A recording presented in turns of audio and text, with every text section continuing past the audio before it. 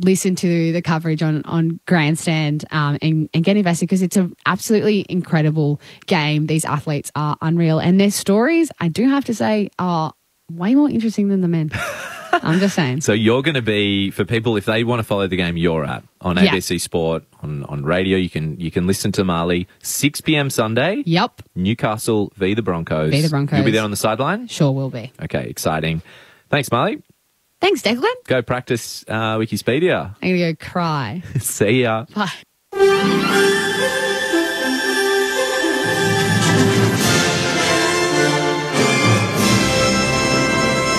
ABC News, good evening. I'm Carrie Worthington.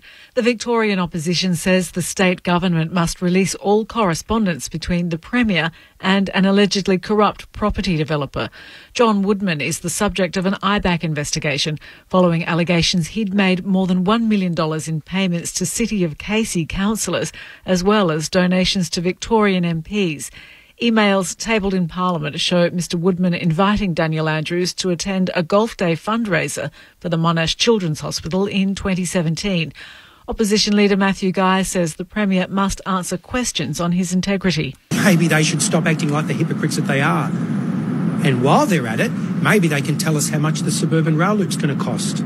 The government says it won't take lectures from the opposition on releasing documents, citing Matthew Guy's refusal to release emails related to a secret donation deal involving his former chief of staff. North Korea has rebuffed an offer from the South's president to provide economic aid in exchange for ditching the country's nuclear arms programs. The influential sister of the North Korean leader, Kim Yo-jong, has spurned the offer as really simple and childish.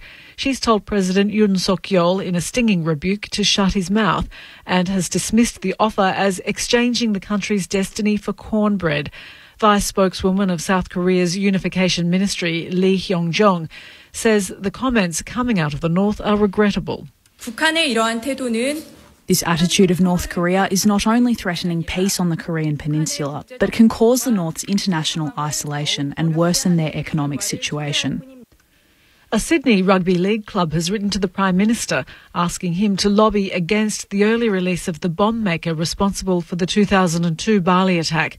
Umar Patek was sentenced to 20 years in prison, but has been granted a reduction, meaning he could be eligible for parole later this month. 6 members of the Coogee Dolphins were among the 88 Australians to lose their lives in the tragedy. Club President Paul Vanny says the community is outraged. It's incomprehensible that that decision could be made. We're vehemently opposed to that decision, and we've written to the Prime Minister, we've written to the Ambassador of Indonesia, and we'll see what happens. Prime Minister Anthony Albanese says the government will make diplomatic contact with Indonesia. German Chancellor Olaf Scholz will testify in front of MPs later today over his role as a big city mayor in tackling a multi-billion-dollar tax fraud case. Mr Scholz is being questioned over a secretive scheme by banks and shareholders to allegedly evade taxes while he was the mayor of the northern port city of Hamburg.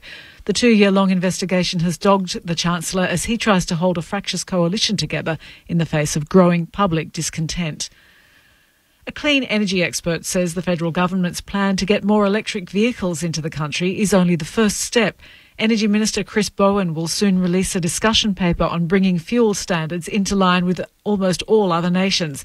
John Grimes from the Smart Energy Council says more needs to be done to increase the uptake of electric vehicles. If you had a system that was based on emissions and distance travelled, you'd have a very fair system that incentivised people to go green, to go clean. Electric vehicles actually across the nation is another, to make sure that people don't have range anxiety when they're travelling. Getting vehicle chargers into apartment blocks. Queensland's Deputy Police Commissioner has resigned over a lewd comment he made in a speech at a leadership forum. Talissa Saganto reports. Deputy Commissioner Paul Taylor was one of 2 senior officers accused of making inappropriate remarks about women on separate occasions earlier this year. Commissioner Taylor has released a statement saying he's devastated about the impact the incident has had on the reputation of the police service and that it doesn't reflect his values or those of the organisation. He says he's been a dedicated member of the organisation for 45 years and cherished his time serving the community. He says it was never his intention to offend anyone and is deeply apologetic. Former North Melbourne coach Dennis Pagan says the appointment of Alistair Clarkson makes the club a destination for players. Pagan coached Clarkson at the Kangaroos in the 1990s before guiding North to premierships in 1996 and 99.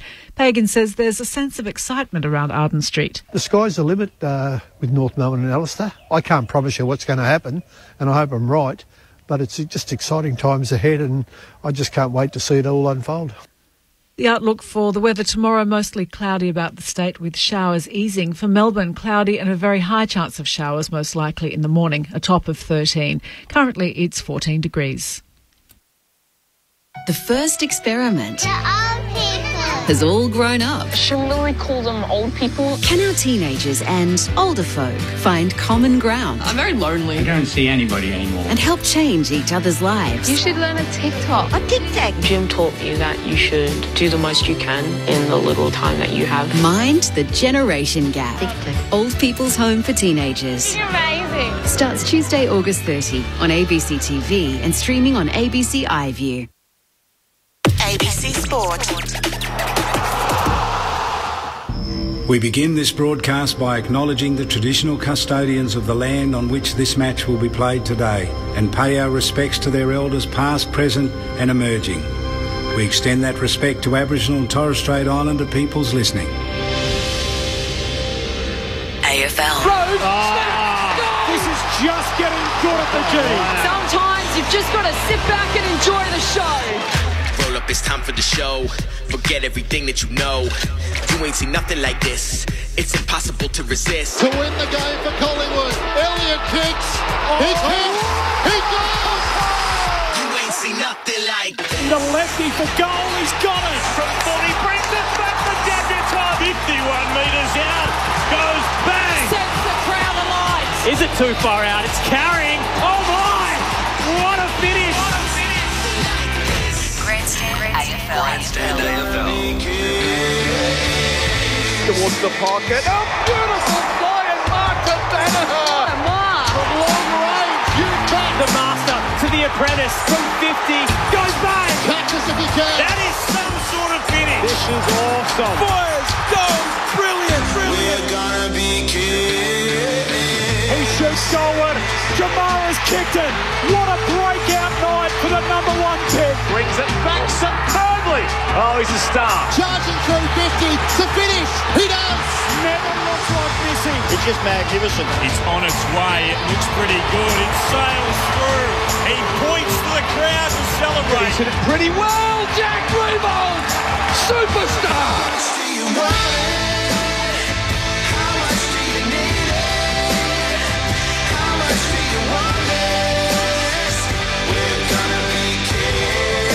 The 2022 AFL Premiership season. Wheels around and kicks the sealer. What a game of footy. One of the all-time greats, that is. On ABC Radio and ABC Sport Digital.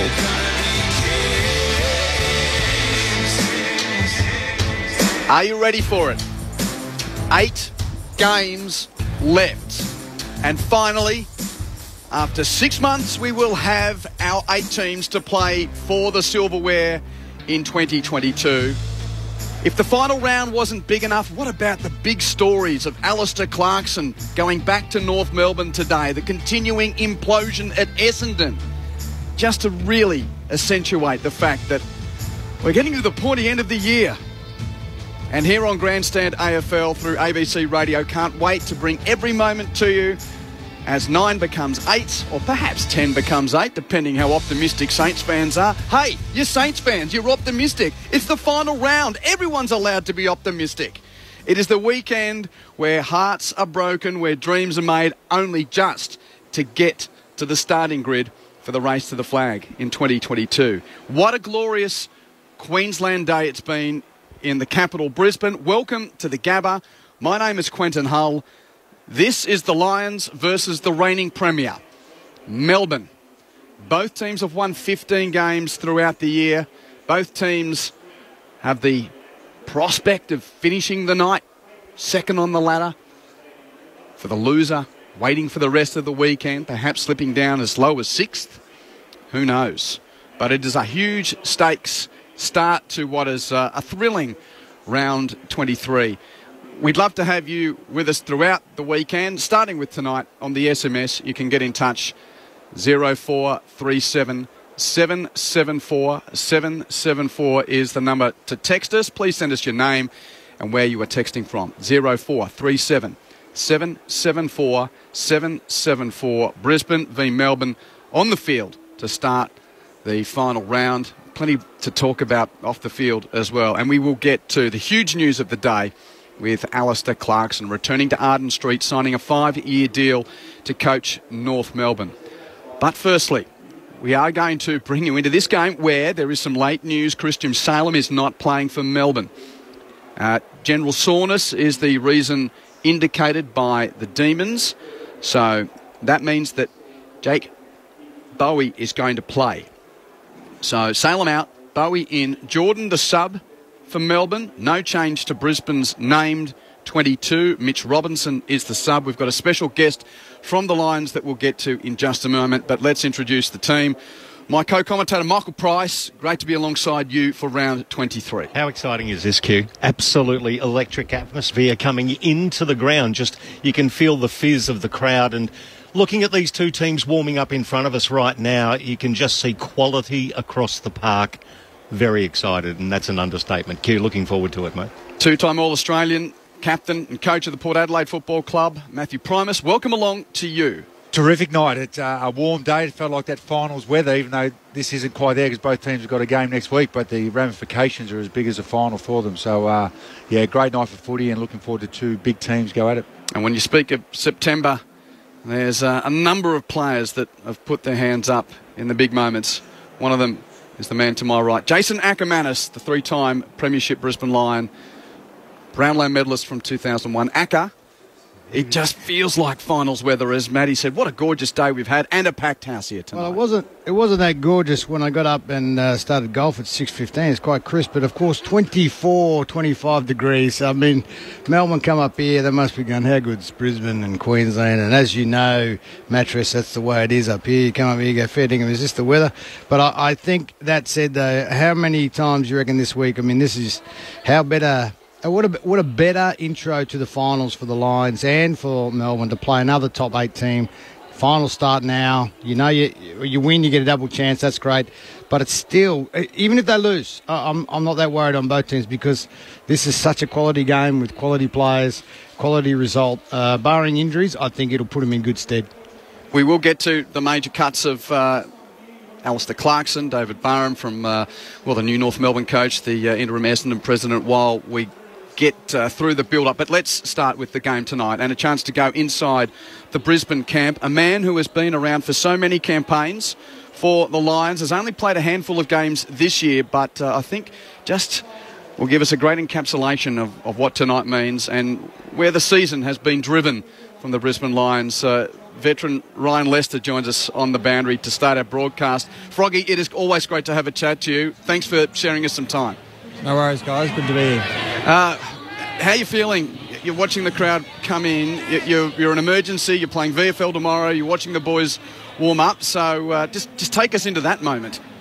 Yeah, definitely a lot of jealousy at the moment. As you guys said, beautiful day in Queensland, and certainly feels like that finals sort of feel and weather. And these are the games you want to play in as a player. So really excited for the boys tonight. See where we're at going into finals.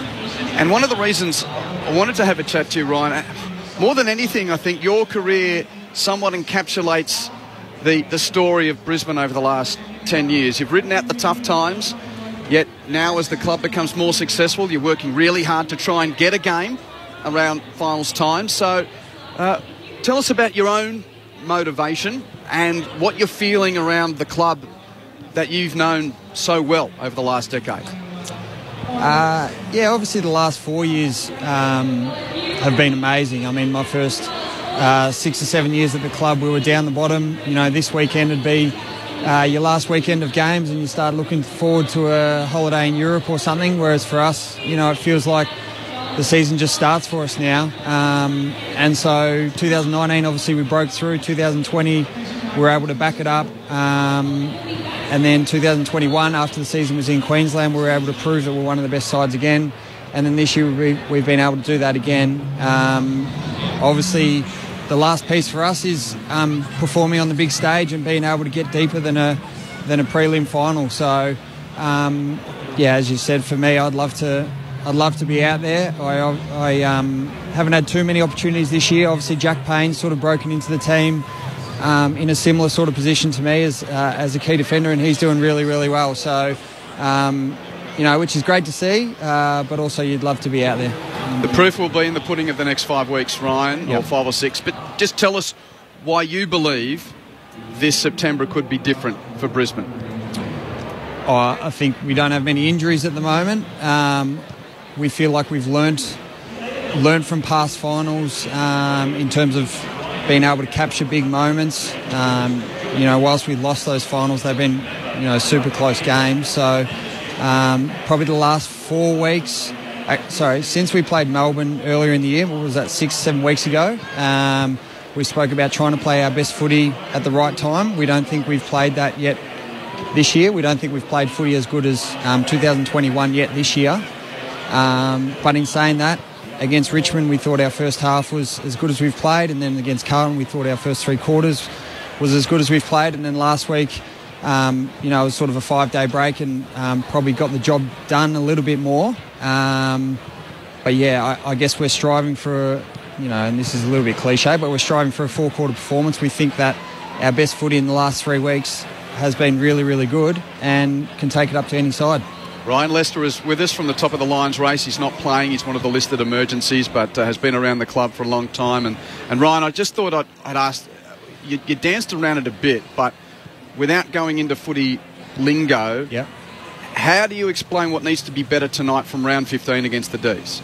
I think it's been it's pretty clear we got smashed at contested ball. So I think we lost by, was it 38 in round 13 or something, which you just can't possibly win a game of footy like that. So large part of that, we spoke about not getting outworked from contest to contest. We feel like they were able to turn up to more contests with more numbers and win the ball. And then also we thought we were probably a little bit too conscious of stopping their weapons and not worrying enough about our weapons. And clearly we've got so much scoring power in our team. I think we're the AFL's best scoring team. So we need to show that. We need to not worry about, May and Levers. Whilst we respect what they can do, we need to play to our strengths. Have you noticed a change in Chris Fagan at all over the last 6 months? No, not too much. We've got you back. Sorry, you just dropped out for a moment. Sorry. Yep. Fags has always been really positive, and probably in the last 6 months, and certainly in the second half of this year, as leaders, we've sort of driven that. Maybe we need to be pushed and prodded a little bit more. When we lose, rather than seeing it as a bit of an outlier, seeing it more as, what can we actually learn from that game, which we have in the past, but I think we've been more thorough in that this year. And, Ryan, I think at this time of year we see the broader stories of footy clubs, and we get to really romanticise about the individual stories as well, and just as many that get that late opportunity, most famously of recent times as Marlon Pickett making his debut in a grand final. There are those like yourself who may have been a veteran of a club for so long, and that one twist of fate sees you playing in a big moment that you continue to work for. Is that what you still get up for? Is that what drives those in every portion of footy at this time of year? Yeah, definitely. As you said, there's always seems to be one story. I mean, Jake Bowie from last year, what he played, his 8th game was a grand final. And, for us this year, it could be Matho. Matho came in with, the last sort of 4 weeks, and he's done really, really well. And as you said, hope for me is that I'll also be that guy who can come along for the ride. But, we'll see what happens. If not, the VFL team are going really well, and I still, feel like I contribute around the club with my leadership. And I very much feel a part of it without actually being out there. And as you said, that's what you want to be. You want to be out there. And where are you watching from tonight, Ryan? I'll be in the stats box next to the coach's box. And then we play at 11:30 tomorrow morning, so I'll probably have to head out, maybe in the third quarter at some stage. Yeah, and there's been been big games along the last 4 or 5 years, but outside of finals, is this as big as it gets for Brisbane in the context of we know how important it is that to be able to play at close to home and sleep in your own bed as it is anything else when it comes to September. And the least amount of games you have to play, the better. And that's, of course, the carrot of the top 4. Yeah, that's right. I think last year we had that exciting game against West Coast where we had to win by a certain amount to finish top 4. But, yeah, this one's probably got extra meaning because we're playing one of the other teams that are vying for that spot. Friday night footy. It's a sellout. It's going to be awesome. Ryan, we really appreciate you articulating it for us, even though you're not out there playing. Hopefully we get to see you playing some senior footy before we get to the end of 22. Thank you. And fantastic that the Lions can give us a player so close to the squad. Ryan Lester there, who has been around this place for so long, has only played the 3 games this year, but just a different way to give you an insight into our lead-in tonight. Matt Primus, Jason Ackermanis, Quentin Hull, Michael Price, and we'll get down to Jess Stewart, who just helped us out, have a chat to Ryan Lester there. She's...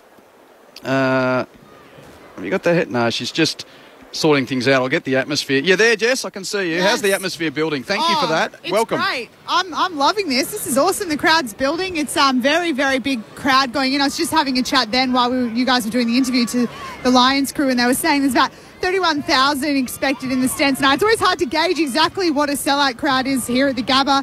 Obviously, every single person's got to be in their seats to get that true sellout, but beautiful conditions for football on a Friday night. We've had beautiful weather in Brisbane, as we know, the last couple of days. No real breeze about, not even real dewy. I'm standing on the field at the moment, and yeah, you can't ask for better conditions for a big Friday night clash. I'll be heading over to near the bench shortly, and I'll check in with you guys shortly. Good on you, Jess. Jess Stewart down below at ground level, and repeating the change, Christian Salem not playing for Melbourne, which sees Jake Bowie come into the team.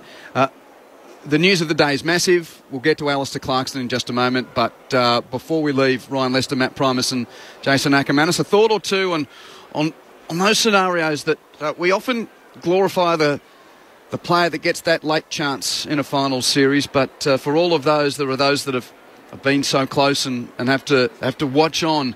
It's an extraordinary time of year. The emotions for everyone involved are just peaked to great levels.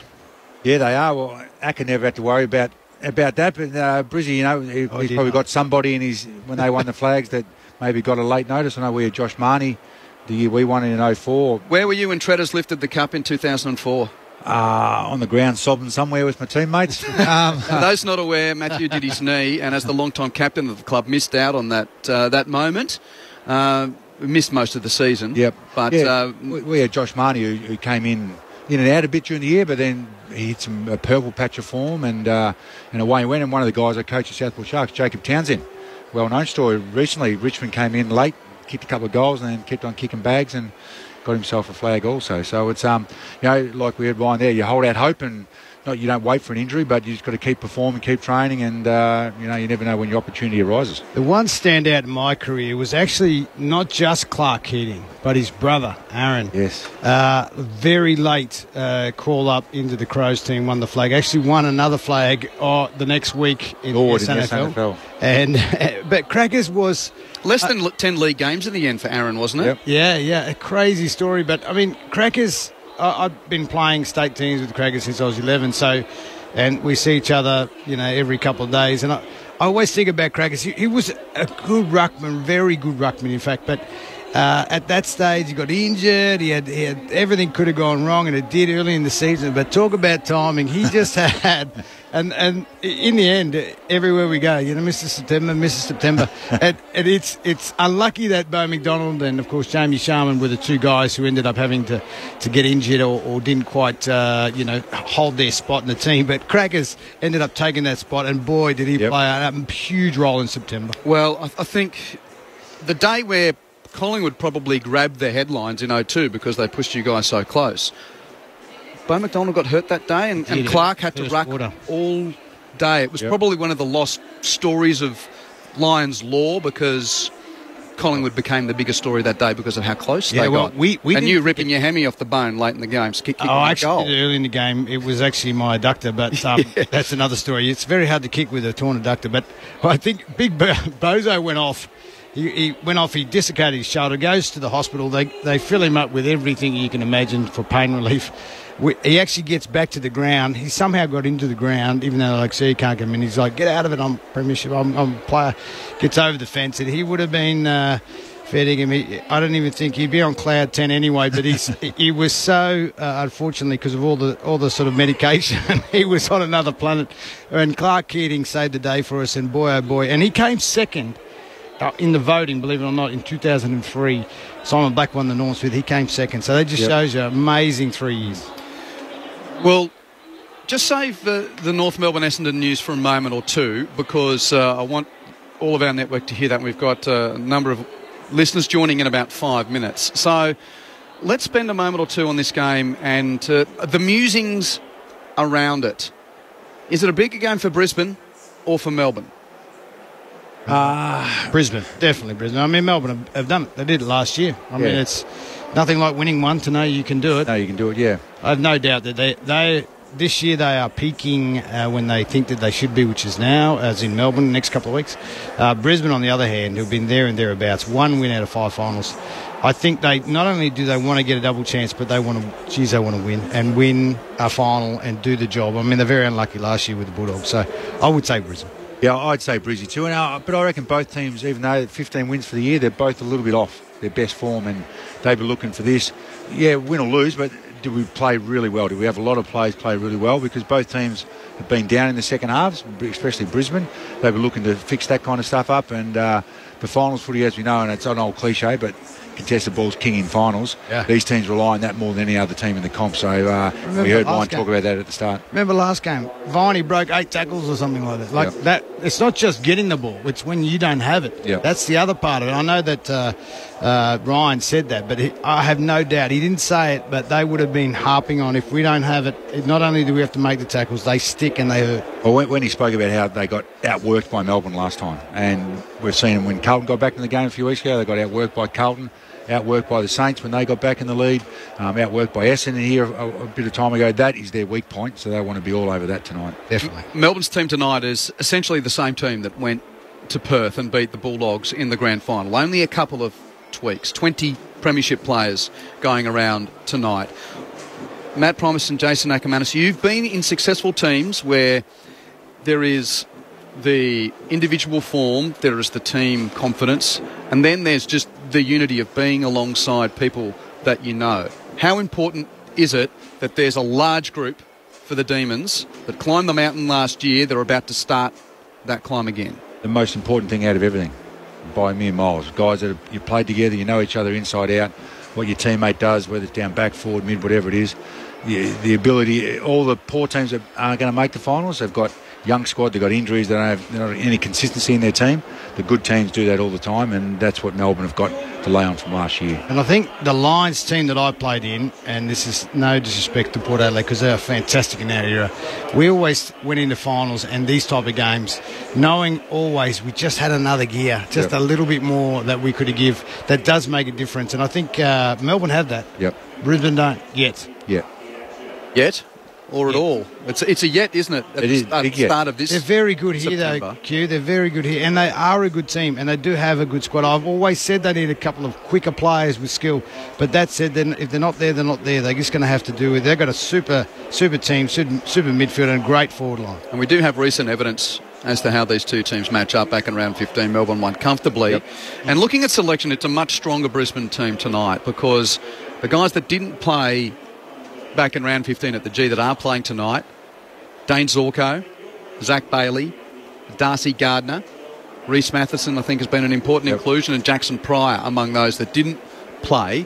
Mind you, there's a big guy in number 11 that didn't play for Melbourne that night as well. Actually, yeah. Who's going around. Jake Melksham with a great hand, particularly against Carlton last week, and we know he's one of the players that is the drive. There is the formula. We see it of the guys that have been around and have done it, spurred on by the blokes that missed out. And we know that story sort of got covered in interesting ways about the fact that Jake Milksham wasn't there last year. The key ins, those speed, guys who can run and carry the ball. Because Melbourne, you've got to take Melbourne on. Their defence, if you let it, you play slow, you're gone. So you've got to be able to take them on. Matheson, as you mentioned, Q, has been terrific, and he adds another element to their contested ball, which is you've got to have against Melbourne with Petrarca and Oliver and Viney and those guys there. So some key inclusions from the last time they played them, and Brizzy is certainly stronger again. I'd be surprised if Matheson wasn't going to tag tonight. I reckon you'd be putting him on a Clayton Oliver every day of the week. 2 weeks ago, Acker, when we were here, we did the Carlton game, both Matheson and Lyons put a fair bit of time into Cripps at stoppages, not around the ground much, but just banged into him and lessened his extent. So I reckon there'll be something like that against Oliver tonight. Crowd continuing to build on a beautiful night for football at the Gabba. It's officially a sellout. We're expecting around 32,000 fans for 3rd v 4th Melbourne versus Brisbane to kick off the final round of 2022. It's National Science Week, right across the ABC. What's your favourite Aussie tree? One that's great to climb. Or maybe it's the sound and smell of home. On ABC TV, join me, Anne Jones and Paul West for a Catalyst special. Comparing the unique beauty and science of Australia's iconic trees. And you can vote for your favourite too. Science Week on ABC Listen, ABC TV and ABC iView. Find out more at abc.net.au/scienceweek. This is ABC Sports coverage of the 2022 AFL Premiership season. We're gonna be kids. Grandstand AFL. On ABC Radio and ABC Sport Digital. If you're just joining us, what a picture perfect. Friday night it is at the Gabba in Brisbane for the final round before finals in 2022. Quentin Hull and the team in place for Brisbane against Melbourne. The winner of tonight's game will, for the time being, go to second on the ladder, and the loser most likely face the scenario of needing to win 4 games in a row in finals to win the flag. Quentin Hull, Michael Price, Jason Ackermanis and Matt Primus with you in the box. Jess Stewart down on the boundary. And a late piece of news from Melbourne. Christian Salem not playing due to general soreness. So that means that Jake Bowie comes into the team, and James Jordan is going to be the replacement. No changes for Brisbane. Mitch Robinson is the injury sub. Just a perfect scene here. Sold out house and 32,000 fans expected. We've been doing a little bit of the run into this game for those that have been with us, but if you are just joining us, apologies, we are going to divert for a moment.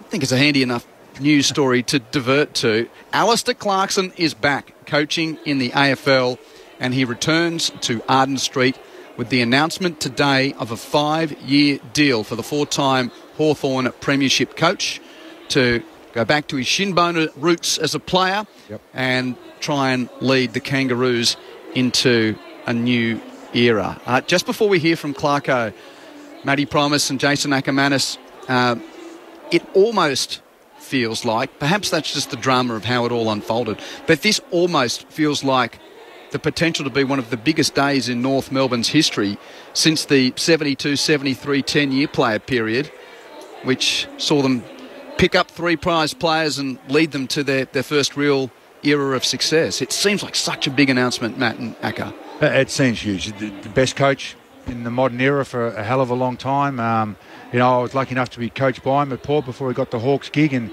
he loves the history of the game, just in general the history of the game. And one of the things that he loved about Hawthorn was the history of Hawthorn and how strong they were, and then they dipped and he brought them back to relevance. So there's no doubt in my mind the allure of what he's had at North Melbourne, but also how they've been bashed around the last few years about relocation and Tassie and all those sorts of things. He would love this challenge. One, to get back to the club. I heard him in his press conference today, spoke about what it gave him as a young fella and when he went through his trials and tribulations as a young man. A great story. Great for North Melbourne because they're looking for relevance. Well, now they've got the best coach there, and that's going to bring sponsors. It's going to bring great other coaches there. It's going to want players want to go there, and it's going to give them a great kick along. So great news. Jace, you've experienced this when Lee Matthews came to Brisbane. Yeah, we were down the bottom and we finished last that year, and Lee came. But I think to the point of what Clarko, it's funny, like, I'm not saying, I think this will be the test of all tests for Clarko, not just for us. I mean, when you have a great squad as he had and you won some flags, don't get me wrong, it's a fantastic effort. This is a slightly different breed of footballer. There's things do change. He's always up with, he's always ahead of the game if he can be, and the way he changed the game in the period he had Hawthorn. But I think we will find out how well he can coach with a group that's is really, really going to need some super talent and coming through. But I tell you, there's nothing. If I was a North Melbourne player right now, there'd be nothing better than saying, well, we've got a guy. He's just got to tell us what to do, and we'll do it. And that's what it was like when Lee came. We just said, what do you need? We're going to do it. We're just sick of losing. We're sick of this crap coaching we had, or it's not going our way. Whatever it was, just tell us. Here is Alistair Clarkson speaking a little bit earlier today about choosing North Melbourne, and then also telling us the circumstances of his conversations with Essendon. This just felt right, and I feel really, really comfortable in this environment. I really feel really comfortable with all the conversations that James Henderson and myself had with Sonia over the last 4 weeks. The decision is based on a little bit of sentiment, but also the excitement of what we think we can do here. We've got a group of guys that have been through a tough year, but I feel like there's real optimism with where we can go over the next few years. I didn't really want to have ongoing discussions with the Bombers, to be fair. I met briefly with David Barham on Tuesday, and then I knew I was going to be away on Wednesday and Thursday. And so, we're just so far down the track with the North Melbourne and GWS decisions that whole process just came far too late to give it really, really serious consideration. And the due diligence required to actually consider coaching a club takes a hell of a lot more than 4 days for me. And there's two sides to this story, as there always is. Alistair Clarkson speaking there, and now the comments of the day from Clarkson, and in a moment we'll hear from the new Bombers president, David Barham, as Melbourne's introduced at the Gabba. The side of the banner that I can read: excitement building, feeling fine, let's start firing, it's time to shine. So reads the Demons banner as they run out onto the Gabba. A change we can't miss. It comes down to this. A chance we can't miss. Thank you, Michael. Yeah, getting to see that on the big screen from the opposite side to what we could see. But before we get into this, let's tie this off and hear, of course, the continuing fallout at just what is going on at Tullamarine and Essendon. Here's David Barham. It's really horrible. What I have to do what's the right thing by everybody. I have to. Now, yes, this has been ugly and the fallout for Ben has been terrible, and I apologise for that.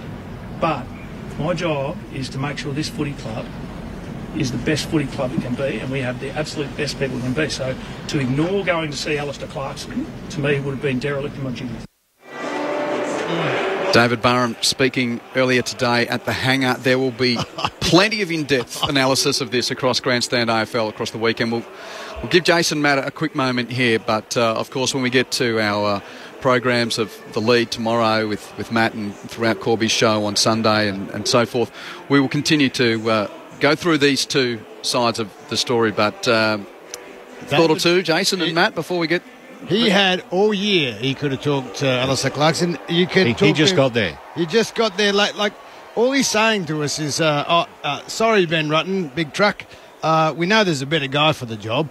We're going to go after him late. We'll give it a show. And, of course, just to let you know that, if he says yes, you're out.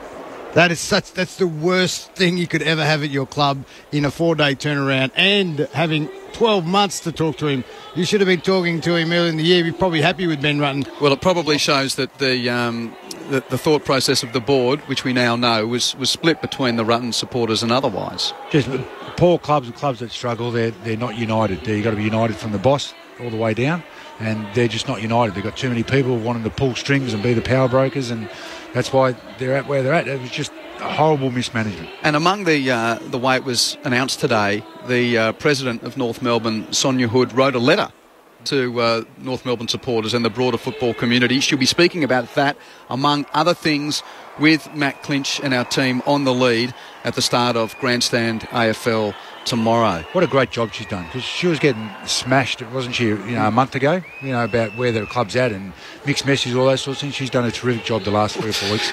And just as I give a plug for the text line, 0437 774 774, Bucky texts, take a pill. North Melbourne may remain hopeless for years. You're talking as though Clarkson is going to turn everything golden. Who the hell knows? The game changes all the time.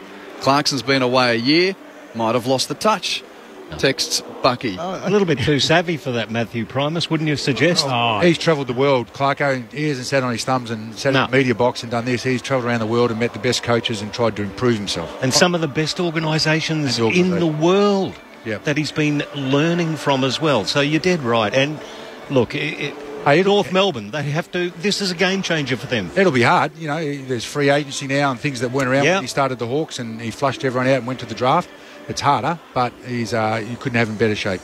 Absolutely.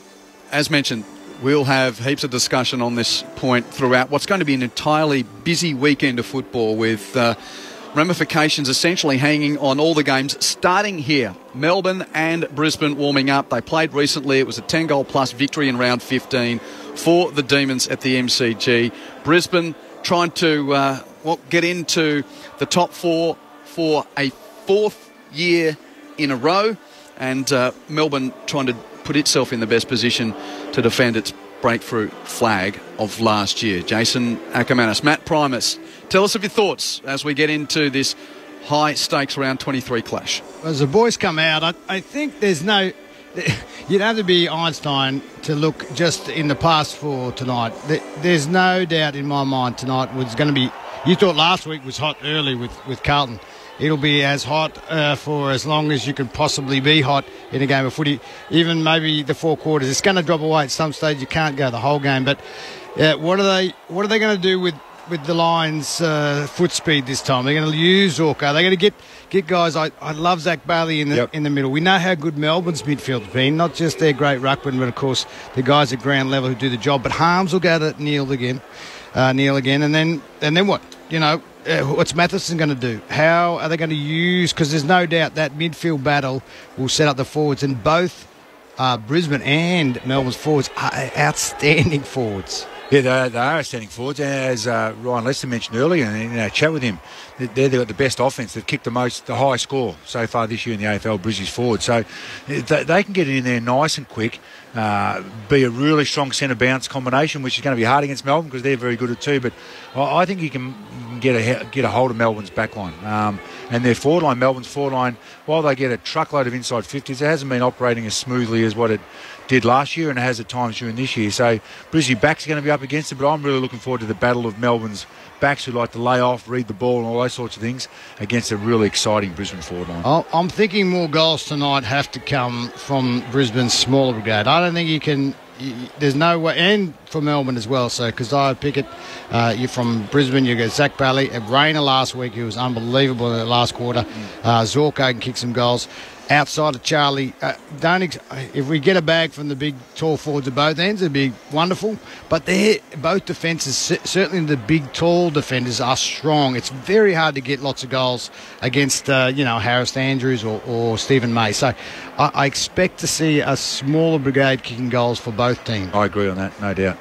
It'd be an exciting night, boys. So, I mean, in the end, you've got a lot to win and a lot to lose, because not only do you get your double chance, but you're risking what is going to be a final. Throw everything at it. That's the kind of game it is. And you run yourself, you get injuries, anything can happen. And 2 weeks ago, Brisbane had Carlton comfortably.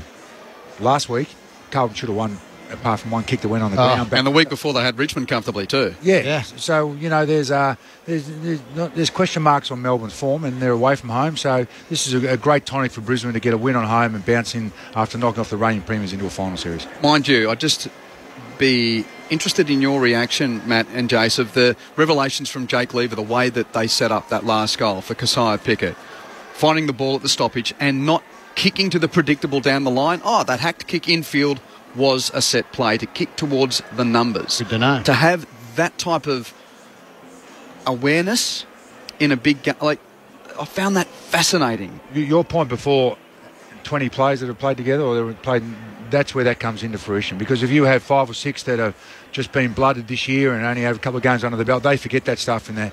Geez, we've got to win the game. What do we do? I've got to get the ball. What are we going to do with it? These guys are calm. Okay, 30 seconds left, a minute left. We know where we've got to kick the ball because we've trained it, we've practiced it, and it comes off for them. It's no fluke because they've played so much games together. And going inside is always the most attacking way to play Aussie rules footy. It's been like that since we played. It's been like that since Barassi played. I just think that allowing that to happen from Carlton, I mean, great game and great win and great setup. But, you know, both teams tonight, you'll be interested to see who can not only outwork them on the outside, but can they get it through the corridor? Because I've played here many games, and I can tell you, if we can run that ball through there, it's very hard to stop. It's not a long ground, it's the same size as the MCG, but it's already going in deep. Your defence is under pressure. As soon as you get it in there, in the inside, in that centre square. And let's get down to Jess Stewart, who's on the boundary, soaking up the atmosphere. And I'll just put the glasses up to him again. It looks like that right knee's heavily strapped. Of Max Gawn, who we were speaking about, there was some scuttlebutt around the place that he might be a late injury, Jess. But welcome again to you, for those that haven't heard your voice so far this evening. He looks okay, the big fella. Yeah, no, I was watching him during warm-up. I was standing actually right on the boundary line, probably about 10, 15 metres away from him as he was doing some goal kicking just over at the Lions end of the warm-ups, and he looked like he was moving fine. Very heavily strapped knee, but you know, the big ruckman, Maxi Gawn, no doubt going to be a big clash against Oscar McInerney tonight. Oscar's been in great form, as we know. Crowd slowly but quickly filling up here tonight. We know it's a really big night for sport in Brisbane, with the Broncos also across town as well. So no doubt a massive turnout, about 70 to 75,000 people filling the 2 stadiums in Brisbane. So sell out here at the Gabba as well. Thanks, Jess. That text line 0437 774 774. Speaking of Max Gawn and Luke Jackson, Matty, I want to go to you on the missing link for Brisbane to be better at this point of the year. And the reason I throw to you somewhat leadingly in this way, has Brisbane worked out how to be as effective around the ruck when Oscar McInerney has to take a spell? No, I don't think they have. Hence why, you know, Fort's been in and out and also been a Medi sub, hasn't he, on a couple of occasions, because I think they've moved on from that. So, no, I'm not sure they have. They rucked him a hell of a lot 2 weeks ago here against Carlton, and I don't think they have. They don't like to throw Danaher in there. Obviously McStay's got that bigger body to go in there, but I think the Big O will do a truckload of work tonight. I'd be really interested to see how they play him. You know, because Gawn dominates stoppages, but he also dominates around the ground with his contested marking. He gets lots of possessions. I would be a bit like teams used to do against Dean Cox. You just run your ruckman with him. So it's like a ruckman tag. So you stop him from having his 8 contested marks a game and his 20 possessions. And if you can limit his influence in that, that's as important as his ruck work. So a really big job for Owen. But it'll be interesting to see, because when Jackson comes on, he gives them a totally different dimension to what Gawney does. And to your penchant, Jason Ackermanis, there's been some pretty good midfields go around in the 20 years post the Fab Four and your lot. Where does Melbourne's stack up? Well, time will tell if they can repeat and repeat. Obviously, you need to do multiple years, which they will. I have no doubt. They run deep too. They've got. What makes them so good in the engine room, the Ds? Well, they've got size, they've got speed, and they've got skill. And you know, for our second stringers in that team outside the Fab Four, you've got Sean Hart. Yep. You could play Lukey Power. We had Desi Headland for a while there. You could run. Marcus Ashcroft went to a halfback flank because the midfield was just too strong. And I think when you got guys that Brad Scott could tag, you got guys like that. These guys run that deep, and that's the key. They're not just ball winners. They win their own ball, but they've got this sort of inside-outside, I suppose, connection worked out. It's not like Michael Weiss and Simon Black will be in there. Well, you know. Christian Petrarca can get it on the inside, but he also can be the receiver who's about to kick it inside 450. And that's what, in the end, you need to provide both roles. And I think they're just a little bit more polished. And I think Brisbane, to their credit, not so much. I don't think the ruckman Big O's not as good as those guys because of his foot speed. But the midfield at ground level, I think, is on par with Melbourne. They just haven't won a flag. That's all. They just don't have the couple of guys on the periphery, and maybe not as deep, I think, their midfield of Brisbane.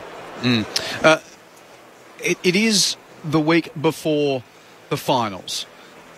So how does the positive of what happens for the winning team get taken forward and the negative get cast aside? I suppose we need to wait to see what happens in the game. Oh, Brisbane will be way more excited if they win, because Melbourne will be like, oh yeah, we're back in top four, let's go boys, we're getting it on. Yeah, if it's more for Brisbane. If they can win this one, they'll be going in chock full of confidence with a couple of tough away wins they've had down in Melbourne over the last month or so. Where the D's they want to play well, don't get me wrong, but they'll be like, okay, finals, we've done this before, away from home over in Perth, and now we're going on our home deck. The prize tonight is second position on the AFL ladder with 7 games to play. Who are you tipping, Jason? Brisbane at home, as I always do. Very hard to beat here. Melbourne, it'll be a close game, but I can't see it be a blowout, any team. Matthew Primus. D's by 10 points. Anything? I don't think we ever agree, do we? It's good to have. Max Gawn won the toss over Dane Zorko, and Melbourne will be kicking to the left as we're looking at the school end. Max is starting forward already, so Jackson straight into the ruck. There you go. That's the first move. So maybe they are worried about Max's knee. And Fritsch goes deep. Gardner's straight on here. Got him early, and they're into Viney, who's near Lockie Neal for its first stoppage, and now Neal just bumps into Brayshaw. The final round of home and away football for 2022 begins at the Gabba with Michael Price. Andrew Stevens bangs it down in the middle of the Gabba. Jackson immediately takes the ball in his arms. Handball to Oliver, now over the top to Brayshaw. It's a low kick inside 50 off hands. Daniel Rich comes back with the traffic. It bounces into the arms of Pickett. He dances around from 30. Cosy Pickett opens the scoring for Melbourne within seconds. And what a vital clearance that was. 20 seconds gone. First term, Demons 1 straight, Lions yet to score. So he's now kicked goals in the last 40 seconds of football, 2 of them. Good stat. But just in that set of stoppage there, the Lions all just started to hunt the ball. Forgot about Brayshaw hanging out. Yep. Easy handball over from Oliver. And again, as I said at the start, Cosy Pickett, the smaller guys tonight are going to be very important. They can kick goals. The hero from the MCG last Saturday night with a late snap against the Blues, and straight up at the Gabba tonight. Keziah Pickett kicked 40 goals last year. That now makes it 35 in this 2022 season. So agile. Really is. Dancing feet, I tell you. And if you were late getting your seat at the Gabba, people walking in saying, what? Goal down already. Centre bounce. McInerney and Jackson. Jackson wins the clearance, runs away for Melbourne. Drives a deep ball towards Gawn at full forward. In the pack, couldn't get to the drop. Taps it cleverly to Melksham, though. Hand pass to the pocket, Petrarca. Weaves away from Bailey. Snaps on his right and hooked it too far. And there was a bit of dazzle about that, even though the minor result, D's 1-1. Jackson. Lions yet to hardly touch the ball. How good's Jackson? 8 disposals to 0. Got some athleticism, hasn't he, in the middle of the ground? That's high praise from Matthew Primus, a ruckman as well, here on Grandstand AFL. Ball received from Kitty Coleman in the back 50, and the Lions just want to settle it down here. He kicks it into the pocket and gives it to Harris Andrews. Directing traffic, dangerous kick back into off hands to Kitty Coleman, and off hands it comes to Neil Bullen, who picked it up and immediately had a shot. It was just such a dangerous kick towards centre half back. It goes through for another behind. Lions living dangerously, and the Demons 1-2-8 to the Lions yet to score. It was on. They just didn't need to go earlier. Rich short to Andrews in the pocket from the inbound. And Andrews is going to hit Jared Berry beyond defensive 50 at right half back. Berry infield for Brisbane, just the required 15 for Rayner. Star of the last term against the Saints last week. Chips it across half back, McCluggage marks, and he transfers back inside D50. Payne marks just beyond the pocket now. Kicks it out to the left half back flank for Gardner as Brisbane work the horseshoe from right half back flank now through left half back flank out towards the wing. Bailey takes the mark, but is still well inside the defensive half for Brisbane and called to play on with a stagnant group of players in front of him. Long ball towards half forward. Hipwood nudged off it by Lever. Roving for Melbourne is Hunt. Hand pass towards Bowie, who's nudged away from it by Zorko. Out of play. And Bowie is playing with Christian Salem out with soreness, the late change. About 100 metres off the ball. Berry, just give it to Clayton Oliver. Something went on because he was on the deck. Clayton Oliver. Could be. that is a bit of a target there. Clayton Oliver comes away with the ball, dribbles it down the wing. It comes to half forward. Big chance here for Melbourne. Melksham had the athleticism around Big Jack Payne, but Payne came in with the bulk, knocked it over the boundary line. There'll be a throw in at right half forward for the D's, and they're really pressing. 3.5 gone in the first term on Grandstand AFL. Only home game that Brisbane's lost this year was the COVID-affected team that went down to Essendon. Boundary throw in right half forward for Melbourne. Petrarca had it, got hassled off it by the tackle of Neal. Still in the chop. Neal goes again, couldn't pick up. McInerney on hands and knees for Brisbane. Hand pass out, stolen by Neil Bullen. He's gang tackled by Bailey and friends. And the umpire says no clearance there. Who was the other? Neal was there with Bailey to get around Neil Bullen. Thrown up 60 from the Demons' goal. Oliver at the coalface. First hand, ineffective hand pass. Through it. Free kick Brisbane. And Zach Bailey, the recipient, at left half back for Brisbane. Melbourne 1-2. Brisbane yet to go inside 50. So Melbourne really set up in front. Bailey goes for a precise kick just beyond the wing. Close to the corridor finds Jared Lyons. The handball off to the run of Coleman and to the lead of Charlie Cameron. Elevated in the front position in front of Hibbard. Takes the mark. 45 out. And it's a 45-degree angle to the left. Brilliant kick out of the back line there from Bailey. But then just waited for the handball there, of course. Who was that? That was Berry. No, that was Lyons. But Kitty Coleman with that left foot, man, that is a super kick. And Charlie will love getting it from him all night. Charlie Cameron, 59.5% goal accuracy. Comes in from 50. It launches it.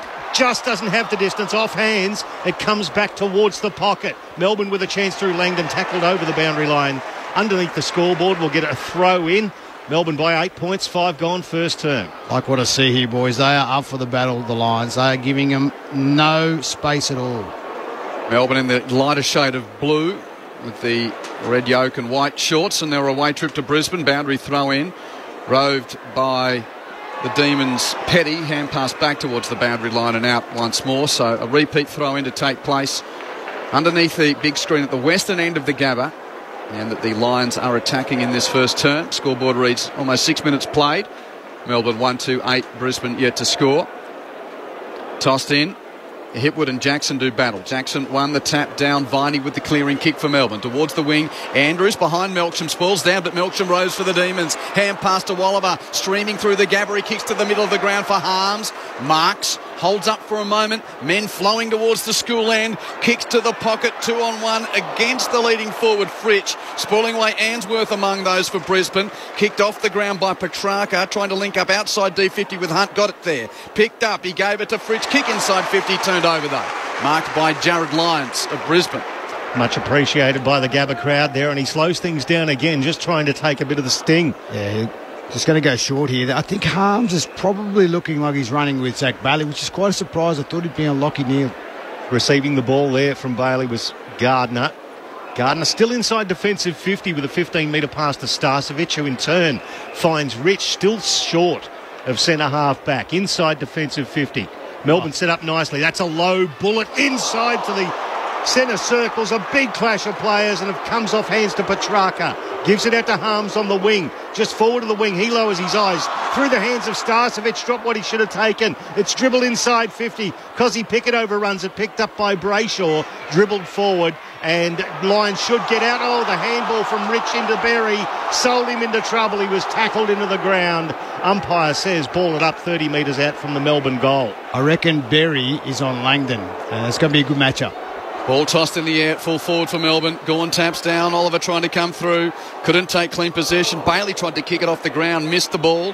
Now Gardner kicks it off the deck. Outside immediate danger for Brisbane to a bouncing ball in the middle of the ground. Lever taps it to the advantage of May. Couldn't handle it. Zorko comes through. And hand passes to Danaher. Brisbane ball from 55 out. Joe to the pocket. No one there for Brisbane. And Ben Brown tracking back. Takes the mark in the pocket. Kick to half back, marked by Petty. Ham passes to Rivers. Has a bounce at right half back and kicks the Demons out towards the southern wing. Starcevic there with Brayshaw.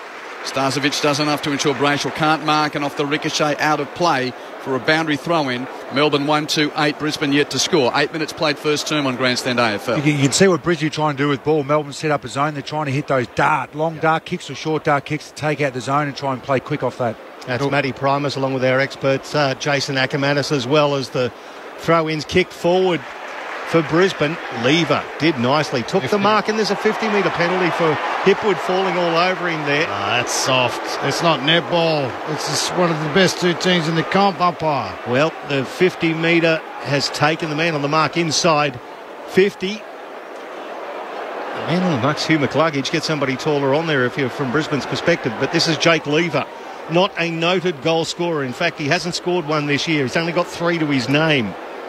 I'm wondering whether he's actually ever scored one for Melbourne. Well, with a mustache like that fitting, it looks like he should be in Mexico somewhere. You don't research that thing that you just don't think's going to happen. Jake Lever from 55. That's a bomb towards the line, and it's through. Has it been there? It's Jake Lever. I reckon that's his first goal for the D's ever. He has absolutely been mobbed by his teammates after launching a 55-metre bomb. 2 goals, 2-14, the Demons. Lions yet to score, 9.5 gone first term. Grandstand AFL. And I love the moustache too, Yak. He's still high-fiving people running back. It's like a first game. He kicked a goal with his first kick there. He's celebrated so much. He's pretty happy with himself. But I just think Eric Hipwood, just the way he got outmarked then, he should have just gone at the ball. You don't get in a wrestle with Jake Lever. He's too smart. He's too good. Again, as I mentioned, those big key defenders on both teams, very difficult to get a goal. You wouldn't think an actual big defender would kick a goal, but he did. All-Australian last year, Jake Lever, premiership player and now goal kicker for Melbourne. It's taken him all year. 2-2 to no score. Melbourne with the jump and Gawn with the tap at the centre bounce, but roved by McCluggage of Brisbane. Clearance for the Lions, kick wide to half forward. May for Melbourne first to meet it. Tracked to the boundary line by Danaher. Kicks it around the boundary though, there's May. Good kick. Marked by Brayshaw between left half back and the wing. The helmeted Demon will kick towards Salem. Petrarca, should I say. Salem's the laid out. The other, Christian. Petrarca kicks the left half forward, marked by Melcham near the boundary, 60 out. Wheels infield immediately. Right foot kick to Fritsch, leading in a channel all of his own. Marks it on his chest, 35 out directly in front. There was so much geography for Bailey Fritsch leading out for the goal mount. Just too good. Their forwards working together, making blocks. Great kick though, inboard to Petrarca. That's the type of aggressive kick you need on this ground. Made to Brayshaw, yep. Brayshaw to Petrarca. Petrarca out wide, and then that entering kick from Melcham. Fantastic to hit Bailey Fritsch. Not much of an angle for him. 45 metres out. Left foot kick is the Demons' third. It's a hell of a start from Melbourne in Brisbane. 3-2-20. Leads nothing through 11 and a half minutes. Yeah, a bit fortunate. The kick going inboard there, going to lines forward 50 from McCluggage. Not the best. Danaher, and then a bit of a lucky kick coming out of the back line. Fortunately over Lockie Neal's head. But Brayshaw's kick to open up the paddock into Petrarca. And that's a forward line working together if you get that much space, Matty Primus. Well, it is. It was the kick, Brayshaw to Petrarca. That was the one. But it was just poor defence by the mids of Brizzy. Petrarca got goal side far too quick. And then when he kicked it wide, it went wide. You'd think they'll be able to get numbers back. But Fritsch had so much room to run into. So, look, the D's are on song. And Brizzy are a bit off at the moment defensively. Oh, that's all right. And Hugh McCluggage was with him. It wasn't like he wasn't with him. It's just a great kick to Petrarca. So, 7 inside, 50s to 3, results in the Demons being 3-2-20. The Lions yet to score. Back into the middle, off hands now. Lockie Neal imposes himself on the contest. Comes out the outside of the right shoe is delightful. And it hits Joe Danaher on the 50. It was a contested ball, but the kick was right in front of his face. Stephen May stands the mark on the arc. Stephen May be giving him, what, a good 10 centimetres, I reckon, in the reach. Joey can have a big night tonight. Stephen May is not a guy who's easy to kick goals on, but someone like Joey, if he gets a half decent look at it, he'll get a few marks and he'll have lots of shots. Joey Danaher to register Brisbane's first score of the game from 55. Gets right onto it. Has it made it over the hands of Gawn? It has. First goal to the Lions. 3-2-20 Melbourne, 1 straight 6 Brisbane. 13 gone first term. Grandstand AFL, Michael Price, Quentin Hull. Your experts, Matty Primus and Jason Ackermanis. Eric, I tell you, Eric Hipwood on the line there. I don't know if you saw that. Maxi Gawn could actually touch that ball. Yeah. He just got enough body that Maxi, all 208 centimetres plus his arms, could not get a fingertip on it. Good start from Joe too. He does have games where if he misses early, they can hang around a bit in his game, but he's nailed that one from 50, went back really confident. They need that, Brizzy. 4 inside 50s for nothing. They scored on that one where Melbourne have got 5 shots from 7 inside 50, so they're on song going inside 50. But they've got the last 2 out of the centre square. It's starting to turn for Brisbane. Who would have thought Maxi Gawn, second string ruckman, first change. Danaher now has 35 goals this year. Bounces wobbly and should be recalled, and will be. And straight to Dan McStay. Gawn no chance to compete in that contest. Isn't that interference? Those boys running into McStay? Well, the ball bounced beyond the second circle into them, Acker. I get your point. Restart Gawn, clearance, kick out wide to Spargo on the wing, marks and kicks towards half forward. Neil Bullen with the grab, a kick and a half from goal, kicks the Demons to the leading Brown. And Ben Brown takes the mark, leading out about 10 metres in from the boundary at right half forward. He's running to the bench for his run-up. Well, I remember another last round performance of note from this player at this ground. It was the very unknown day. I think Collingwood was playing Melbourne at the time when the D's needed to win to get in the 8. That was the year they missed the finals by percentage when the Eagles won. Spoon Saturday on that day when Ben Brown, as a North Melbourne player, kicked 7 against Brisbane. He likes his ground. That was the last round of many years ago. 50 metres out, hard angle to the right. Ben Brown splits the middle for the Demons.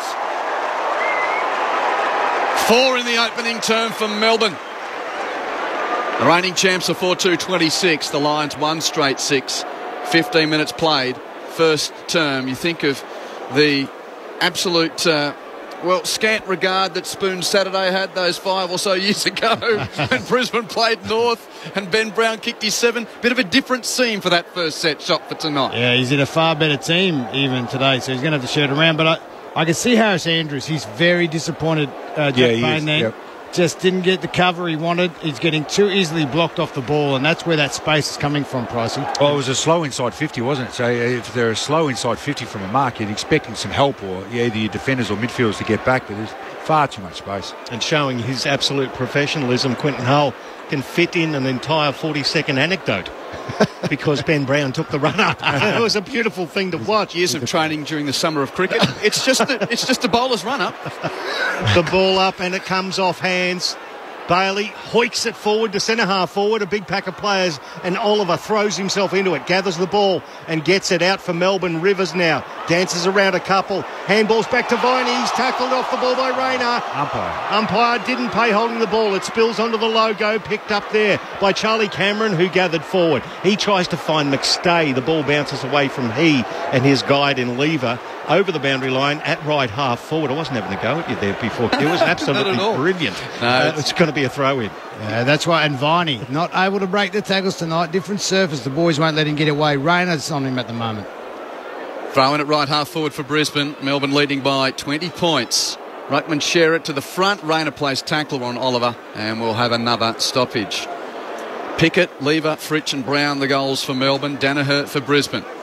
From the stoppage, Bailey has a fumble near the boundary, just keeps the ball in, and his hand pass to no one goes off the pressure of Sparrow and out of play. So this is their first change make-up here at the Lions. They've got Matheson, you've got Bailey, and of course Rayner. Not a bad setup. Young Jackson Pryor running Christian Petrarca as well in there as well. That's an interesting one. A shallow throw-in, for goodness sake, get in the gym, son. It's thrown in. Gawn gets it down. Langdon smothered off his boot by Rayner. Goes into the hands of Lever. A long kick down the wing. Payne with the big fist. Brings it to ground. Coming in now. Ainsworth. Tackled to ground by Oliver. Wrapped up, in fact, in a bear hug. And umpire comes in and will ball it up right in front of the grandstand commentary box. It's Demons by 20 points. Nearly 18 gone in the first term. Tossed in the air. Gorn probably slapped it away from McInerney, but only to Matheson of Brisbane. Under pressure, toes at 20 metres upfield, out of play, before McStay or Lever could get there to affect the next chain. You can see what Gorn's trying to do. He's trying to get the ball out to space, get it away from Brizzy's big mids and turn into a bit of a foot race. Matt Primus with Rucking 101 for you on ABC Sports Grandstand AFL. 18 minutes first term. That's a better throw. Demons lead by 20 points. Yep, good depth on that one. Ricochet, Matheson, boundary side, does the roving for Brisbane. Rushed up and under, kick to attacking 50. Hipwood nudges Petty away from the drop to take a one-handed cradle. Beautiful mark by the spindly Eric Hipwood. That's a Gary Ablett Senior and a Tony Lockett at their best. And he could have got 3 free kicks then, Eric Hipwood. he had him in 3 bear hugs. He got rid of him twice and then he took a great mark. Just as I was saying last time, he got outdone over there with Lever. That's a better effort. We've seen a long-range goal from Danaher. That's a key parameter to get the Gabba faithful into the game. So too is Eric Hipwood. Left foot from 50 metres out at right half forward. Strike set pretty well. It's across the face, though, won't have the journey. To the goal line, it's hacked through by Steve May for a rushed behind. Melbourne's lead 19 points at 4-26. Brisbane 1-1-7. 19 minutes travelled in the first quarter at a sold-out Gabba on a gorgeous Friday night. 8 inside 50s to 6 Melbourne, but they're leading by 19 points as May plays on out of the goal square, and it's a long bomb right into the centre of the ground. Cam Rayner stands under it, fisted away from him. Melbourne with a chance. What a great tackling effort, though. Well, Rayner got Brown. Well, Cam Rayner sling tackle. Got a bloke who's 2 foot taller than him, slung him into the ground. Ben Brown's still slow to get up, and the Melbourne players, including James Harms, right into Cam Rayner. It was a sling.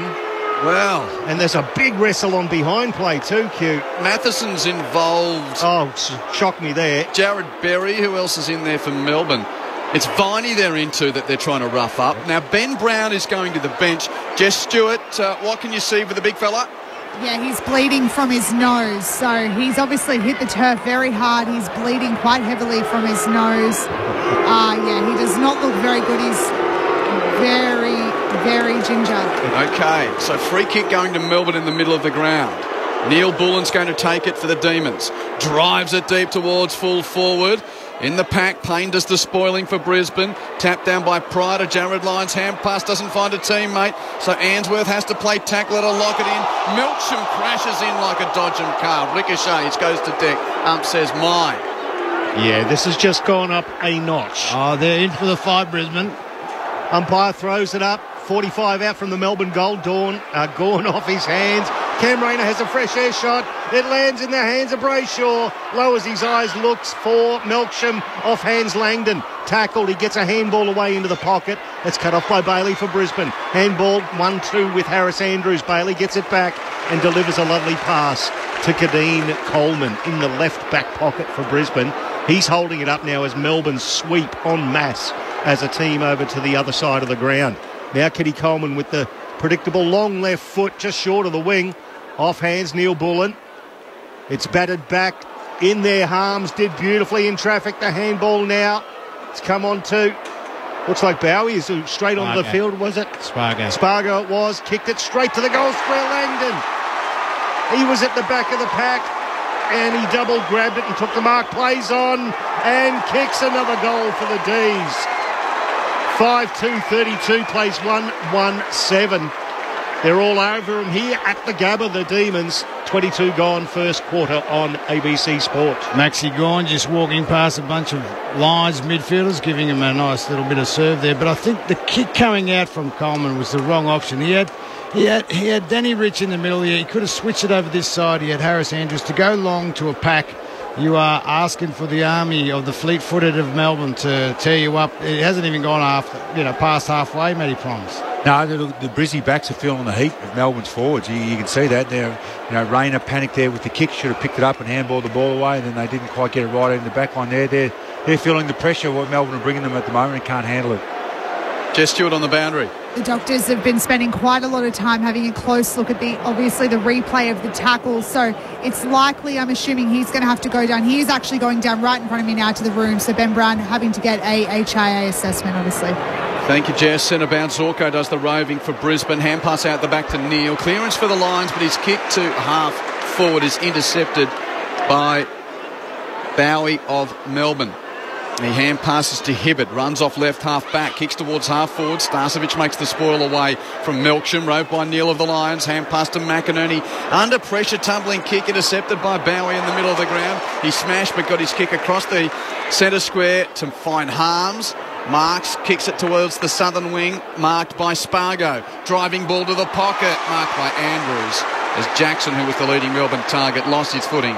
And Harris Andrews calmly slots it to Kadeem Coleman as Brisbane try and set up from their defensive goalmouth. That's an aggressive kick straight across the face of goal, finds Starcevic. Here they go, back through the centre. This is what they want to do, these short 45s, to make this zone more accountable of Melbourne's. Well, he found Matheson, then Zorko. Zorko over just forward of left half back, finds Bailey on the outer side of the ground. Now back into the corridor, onto the logo. Spargo intervenes, it comes off his hands. Now it comes to Rivers for Melbourne. Kicks it in the Gawn direction, spoiled by Harris Andrews, who gathers the ball after the spoil. Looks for a handball down the line. Couldn't quite find his teammate there. It goes over, off hands. It's going to be a free kick, and we'll go to Melbourne here.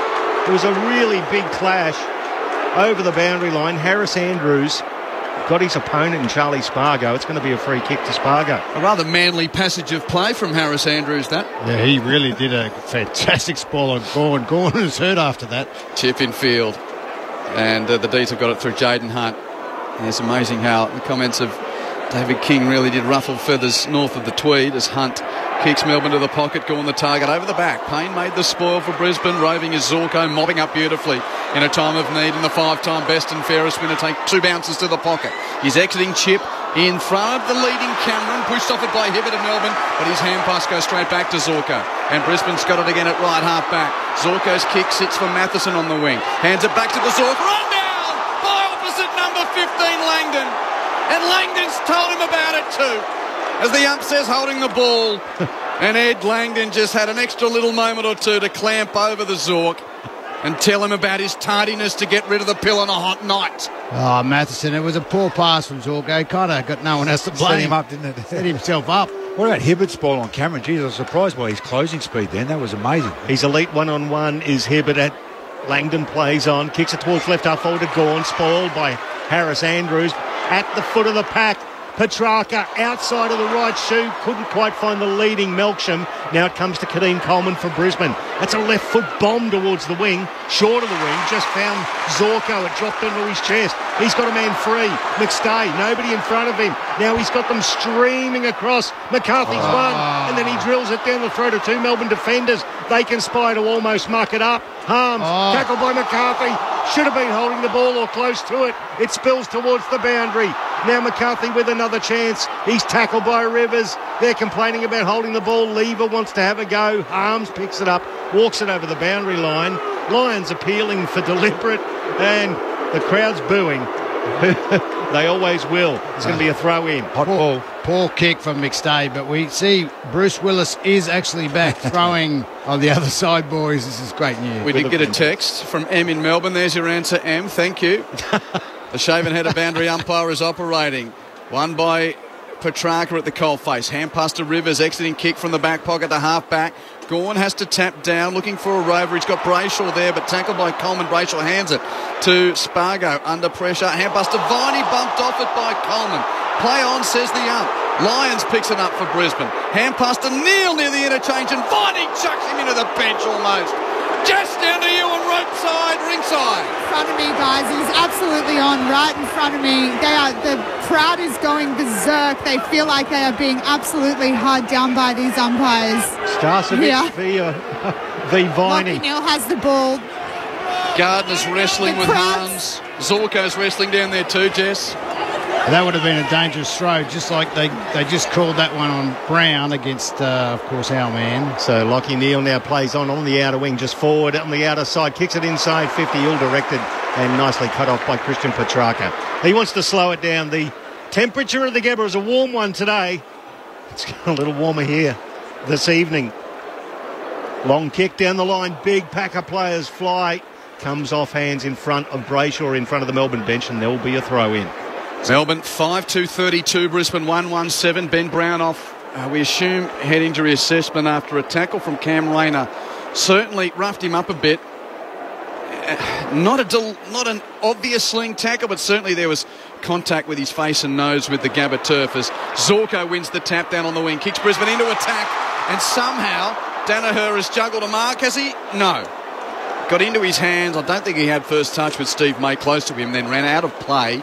Boundary throw in 40 metres from Brisbane's goal. And Joe had a juggle and then a drop. Just getting a shot on the big screen. Really perfect there for Big Joe. Pushed him out.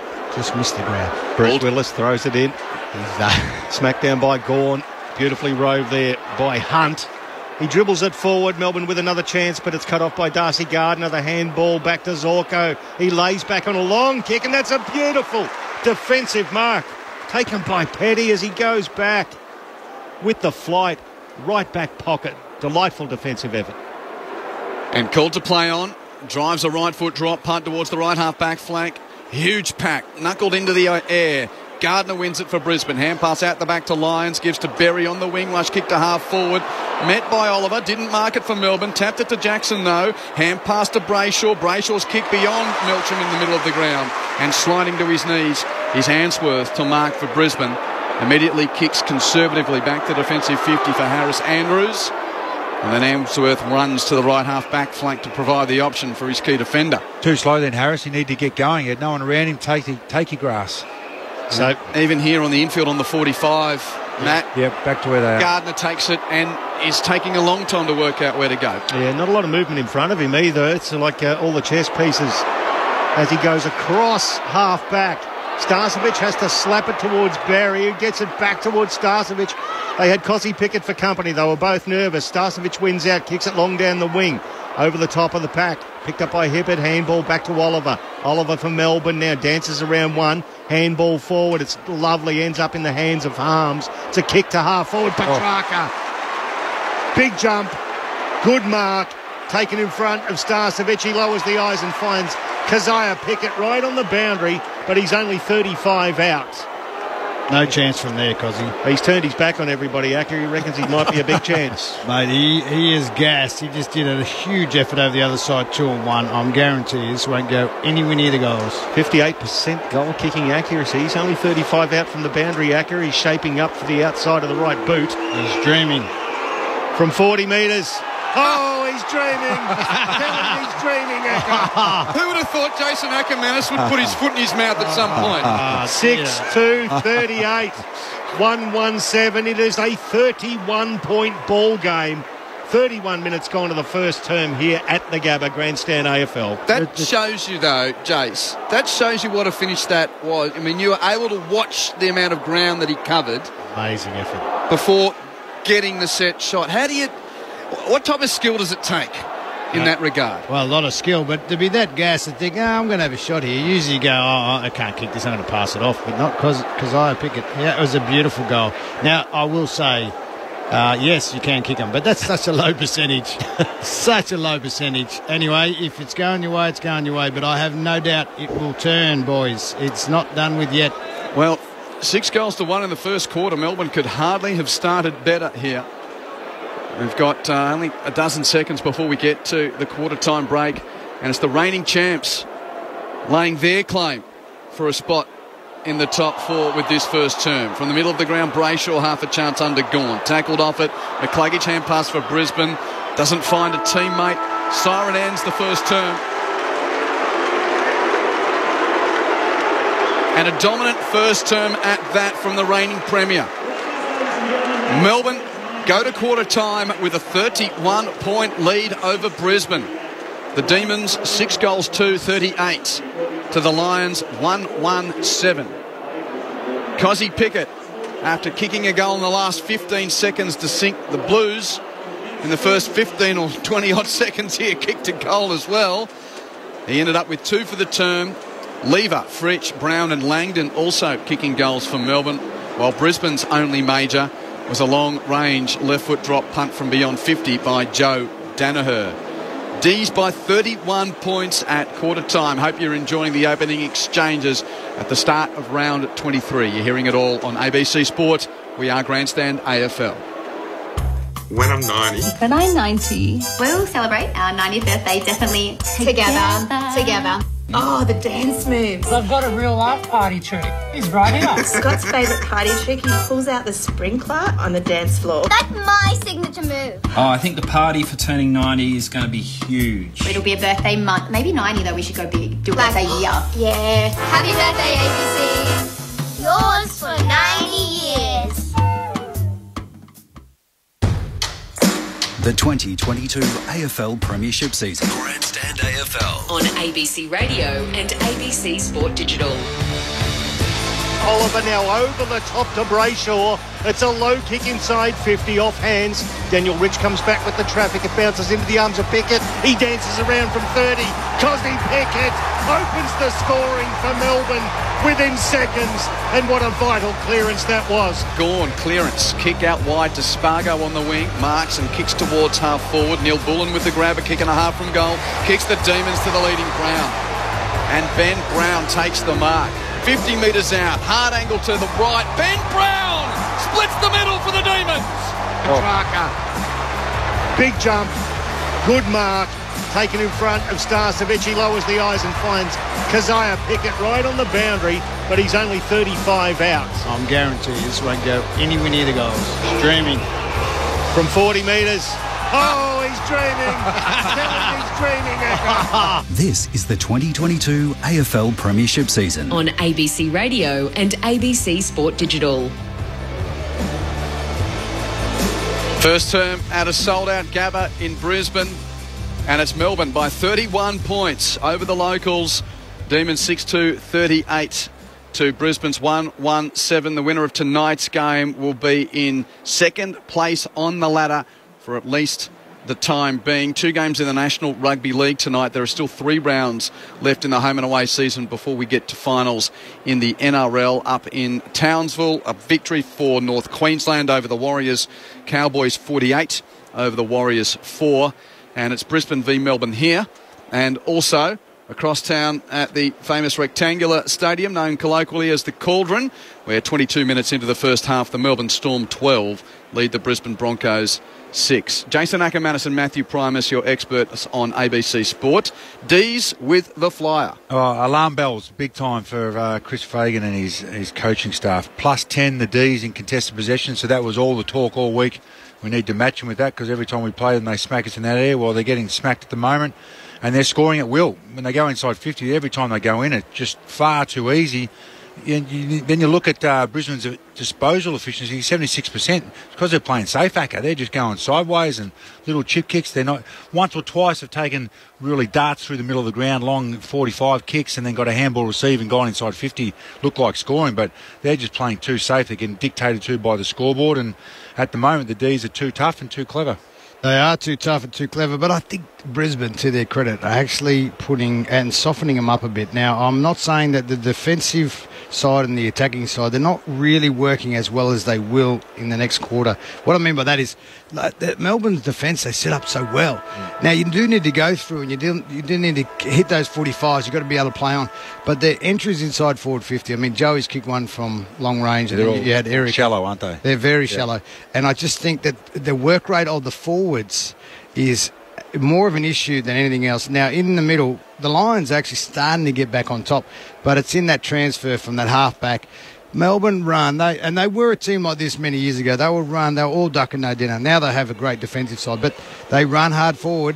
But, you know, if you put the pressure around that ball to make those tackles, I just think Brisbane, don't worry about the scoreboard. You're not going to be that efficient going forward, Melbourne, for the rest of the game. If they are, I'll eat my hat. Brayshaw with 10 disposals, Petrarca 7, Harms 7, Oliver 6. It's the top bracket individually for Melbourne. For Brisbane, Zorko with 8, Bailey 7, Lyons 7, and 6 for Gardner, Andrews and Neal. Overall, Melbourne had it 5 more times at 86 to 81. Contested, Melbourne plus 10 at 38 to 28. Clearances, plus 1 to Brisbane, 10 to 9. From the centre bounce, also plus 1 to Brisbane, 4 to 3. The tackles, Brisbane plus 7 at 17 to 10. But the inside 50s, Melbourne's way by 4 at 14 to 10. On the scoreboard, Melbourne by 31 points. Their efficiency inside 50, 57% with regards to Brisbane. It's 30%. Yeah, so that's where big difference. That's where it's at. Yeah, That's 40 entries for 6-2. Sorry, 14 entries for 6 goals too. It's not going to last. 10 entries for 1-1. You had a great quarter. I'm going to, as much as my already predictions with Kozai Pickett not kicking that goal, and he did, Melbourne aren't going to be able to get that. Are not going to have a quarter like that for the rest of the game. I guarantee you. Jason Ackermanis with his thoughts. Go to Dan's cam. We've got Bruce, great Bruce Willis on our side, so that's good news. He's heard about Cracker. And Mark in Adelaide texts on 0437 774 774. Hello, enjoying the call. Has Ben Brown been back on the ground? Not as yet, so we'll keep an eye on that. I think he's back out there now as the second term gets underway. In the middle of the ground, Rayner taps it to the advantage of Neal, runs to half forward. Lockie Neal's shot on goal is marked on the goal line by Jake Lever. Didn't have the penetration on the run from 40 metres out. As Lever at full back for Melbourne kicks a high ball to the left half back flank. May collides heavily there, but the ball ricochets back inside 50 for Brisbane to Danaher in the pocket. Chip passes looking for McStay, gathered on the bounce, couldn't pick it up, has to play tackler on Lever, who won the ball. Hand pass to Rivers, hand pass too hot for May, seen out of play by the tattooed Harms for a throw-in. Jess Stewart on the boundary. Scotty Ben Brown. He is back out there, Q. He is. That's correct. So that's great news. That Ben Brown has passed his HIA. It didn't look like he was concussed. He just got a blood nose. Face first into the Gabba turf. I don't think Cam Rayner's got too much to worry about there. As it comes off hands, Max Gawn. Lever puts his body over it, nudged off it, picked up by Brayshaw for Melbourne. He dribbles it towards halfback, cut off by Berry for Brisbane. Off his hands, it comes to Oliver. Oliver gives the handball backwards there to Hunt, who's tackled, dispossessed. Crowdwan's holding the ball, picked up by McStay. It's a tumbling kick towards the goal square. May versus Jackson Pryor. Pryor did well to bring the ball to ground, but Gawn tumbles it out. It's back towards the boundary, picked up by Hunt again. He's tackled off it, and now Harms has it. Gives it to Brayshaw at left half-back. With some calm among the chaos, he chips to Pickett. Ham passes to Harms. Dees run it to left half-back. Links back with Pickett. Now closer to the wing. Kick it around the boundary. Went through the legs of Brown. Mind you, it's a long way bending down from there. Picked up by Matheson of Brisbane. Kicked to the middle of the ground through the bullseye. Picked up by Bailey. Hands it to Rich. Gave to Pryor. All under pressure this Brisbane. Little passes gathered by Danaher. Hands it back through the bullseye to Rich. Now the kick deep. Left ball towards the pocket. McStay. Too strong one-on-one for the late arriving Petty. 50. Well, the crowd want it. I don't think the ump's going to give it, as Harrison Petty made Daniel McStay earn that mark in the right forward pocket. Jess? It's quickly not good news for the Brisbane Lions. Jared Berry is limping to the bench. That's from about a couple of minutes ago as well. Thank you. So Daniel McStay. Slight angle to the right. Kicked 21 goals this year. His future's unknown. But right now he needs to kick a goal for Brisbane, and does. Second of the night for the Lions. Melbourne lead by 25 points. 3 minutes played second term. It's the Demons 6-2-38 to the Lions 2-1-13. Eric Hipwood.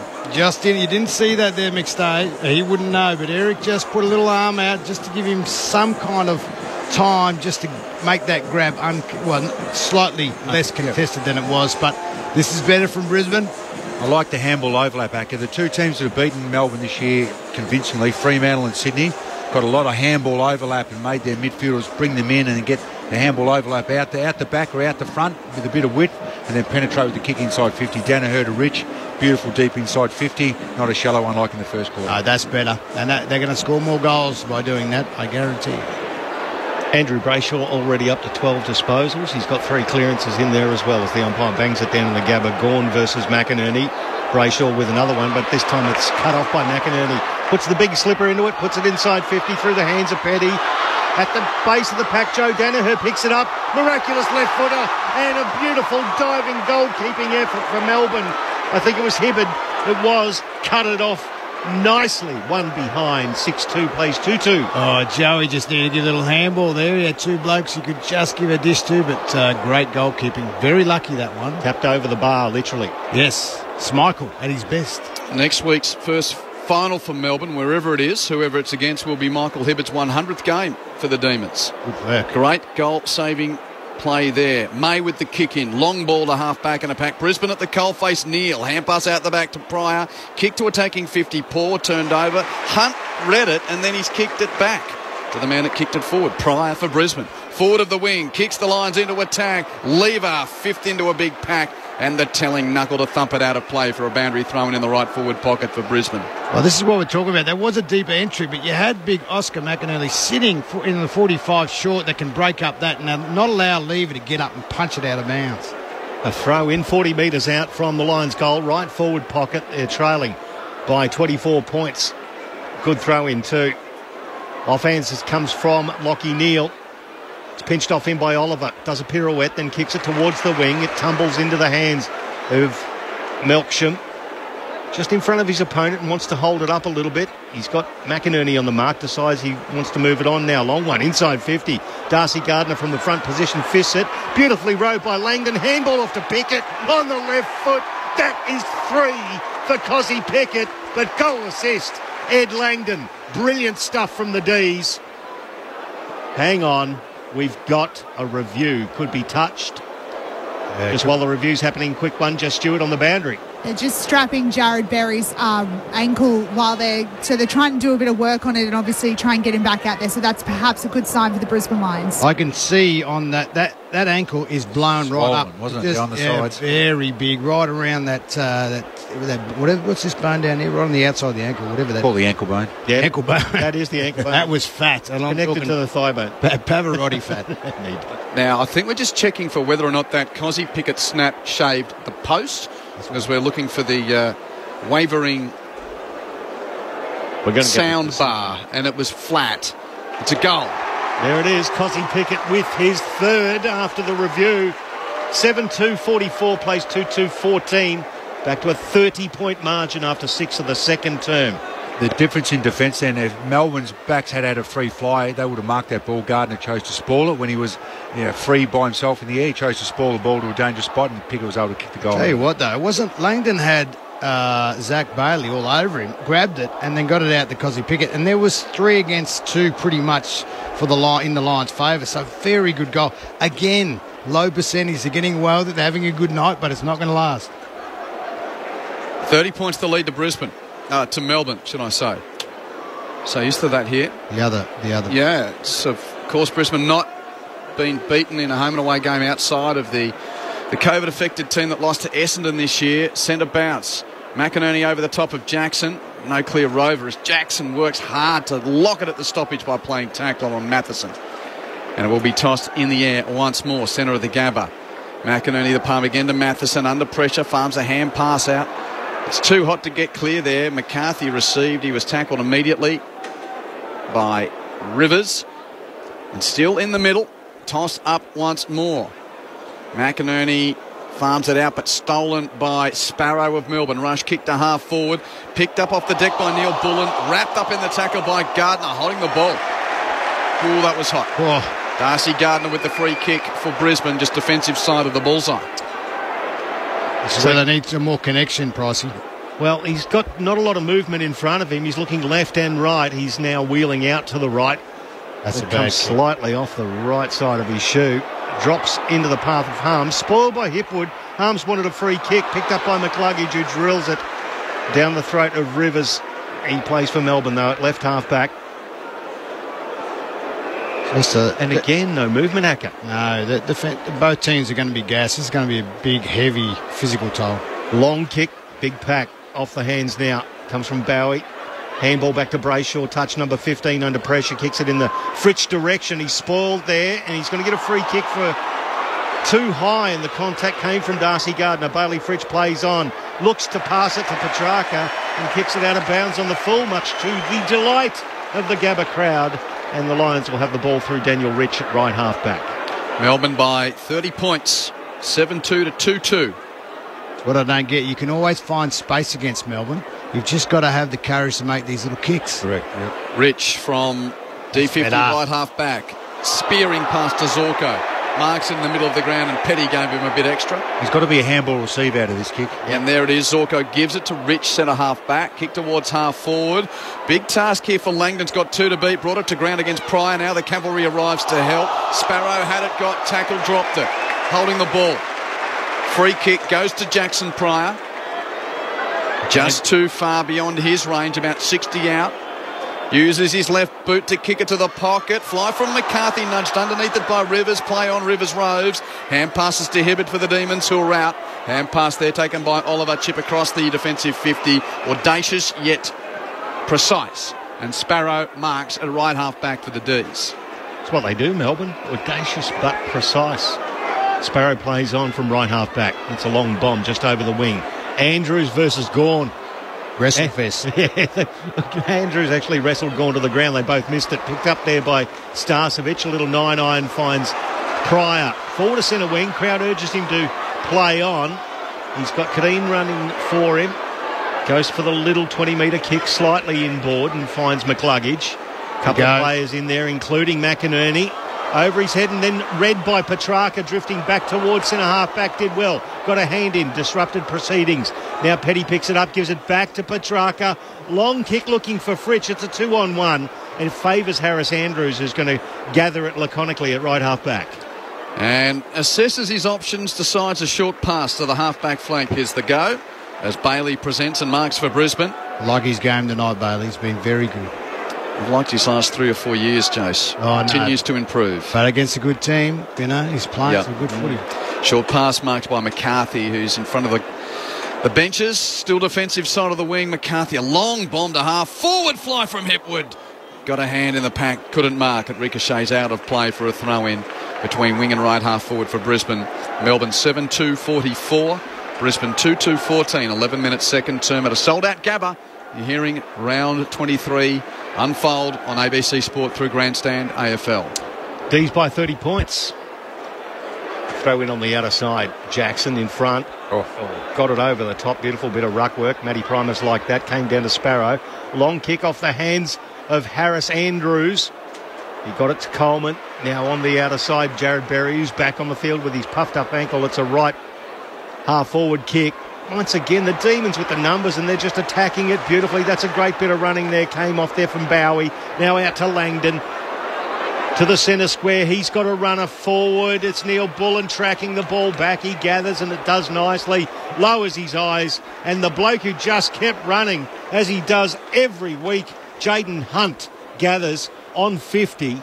He looks back inboard. Little chipping kick into the path of Brown, but reading it nicely. A lot better by Brizzy. A lot better defence there. Chop off the mark.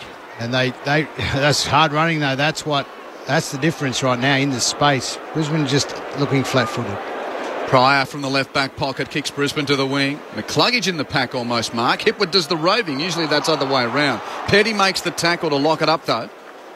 And it remains still in the attacking half of the D's with a ball up to take place here between wing and right half forward on the members' side. Gorgeous late winter's day in Brisbane.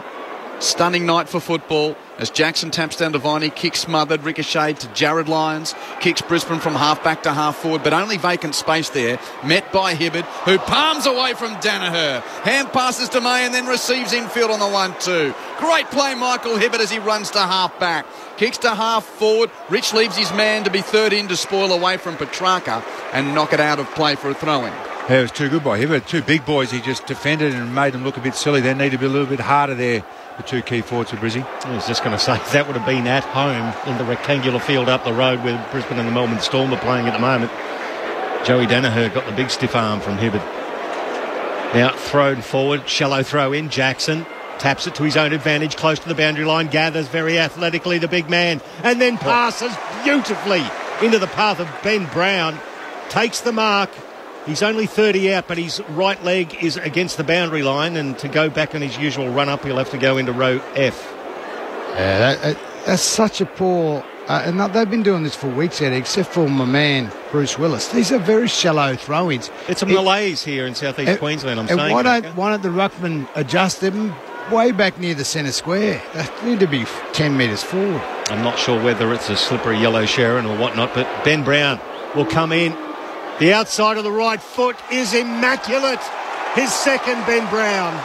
The Demons get their 8th, 8-2-50.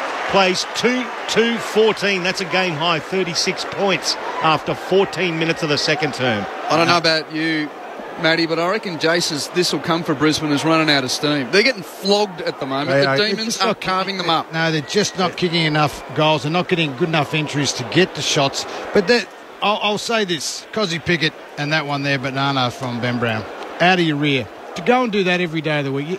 When you're on fire, you're on fire, I know, but when you're in front and everything's going your way, it doesn't always work like this. Good ball. 56% efficiency inside 50 is extraordinarily good. 10 shots from 18 not gonna inside last. 50s. It's not going to last. They just need to hang in there, Brisbane. Take their chances, get back in the game. Yeah, kick 4 or 5 real quickly here. He keeps digging that hole, doesn't he, Matty? Deeper and deeper. 6 foot. It's all right. 7 foot. No, but it must be said, Melbourne could have hardly done any more to start this game. 8-2 to 2-2. Centre bounce. Rayner for Brisbane. On hands and knees. Clearance to McCluggage. Gave a hand pass to McStay. Hands to Rayner again. Rush kick from the middle of the ground to full forward. Pack of players off hands. Bowie first there for Melbourne to win the ball and chip short to Langdon.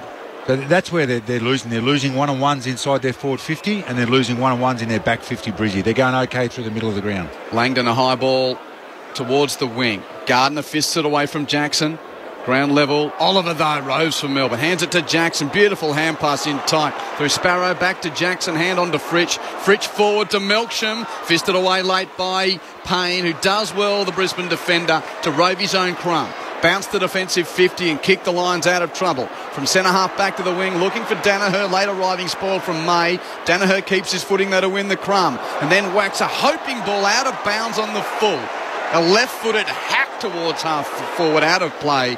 And a free kick to the Demons on the left half-back flank. That's where you need the overlapping run and the handball. Brisbane just aren't outnumbering at those contests. Stephen May just schooling Joey Danaher on the art of kicking a left-foot torpedo by the sounds of it, as Petty kicks long down the outer wing. Danaher gathers the ball. It's a sweeping handball in hope more than anything, gathered by Bowie. He gets smothered actually by McCluggage, takes him over the boundary line, and we'll get a throw in on the outer wing, Stanley Street side of the Gabba.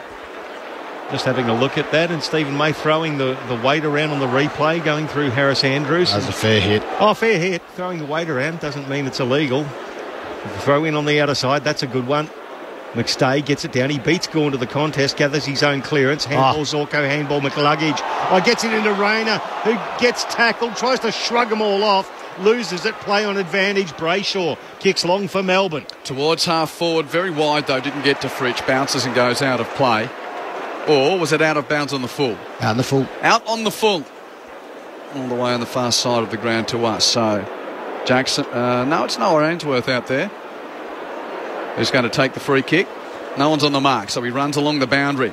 Drives it down the southern wing. Lever leaps from behind to thump it out of play. He gets above all in the pack to knock it beyond the boundary line. Score check through 17 and a half minutes of the second term. Melbourne led by 31 at quarter time. Their lead is now 36 at 8-2-50 to 2-2-14. Christian Salem was laid out with general soreness. And Jake Bowie, the late in. Boundary throw in. Boundary side of the pack won by Brayshaw. His kick forward gains 30 metres but out of bounds on the full. Free kick to Brisbane to be taken by Andrews just forward of right half back. This is where they've been setting up for a switch, and they're not taking it. And now they've come inside. This is what they need to do, but here they go again. So Brisbane with the... Well, that went 5 metres, that kick. Fair dinkum. 50, no. Oh, it was spoiled by Pickett, but Starcevich will claim it. Goes backwards inside 50, and they'll go through hands. McCluggage through the corridor. Kicks it to Gardner, gets the 1-2 handball. Dangerous, but they need something. Zorko got the handball forward, cut off by Rivers. Melbourne pressured them out of it. Viney puts on the burners, did Viney. Went through the corridor, hit Fritsch. Fritsch with an awful kick that hit Darcy Gardner. Who's at the foot? Cozzy Pickett, and there's number 4. He doesn't miss from there. Cozzy Pickett, and Demons storming away with it here at the Gabba. 9-2-56, plays 2-2-14. It's a game-high 42 points the margin after 19 of the second term. We've spoken about Brisbane need to get the handball overlap, but that's not how they play. So they need to introduce that, because otherwise you're not going to beat Melbourne if you play kick mark like Brisbane do. But Melbourne are forcing Brisbane to play a way they don't want to with a high handball game. That's not how they've practiced all year, or over the last 3 or 4 years with Fagan, and it's bringing them undone. What about your old teammate, Uncle Byron?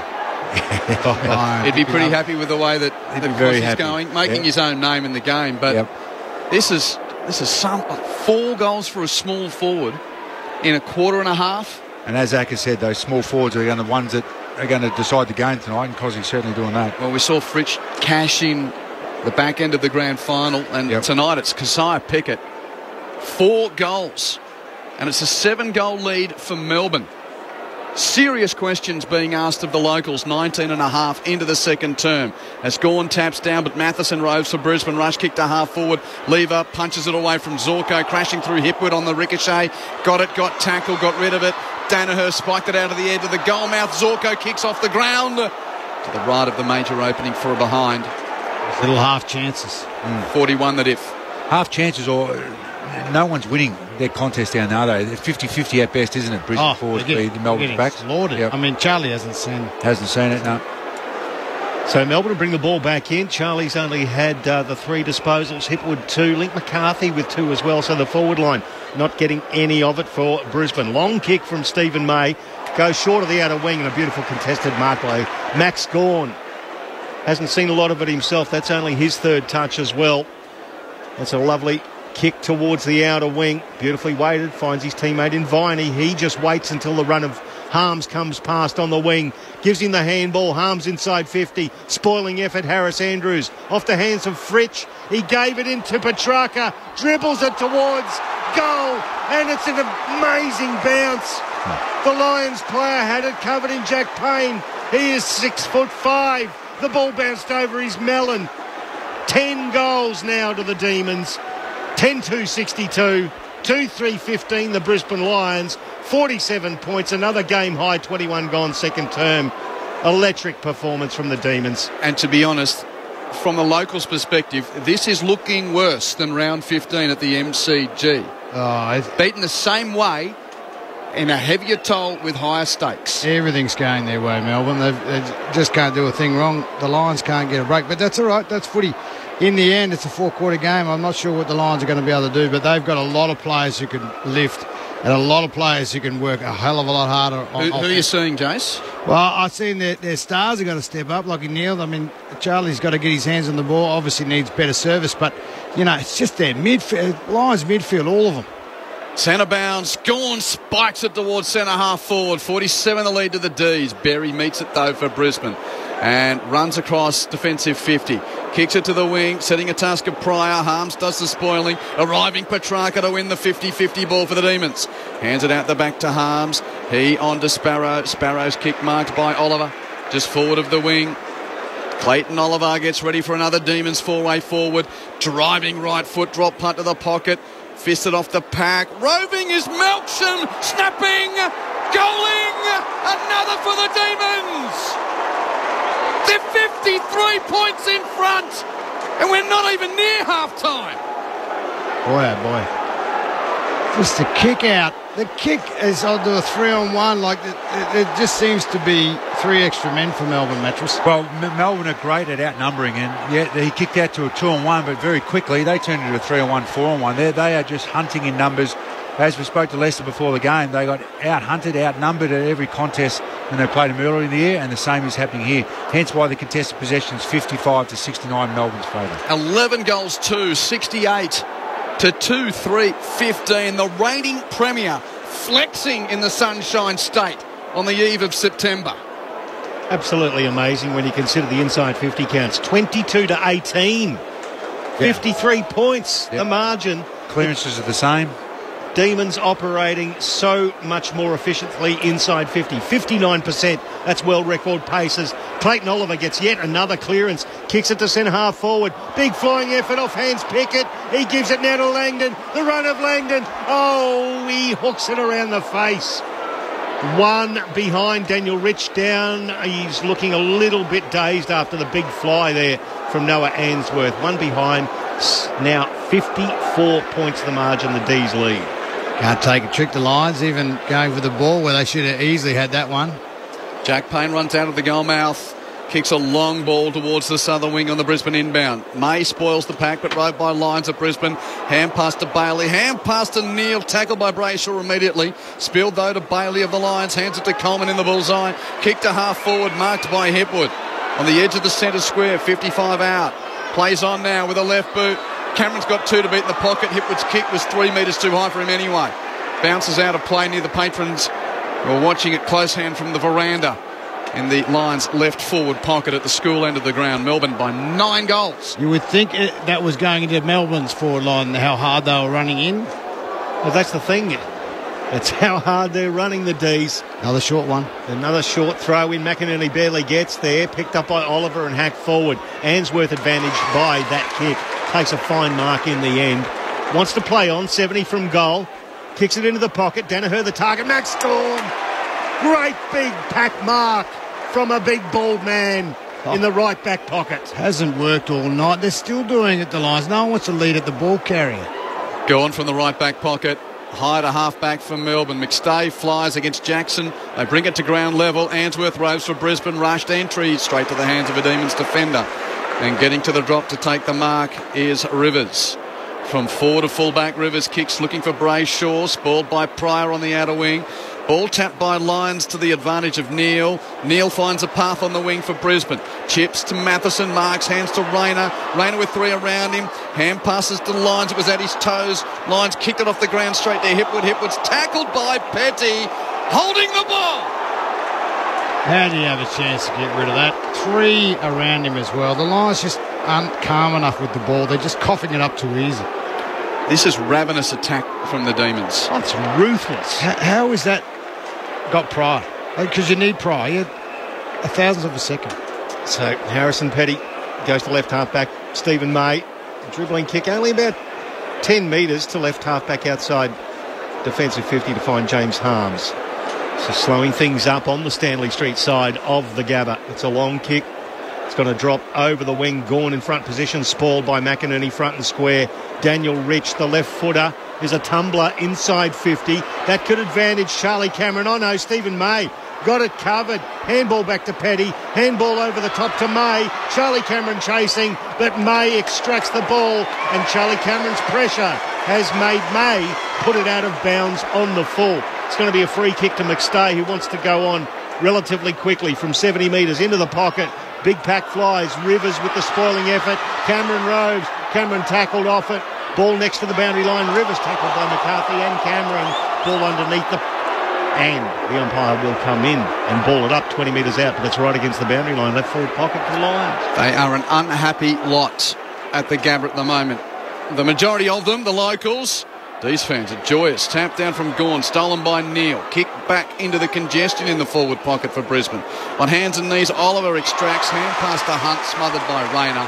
Out of play for a boundary throw-in with Brisbane still in attack. 27-minute second term. Lean late goal here, cue ball. Oh, the contest needs it, Jason. I know. 9 goals the lead to Melbourne. Inside 50s, Brisbane lead at 24-23, but they're getting flogged by 9 goals. Gawn with the tap down towards the boundary.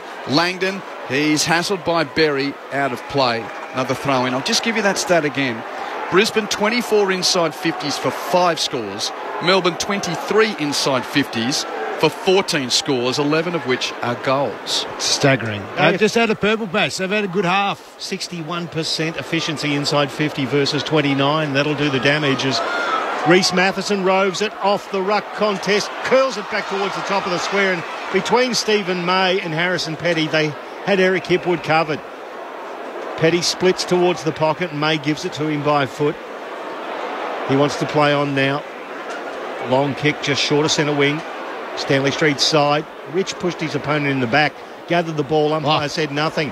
And it's a torpedo back inside 50. Once again, Stephen May against Eric Hipwood, who's having an ordinary night against the great fullback. May chips to Viney at left half back. Viney marks, kicks to the wing. Presenting is Brown. Fine 1 clunk mark on the run. Just defensive side of the wing for the former North Melbourne spearhead, who's now a Demons premiership player. Brown with his right boot kicking to half forward in a big pack. Andrews thumps it away from Gawn. On the deck, around halfway, Bailey first omitted for Brisbane. Hand pass out the back to Starcevic. Hand pass too hot for Neal. Has to track it back to half, back to Gather. Gave it to Wandsworth. By hand to Berry. Back at D50. And now a rush kick to the wing to a 2-on-1 against Rayner. Was nowhere near him. Marked by Hunt of Melbourne. Kicks it forward. 20 metres. Grabbed by Langdon diving to deck. Plays on quickly with a hand pass to Lever. Looks in field. 45 passes marked by Sparrow. 55 metres out. 3 metres that went. Fair dinkum. Sparrow looking to a rather congested attacking 50. Kicks it to the pocket. Backing Brown with the fly. Couldn't mark. But Petrarca rose. Hand passes to Fritsch. Goal mouth snap. D's by 10 goals before we get to Oranges. There's a minute and a half left in the second quarter and Melbourne lead by 10 goals neat. 60 points the difference. 12-3, 75. Plays 2-3, 15. And Bailey Fritsch kicks his second goal. What an onslaught from the reigning premier north of the Tweed. It is, and it's all the ground balls. Ground balls inside Melbourne's forward 50. Whenever the ball gets spoiled or dropped or comes down from a contest, the ground balls, their Melbourne forwards are all over Brizzy's backs. And the last 3 or 4 goals have come from all those just getting a crumb or a handball receive and getting some easy snaps on goal. It's not like we don't know what we're going to get here. And the Lions, while haven't been in the middle's been okay, but the run on the outside and then these goals, it's just so easy for them. They're just going in, having a shot, going in, having a shot. It's like a training drill. So all the contested stuff and the inside 50s, the 1%ers, Brisbane are leading that. Funnily enough, 10 goals are getting beaten by at the moment. Back into the middle, though. They'll win this clearance. Brisbane attack forward, but once again, Demons have got the numbers, and the mark just taken by Jake Lever. The incredibly good moustache at the back left corner of the centre square. He hoiks it towards left, half forward for the Demons. Oh, this is pedestrian from Brisbane. Beautifully rowed by Melksham. Runs inside 50. Kicks it long to the goal square. Off hands gone. Tackled by Harris Andrews. Over the boundary line. Thrown to the ground. We'll get a throw in right next to the behind post. In the right forward pocket. Once again, D's attacking, leading by 10 goals. 31 minutes gone. Second term grandstand AFL. 6 goals to 1 in this term for Melbourne, having kicked 6 goals to 1 in the first. Boundary throw in, Melbourne in attack. McInerney over the top of Gawn, taps back boundary side. It goes out of play. We'll do it again. Bruce McAvaney throwing it back in. Let's just see Bruce McAvaney. Bruce Willis. Geez, how am I going? I've had too many of those lollies. D's player down in the middle there, but let's see if they can score as easily as they have been. Alex Neil-Bullen is receiving attention. Throw in. Gawn taps for his own rove. Can he pick it up? Yes. He got it to his boot. No. Berry tackled him. Ump says play on. High contact free kick going Brisbane's way. There's only 46 seconds to go. Brisbane. McInerney looks a little jaded as he gets to his feet. He's all right, the big. He's okay, though. Not quite sure why Alex Neil-Bullen was down. I think that might have been a spot fire that we missed among the drama of it all. McInerney from the left back pocket kicks Brisbane out of immediate danger. Jackson, though, flew in the pack. It was intended for Hipwood, but Jackson flew higher and his hands were cleaner. And he takes the grab forward of the wing for the D's, who are looking for another entry in this prolific first half. Kicks it to the pocket in a big pack. Brown claiming it. Yes, Ump says he'll pay that. Had the telling piece. There was an initial jostle perhaps with McInerney. And after half-time, Ben Brown's going to have a shot on goal, which could put Melbourne 11 goals in front at half-time. He'll have a shot from 40 metres out, 45 degrees to the right. And there's a bit of a stoush developing just away from the man on the mark. I know what Chris Fagan will be saying. Boys, settle down, stop the fights, get on and win the footy. Win the damn footy, because you haven't done that as well at all night. Ben Brown on the approach after the half-time siren. Playing for top 2 tonight, these two teams. And the reigning champs are about to head to half-time off the back of another Ben Brown goal.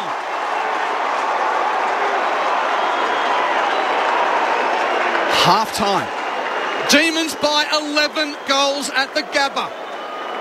11!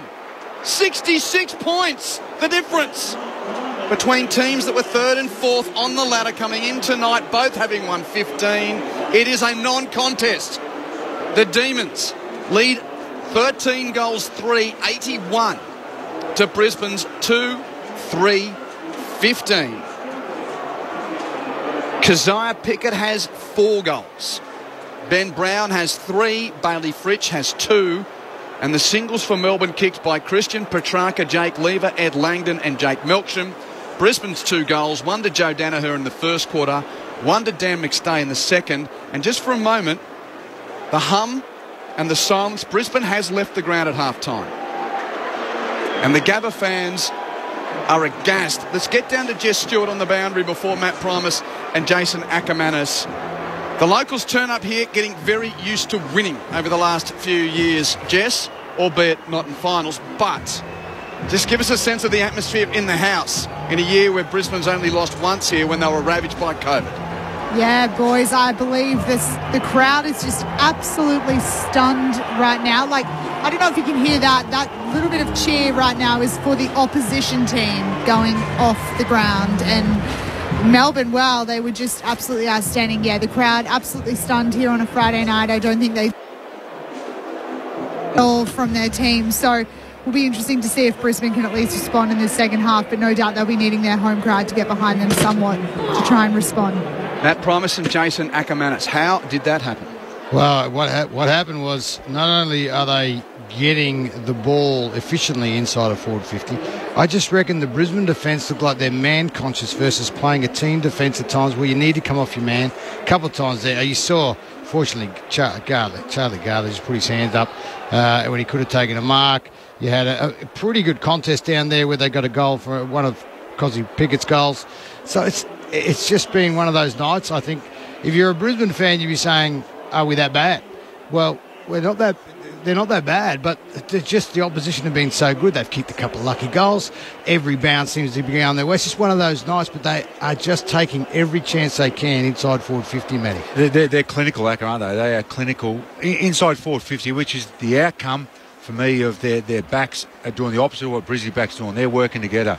Every time it's kicked to a Brizzy forward, there's another Melbourne defender there to help out in the air, on the ground. The ball bounces out. It's not staying inside Brizzy's forward 50. Normally they're the kings of holding it in there. It's bouncing out, and then when it goes down the other end, as you mentioned, their forwards are doing what they want, pulling them apart. They're getting exposed. The backs are becoming too man-conscious, and that's why they're scoring at will. 13 goals, 3, because it's just one-on-one, and no defender can defend AFL forwards one-on-one. You need your team, you need pressure up the ground. So for me, forwards are getting massacred by Melbourne's backs, and at the other end of the ground, Melbourne's forwards are dominating Brisbane's backs, with the midfield battles sort of even. Are these the same problems for Brisbane that we've seen at this end of the year the last 3 years? I don't know if they're the same problems, but they seem to have come in with a real focus of what they were bad at last time. Ironically, they've been very good at that. What's that? Well, their attack on the ball and their ability to make tackles has actually been quite good. Yes. But the run and the ability to set up behind the ball or to run it through, to use their speed and skill is just non-existent because of the pressure of Melbourne. Melbourne seem to, if you just look behind the ball, they'll have a triangle set up where they've got outnumbered all the time. Now, either Fags has to go back and say, boys, we're one-on-one. This is just, we've got to find out where we're at. Because everything else has been all right. Even inside 50s is not terrible. But when you get outrun and outworked, if he can't be saying that, I don't know what else he could say to him, Matty. 26 each, the inside 50s at half-time, and it's an 11-goal lead to one team. There's not much apart from the old stuff. Put your hand up if you're beating your man. And I know the AFL modern game isn't man v man, opponent, but no Brizzy forward could say they've beaten their man. No. And no Brizzy back would say they've beaten their forward. Oh, no. And that's where the game's killing them. Matt Primus and Jason Ackermanis with their thoughts on an extraordinary storyline here in the first half. Melbourne leading by 31 points at quarter time. Have bankrolled that into a 66-point lead at half time. Demons 13-3-81 to the Lions 2-3-15. Now, just before we hit the news, thank you for your messages. I'll give the number again. On the SMS, it's 0437 774 774. That's 0437 774 774. G'day to Maria in Wodonga.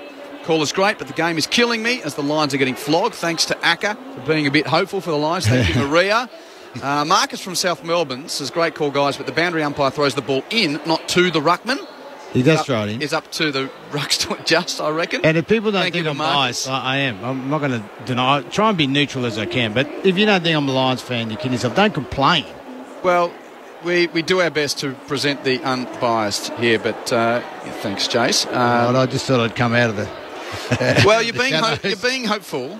And the point, what I think to defend you here, Jace, the numbers in the game, they had you working. It was just Melbourne's unbelievable ruthlessness inside 50, but it's continued. It's continued. That's the point, I think. Stan from Victoria. Hi, team. Enjoying the call. Not sure how Fagan handles these situations. His players need a good spray. Lions are much better than this. Thank you, Stan from Victoria. He will raise his voice. I have no doubt they'll be in there copying a fair bit of what do we stand for, boys.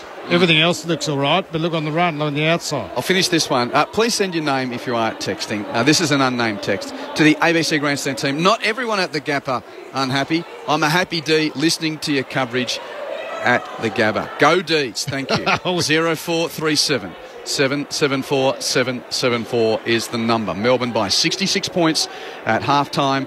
2 games in the National Rugby League tonight. North Queensland defeated the New Zealand Warriors comfortably in Townsville. Final score there, Cowboys 48 over the Warriors 4. And the Melbourne Storm just beat the Brisbane Broncos for fun. They're back, aren't they? The Broncos haven't beaten them across town at Lang Park since 2009. Doesn't look like it's going to change tonight. Early stages second half, Storm 30, leading the Broncos 6. Hope you're enjoying your Friday night with us on ABC Sport. Halftime at the Gabba. All the Ds by 11 goals. What happens next? Stick around. We'll let you know after the latest from the ABC Newsroom.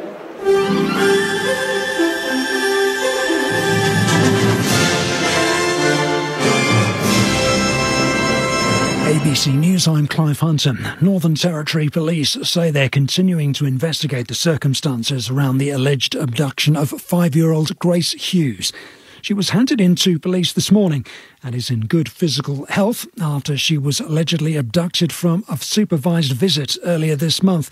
Police say her mother is helping with inquiries.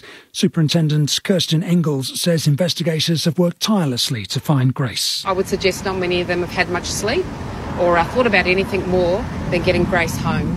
And their focus will now move to investigating who was involved in this and holding them responsible for their actions. Staying in the Northern Territory, a Victorian man who illegally climbed Uluru has become the first person to be convicted since climbing the rock was banned 3 years ago. Lee Robinson reports. 44-year-old Simon Day was due to appear in the Alice Springs local court yesterday but was absent. Judge John McBride proceeded despite this, finding him guilty on 2 charges: walking or riding on a Commonwealth reserve and entering a restricted or prohibited area. Day was also fined $2,500. Parks Australia, which jointly manages the Uluru Katajuda National Park with the Ananu traditional owners, welcomed the decision. In a statement, a spokesperson said Parks Australia takes the protection of the sacred site very seriously and noted the spiritual significance it holds for its traditional owners. Indonesian authorities could announce within days whether Umar Patek, who was a key bomb maker behind the 2002 Bali attacks, will be released years earlier than his original sentence. Indonesia correspondent Ann Barker reports. Umar Patek is one of thousands of prisoners in Indonesia who had a few months or weeks shaved off their sentences on Wednesday, Independence Day. That means he could be eligible for parole this month. Australia is expected to lobby against his early release in respect of the families of the 88 Australians who died in the Bali bombings. But prison and government authorities could meet in the next few days to consider Umar Patek's request, though it's not certain it will be granted. He's been jailed in Surabaya since 2012 when he was sentenced to 20 years jail. Ann Barker, ABC News, Jakarta. Here at home, a car company executive believes the government's electric vehicle plan will help get more cars into the country. Australia will adopt a fuel efficiency standard in line with most other countries, which will require new cars to emit far less pollution. Managing Director of the Volkswagen Group, Paul Sampson, says Australia is currently not being prioritised in the market. For electric vehicles in Australia, one of the things that's held back the importation is the absence of any federally mandated fuel efficiency standards, because when the headquarters are allocating the production, they'll prioritise those markets over markets that don't have any standards and don't have any penalties that are financial. The wife and mother of an Adelaide man alleged to have given a deathbed murder confession have both denied the conversation ever took place. Richard Davis reports. Daniel Ames is seeking a retrial on allegations he shot dead his uncle at a northern suburbs workshop in 2009. The Court of Criminal Appeal was told convicted drug dealer Peter Lagerwey confessed to the murder shortly before he died in 2016. His friend Craig Peterson told the court he witnessed the deathbed confession. But today Lagerwey's mother and wife both gave evidence that it never happened. A retired police detective said there was nothing to suggest that Mr Lagerwey carried out the 2009 murder, despite a prison informant indicating Lagerwey's involvement in 2011. The case resumes next week. A Gold Coast schoolgirl who saved her mother's life with CPR has received a Queensland Ambulance Service Bravery Award. 9-year-old Charlie Johnson found her mother Sharon unresponsive on the floor of their home. She called 000 and began doing chest compressions, guided by dispatcher Anne Barclaymore. 1, 2, 3, 4. So pump that chest hard and fast, at least twice per second, okay? You were doing such a good job, and that you knew to call 000. I'm so proud of you. Sharon was revived, taken to hospital and has since recovered. And briefly, a court in America has sentenced a Uganda resident to more than 5 years in prison for conspiring to traffic millions of dollars worth of rhino horns and elephant ivory. Wazu Kroma was extradited to America 3 years ago. He's pleaded guilty to bringing nearly 200 kilos of rhino horns and 10 tons of elephant ivory into the country. And that's the latest from ABC News. Hello, I'm Patrick Stack, and if you like great stories and you enjoy sport, then I reckon you need ABC Sport Daily in your life. They're all kind of rock stars anyway, these pro cyclists.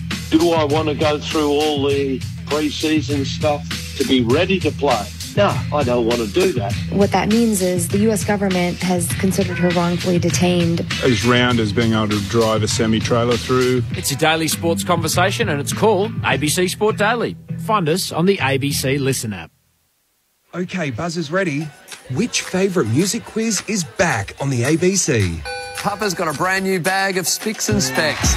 Join Adam Hills, Nick Warhurst and Alan Bro with new celebrity guests. I'm not here to make friends. For great music and some fun and games. These are Willie Nelson's actual brains. That's genuinely distressing. All new Spicks and Specs. Thanks for watching. Sunday nights on ABC TV and streaming on ABC iView. The 2022 AFL Premiership season. Grandstand AFL. On ABC Radio and ABC Sport Digital. Melksham just in front of his opponent and wants to hold it up a little bit. He's got McInerney on the mark, decides he wants to move it on now. Long one, inside 50. Darcy Gardner from the front position fists it. Beautifully rowed by Langdon. Handball off to Pickett on the left foot. That is 3 for Cozzy Pickett. Viney puts on the burners, did Viney. Went through the corridor, hit Fritsch. Fritsch with an awful kick that hit Darcy Gardner. Oh, who's at the foot? Cozzy Pickett. And there's number 4. He doesn't miss from there. Clayton Oliver gets ready for another Demons four-way forward. Driving right foot, drop punt to the pocket. Fisted off the pack. Roving is Melksham. Snapping. Goaling. Another for the Demons. Sparrow looking to a rather congested attacking 50. Kicks it to the pocket. Backing Brown with the fly. Couldn't mark, but Petrarca rose. Hand passes to Fritsch. Goal mouth snap. D's by 10 goals before we get to Oranges. This is the 2022 AFL Premiership season. On ABC Radio and ABC Sport Digital.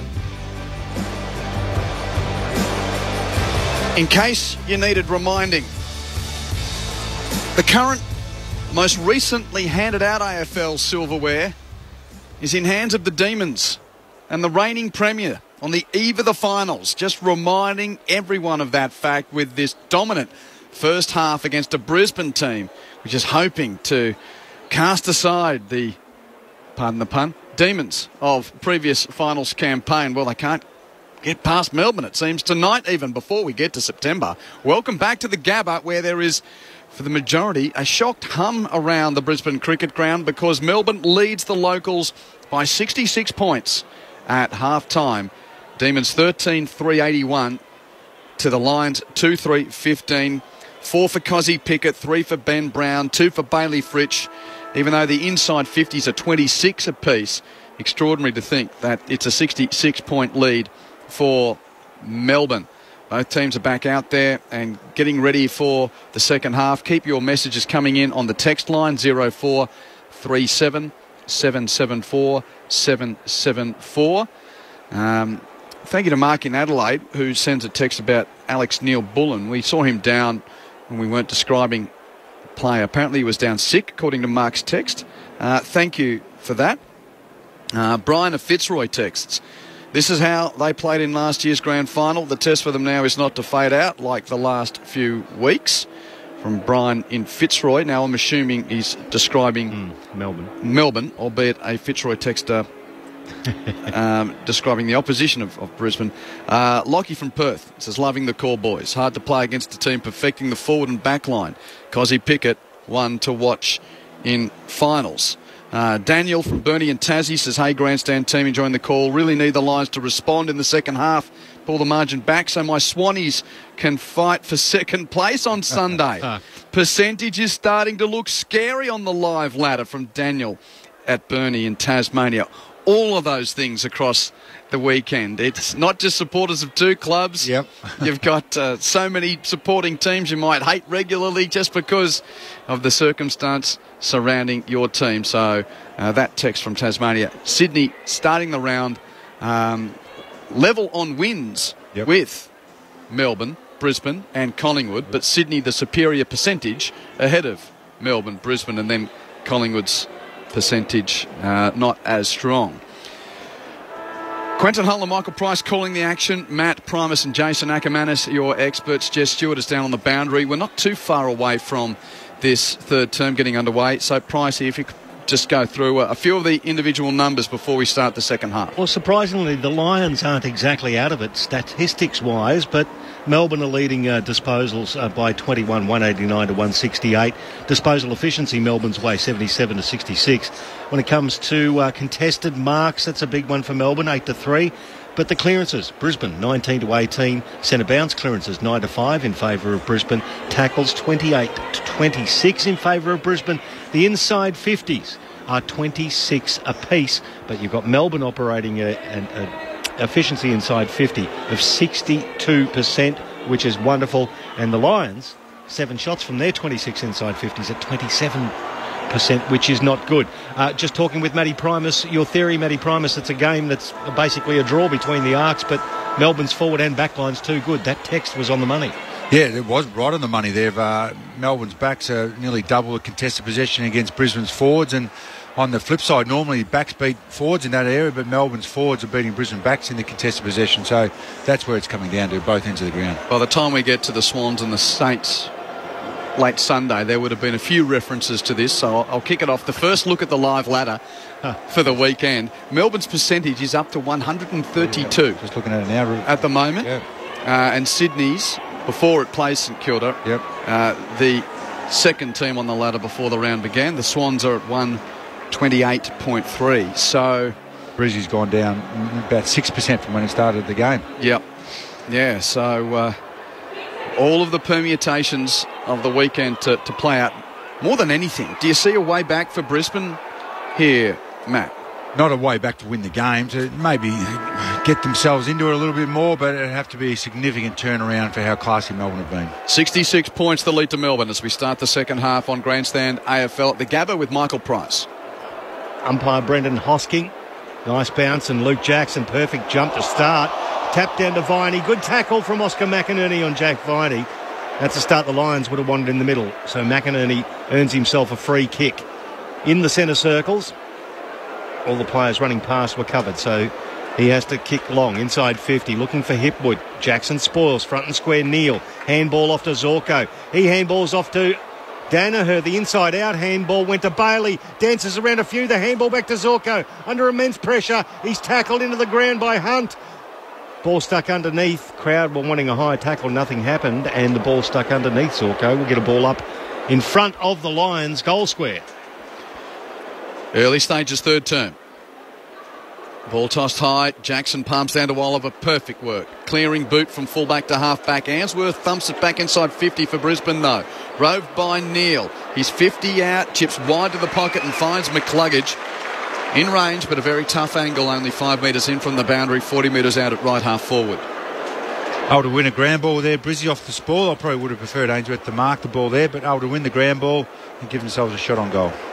Been top 3 in the best and fairest for the last 3 years. Hugh McCluggage playing a more inside role this year. Continued development. Fine young footballer and needs to kick a goal to give his team a bit of impetus at the start of this third term. Right foot drop punt is a finish of class. Just what the Lions needed. He's had some issues with his set shot kicking, Hugh McCluggage, but that was a fine finish. 10 goals the diff at 13-3 to 3-3. Yeah, good 2 or 3 minutes. Centre bounce clearance win inside 50. It didn't bounce back out. They're able to get a stoppage in there, get the repeat out of stoppages, which most AFL teams do, and then win a ground ball and have a shot on goal. And as you call, Q, a beautiful finish. So a bit of life, a bit of energy. See if they can sustain that now for this quarter. And the lights going off here at the Gabba. Strobe effects around. And you know it's been I suppose a deficit for Brisbane going into half-time when you see the Cricketers Club's only half full after half-time. They're still drowning their sorrows back inside. Bingo, that's what I was trying to suggest. They're not game to come out as yet. So the umpire has it in the middle, Andrew Stevens. That's another perfect bounce. Jackson over the top of McInerney. Oh, boy, he's athletic. Goes into the hands of McCluggage, and it's a long kick inside 50.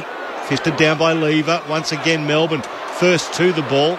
Bowie overruns it. Hipwood had his legs taken out. Ball spills towards Langdon on the arc of 50, close to the boundary line. Gets his hands to it, but handballs it over to Lyons for the Lions. At the back, Joe! It's the big leap from Joe Danaher. Mark of the evening, 20 out. But he's on a slight angle. He's looking in to play on immediately. Does with the left foot. Kicks his second. And the Lions second of the quarter.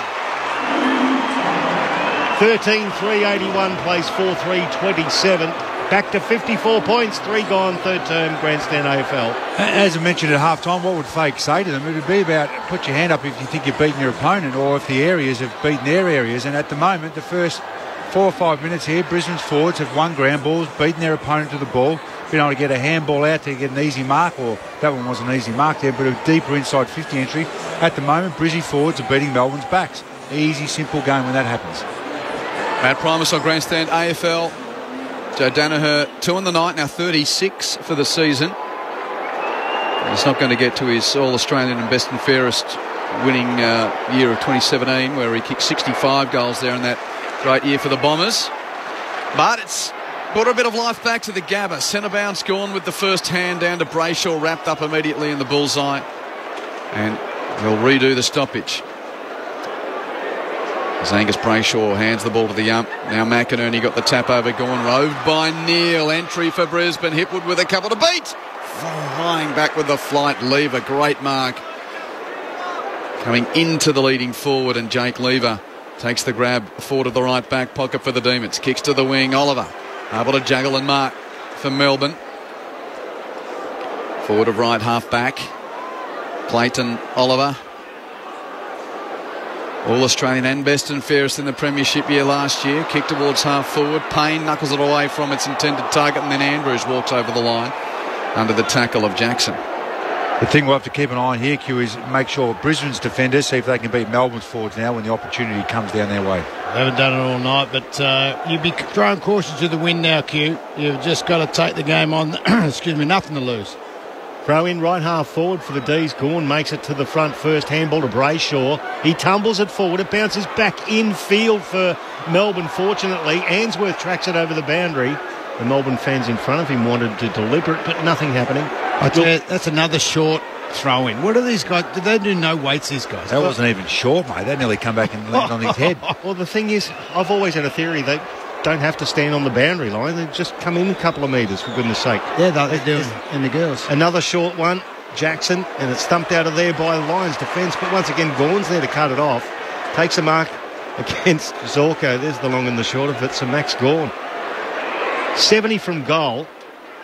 Kicks it into the pocket on the lead. It was too strong for Petrarca, marked by Daniel Rich from a standing start. He belts it down the line, and the mark's taken by Lever, who plays on. And he's tackled. I think he thought it was a juggling effort, and the umpire didn't pay it, but he did. Zorko tackled him over the line. It's going to be a throw in at right half forward. Why wouldn't you pay that? That's either you had prior, tackle. It doesn't matter, went over the boundary line. Not paid. Boundary throw in. Bruce Willis. Right half forward for Melbourne. Hoiks it in deep. McInerney first hand over Gawn. McCluggage in the chop had it. Couldn't get clean possession. Back at the foot of the pack. Arriving is Hunt. Free kick. That's going against Viney. And Zorko is going to be the recipient for Brisbane. At left half back. Plays on quickly with a kick to the wing. May arrives to punch away from McInerney. Roving though is Neil. Hand pass to Lyons. Tackled by Gawn. And the ump will call for a ball up at left half forward for Brisbane. He goes a bit ginger after that. Jared Lyons about to race away, but Max Gawn said, no way. Nothing wrong with that knee. Getting involved in it again, Max Gawn slaps it down this time, but it's cut off by Bailey. Tumbles it inside 50. Levers there to cut it off. Handball to Bowie. Now to the standing start of May. Long left footer drops short of the wing, though. It's going to be taken by another long left footer in Daniel Rich. He decides to go short now into Kadeem Coleman. Left footed by 3. You have a shot here. Well, he's 75 from goal, Acker. It's a big ask, and it's a long kick, though, into the pocket. Looking for McInerney. He did well. Danaher was a foil, but McInerney took it against big Max Gawn. 25 out.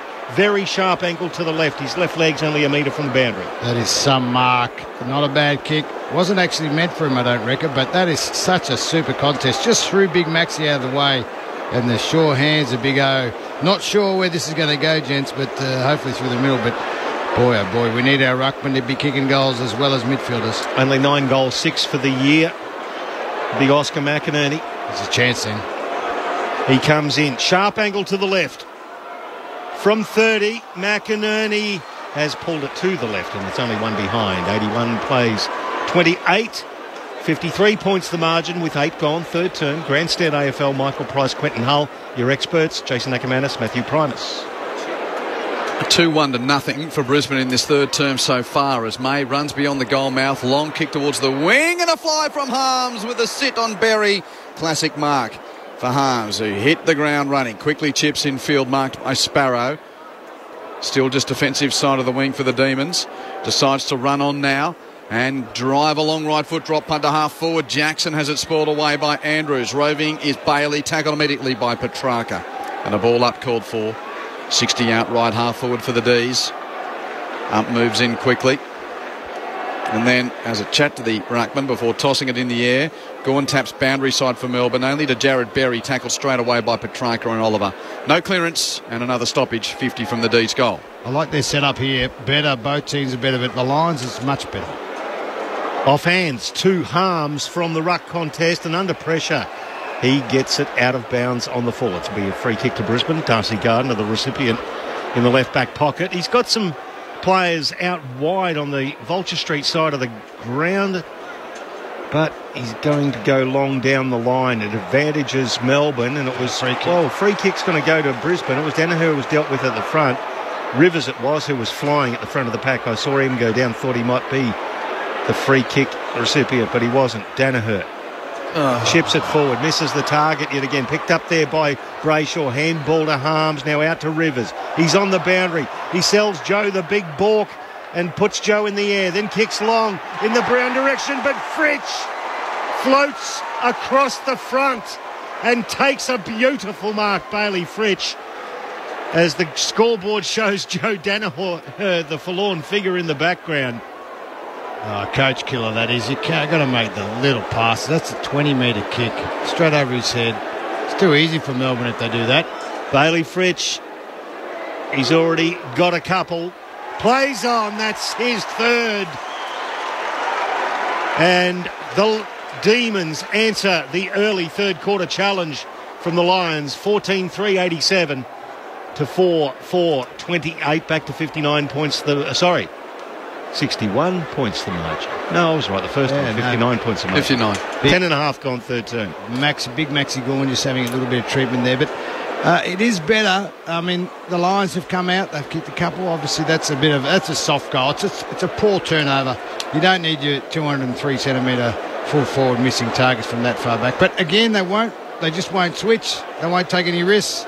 I mean, you're getting well beaten. You've got to do something. They're just doing nothing, Mattress. No, they're not. And then even on the defending, Fritsch marked that ball, but the prior there, Payne needed to come over and try and make a contest in the air instead of just watching Harris Andrews get bullied around the ball there. And that's what Melbourne don't do. Centre bounce. Half a clearance for the D's to half forward, but Jared Berry got under it and actually whacked his head into the turf, I think, in taking that mark. He'll be right. He might be asked to leave. I doubt it. He's up. No, he's okay. For a moment, I thought he dazed himself. He's just feeling his head, but he's okay. He's able to chip the pass to the big man from Noosa, Jack Payne. Essentially filling Marcus Adams' role at the moment. Adams out with a rib/concussion concern. Kick to the wing. McCarthy Zorko gets in front of contact. Wasn't happy. Rivers to take the mark. Good grab from Zork. Got bumped and didn't like it. Anyway, picks himself up, gets the footy. 5-time best and fairest and 2-time leading goal kicker Dane Zorko. Club captain runs infield and plays on.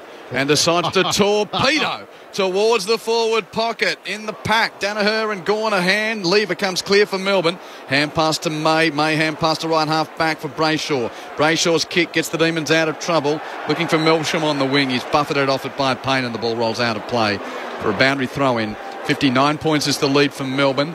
12.5 minutes into the third term. The Demons 14 goals, 387 to Brisbane's 4-4-28. You're hearing it through the national broadcaster. ABC Sport on Grandstand AFL. Throw in at Stanley Street side of the ground on the wing. Once again, it drops short. Get the Wheaties in as McStay gets it over to Jared Berry under pressure by hand to Kadeem Coleman. He goes straight into the middle through the hands of McCluggage under pressure. Picked up there by Langan, but it was illegal pressure on Hugh McCluggage against Jake Lever. McCluggage with the free kick just forward to the centre circles. He goes to right half forward. Jackson Pryor receives the kick. He's 55 out, 45-degree angle to the right. He uses his left foot to kick it into the forward pocket. Danaher went up early, unrealistic free kick. And behind the players, a fair dinkum wrestle going on. Jared Rivers has got fair dinkum under the skin of Zorko behind the play as Melbourne turn it over. It's a bit of a scrap on the arc of 50. Melbourne have got another chance through Langdon. He hoiks it towards Brown and Ainsworth. Ainsworth with the creative spoil with his foot. And it was rowed by Brown. Sweeping handball to Sparrow. Chips it forward now. Fritsch takes the mark in front of Harris Andrews. And the flood of men to the school end as Fritsch looks to that swarm of players. Chips it short to Neil Bullen. Almost marks 50 out. Couldn't. Roving is Langdon. Tackled by McStay. Holding the ball.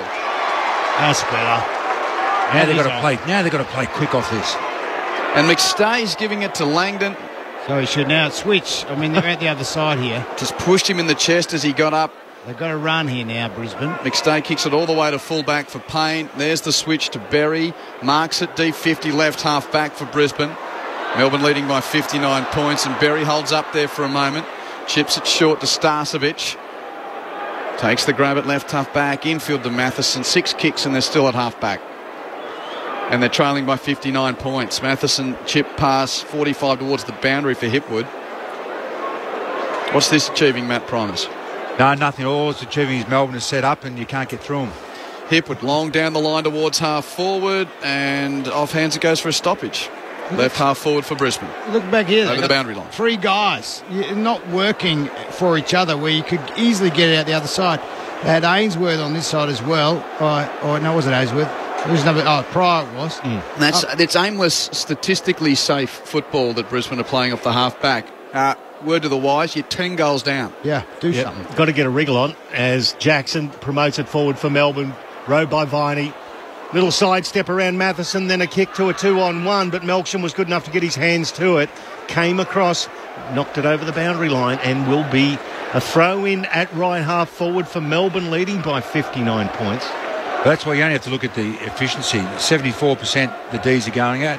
Melbourne are going at, but 3,750 metres gained compared to 2,700 for Brizzy. So they're doing a lot more damage to ball in hand. A throw in, Jackson versus McStay. Jackson got it down beautifully off hands now. It comes down to Sparrow, chipping it towards Fritsch, but it was a double grabbing defensive mark by Darcy Gardner for Brisbane.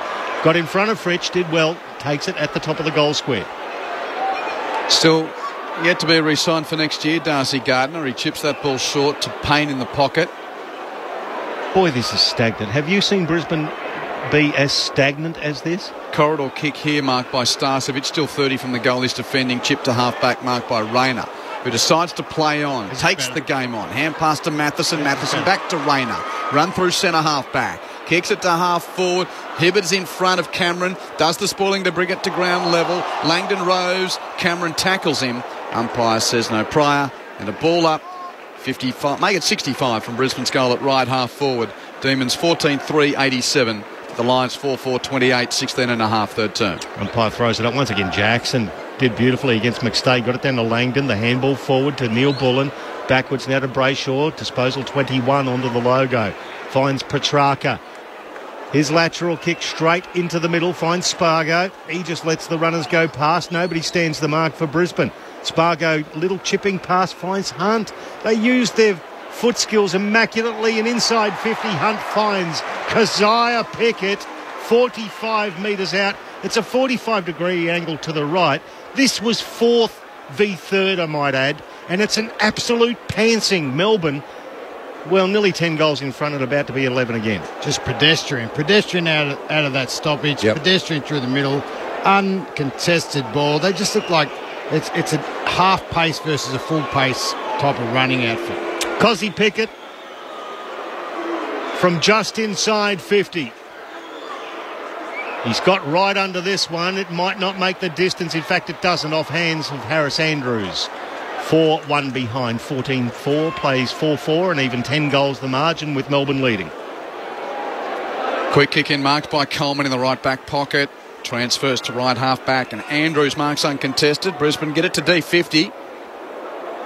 But what next? Andrews looking infield and then down the line. There's no thought of the 45 to cut that off. Pryor presents to that up and under kick and takes the mark. Young West Australian Jackson Pryor.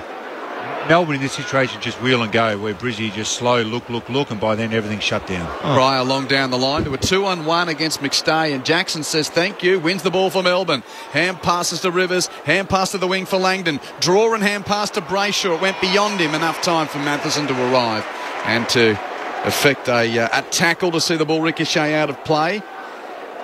Boundary throw in to be affected, about 70 around from Melbourne's goal. The Demons leading by 31 points at quarter time, by 66 at half time.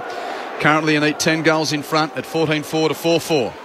Umpire throws it in, left half forward for the Demons. Again, Langdon off the hands of the ruck contest. His kick smothered by Pryor. Straight into the hands of Rivers, though, who uses it beautifully and finds Angus Brayshaw, 70 from goal at left half forward for the D's. Now Brisbane have got plenty of numbers back, so Brayshaw wheels around onto his right foot, kicks it to the top of the square. Brown spoiled. Rove Petrarca got it onto his foot and through the pack.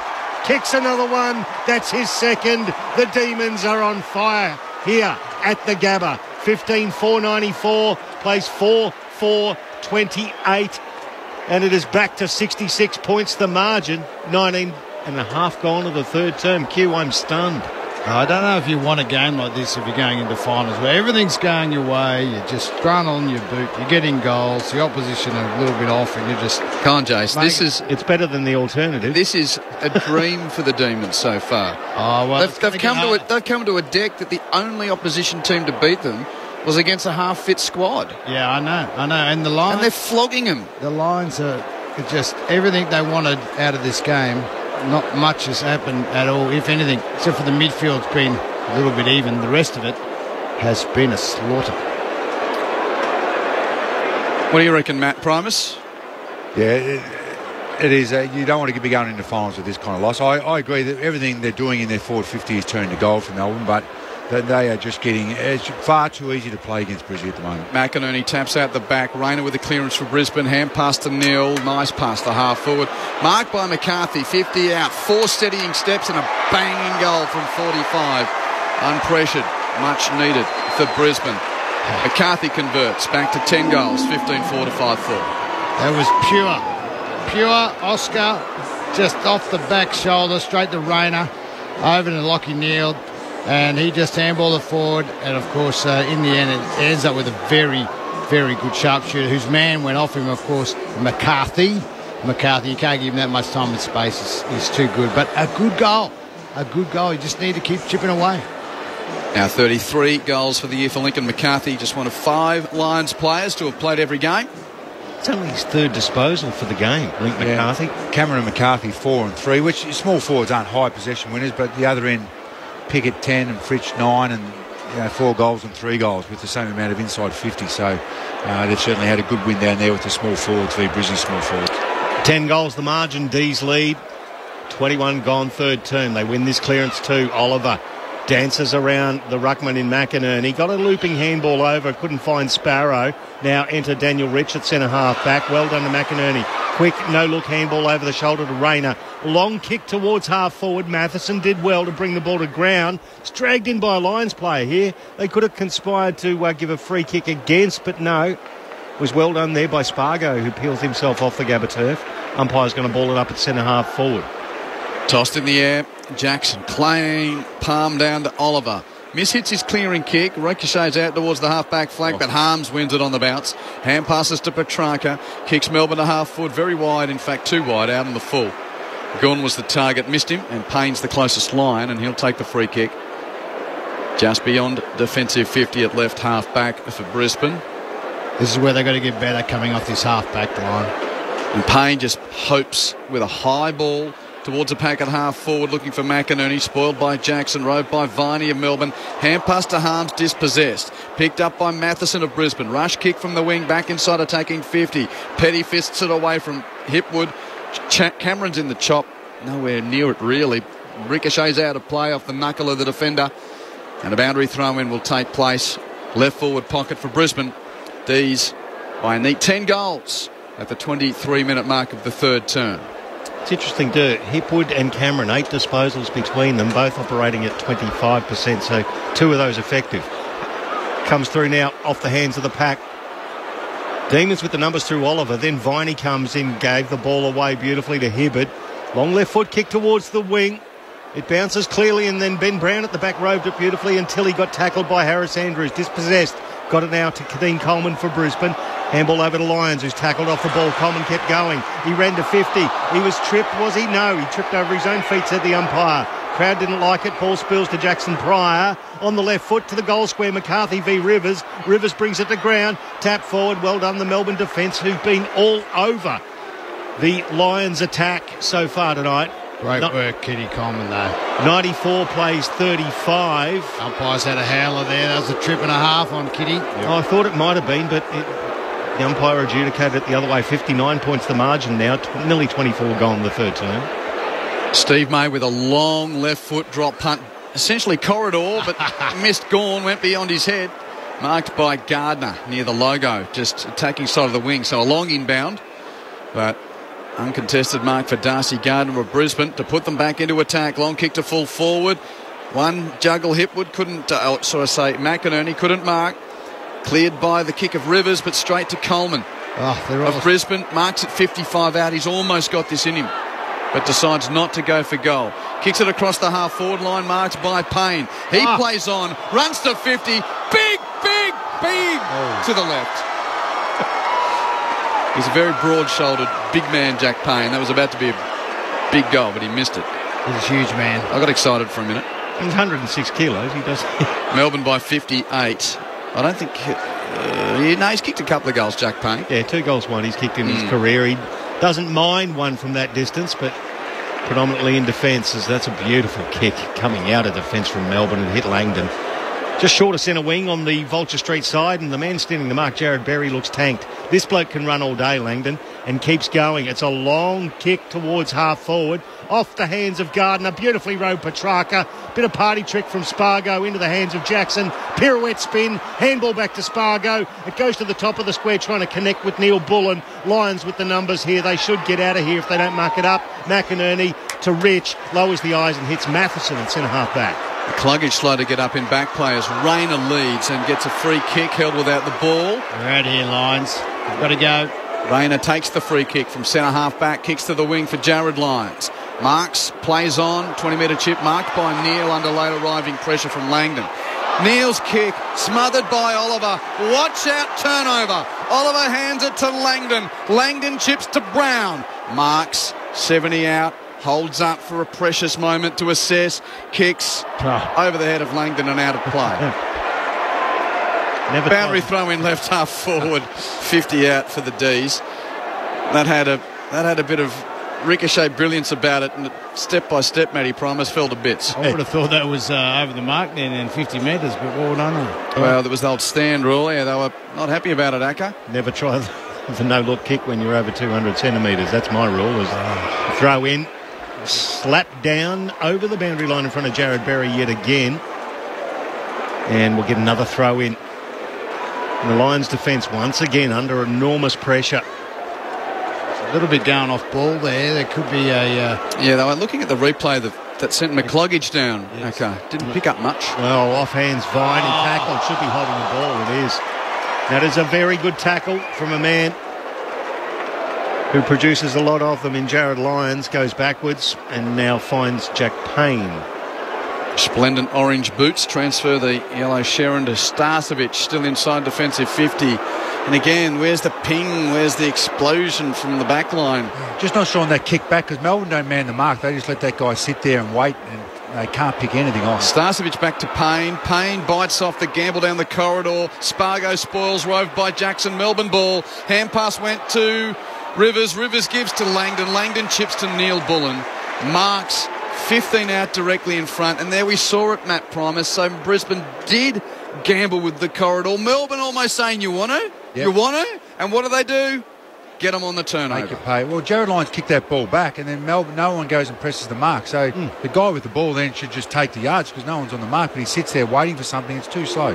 Alex Neil Bullen converts from straight in front, and Melbourne lead by 64 points at the 28-minute mark of the third term.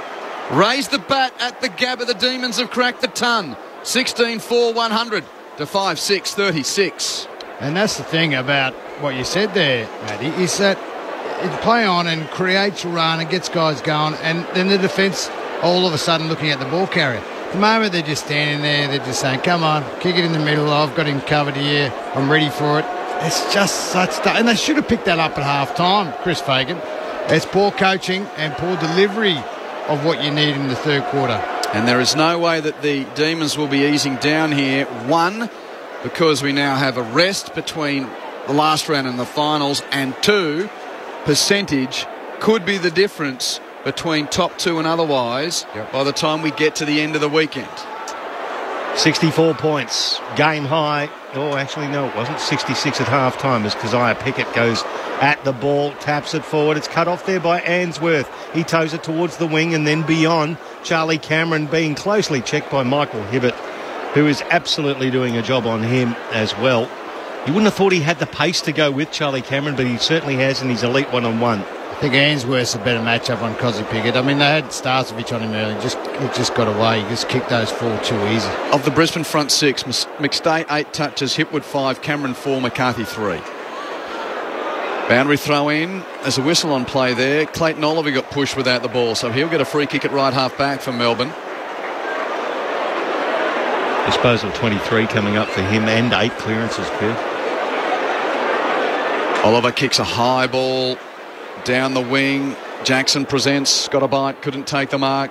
Ground level, roved by Petrarca. His little hand pass tapped on by Viney to Neil Bullen. Hands to Pickett, hands it to Fritsch. What movement, deserves a goal! Oh. This is stunning stuff from the Premiers. Fritsch with the running finish from 30. 4 goals for Bailey Fritsch. Game high lead of 70. taps and handballs and runs and knowledge, Matt.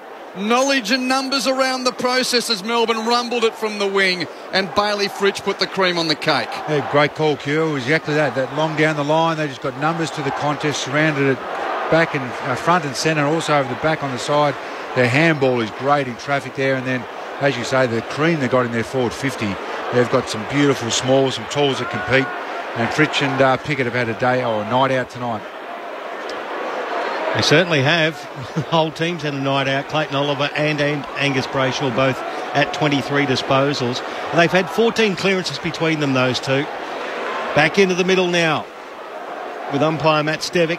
Good bounce again. All the umpires bouncing perfectly Friday night football. And it comes back to Neil. Tries to measure a low kick towards McCarthy. Look at Langdon herring back for McCarthy and knocked him out of the way. That was intent. The ball spills, and once again the Melbourne defence through Hunt finds Brayshaw, chips it forward to Petrarca, and that is classic example, Matty Primus. That's it, Pricey. From the winger, Langdon gets back, he turns into a 3-on-2 and they win the ball. Petrarca long to half forward. Gardner's fierce. Gets it away from the pack. Out the back. He has to follow up, though. Jackson was half a chance to steal it. Gardner's kick smothered by Melksham. Picked up by Viney. Hand pass to Melksham on the boundary. Centering kick. Nice ball. Bailey to get it away from Harms. Bailey does the roving for Brisbane. Hand pass too hot for Danaher. Ricochet went back into Bailey's hands. He's tackled immediately by Harms. No prior. And a ball up. Yet again, just as it looked Brisbane was going to exit D50, the Demons can lock it up and force a stoppage as we get, 9 seconds to three-quarter time, Pricey, so I might as well rumble through it as Matheson, clearing kick from the pocket, hold on, he's kicked it to Hunt, probably just beyond his range as the siren sounds. How's Jaden Hunt with the torpedo? Man on the mark, 60 metres out. It won't go anywhere, go in the crowd, I reckon. I'm on fire tonight, I've got to get one right. He's setting up for the torpedo. Jaden Hunt will have a fly from 65. It's very, very high. It's floating. Punched through on the goal line by Gardner. Well, he punched it away from the point, so he didn't concede a score. No score. Went close. Having a good ride. It's only a metre short. Melbourne has real estate inside the top two for tonight. Yeah. At 70 points of the lead at three-quarter time. The Demons extending from 31 at quarter time, 66 at half time. And in the end, they kicked 4-1 to Brisbane's 3-3 in that term. Melbourne by 70 at 17-4, 106 to Brisbane's 5-6-36. 4 goals for Cozzy Pickett, 4 goals for Bailey Fritsch, 3 goals for Ben Brown, 2 goals for Christian Petrarca. And the singles for Melbourne, Jake Lever, Ed Langdon and Jake Melksham. Brisbane's 5 look like this. 2 to Joe Danaher and singles to McCluggage, McCarthy and McStay. Melbourne by 70 at three-quarter time in the National Rugby League in Townsville earlier tonight. North Queensland defeated the Warriors 48 points to 4. And if you don't mind, on a night of Melbourne bashing up Brisbane in football, full time at the Cauldron, Storm bash up on the Broncos again. 60-12.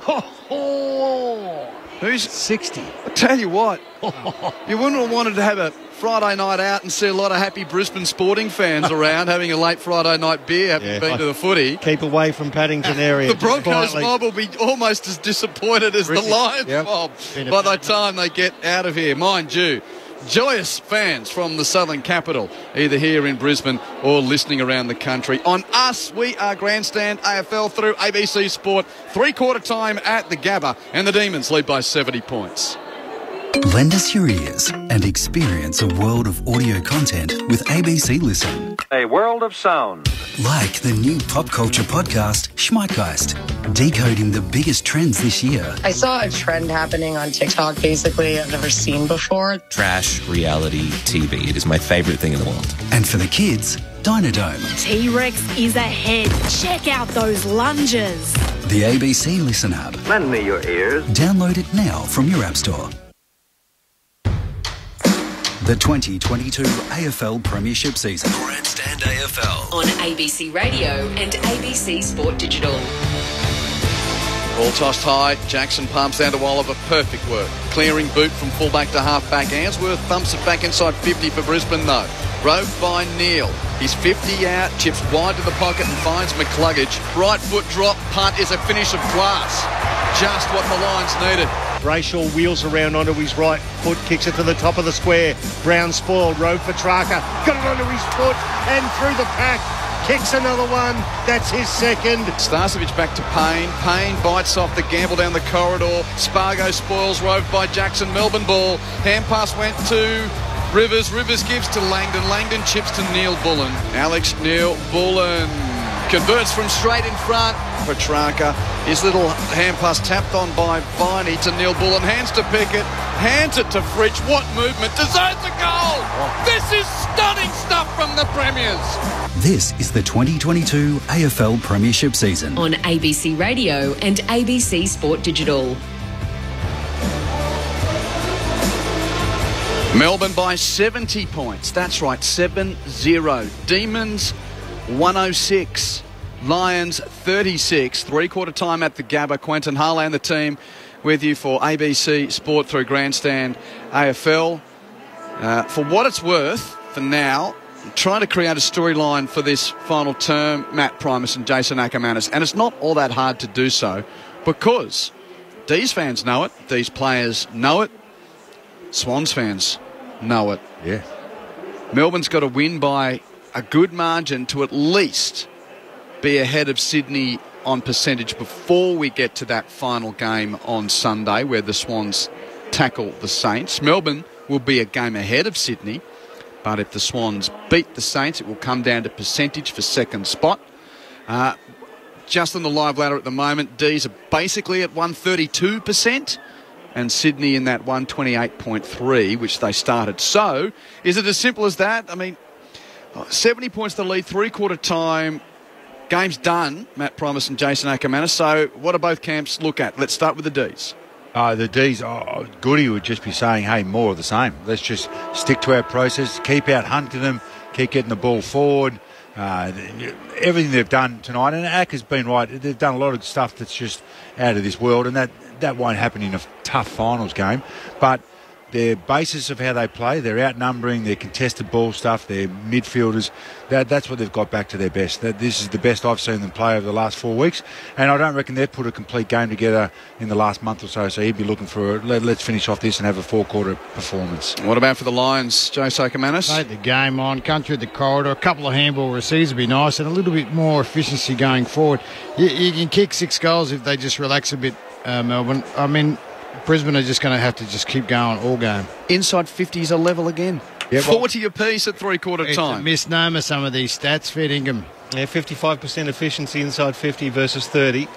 Just look how hard each team is running. You'll know where the game's won. And where the inside 50s, if it goes a metre inside the arc, it's an inside 50. Yeah, I know. That doesn't really matter. No, exactly right.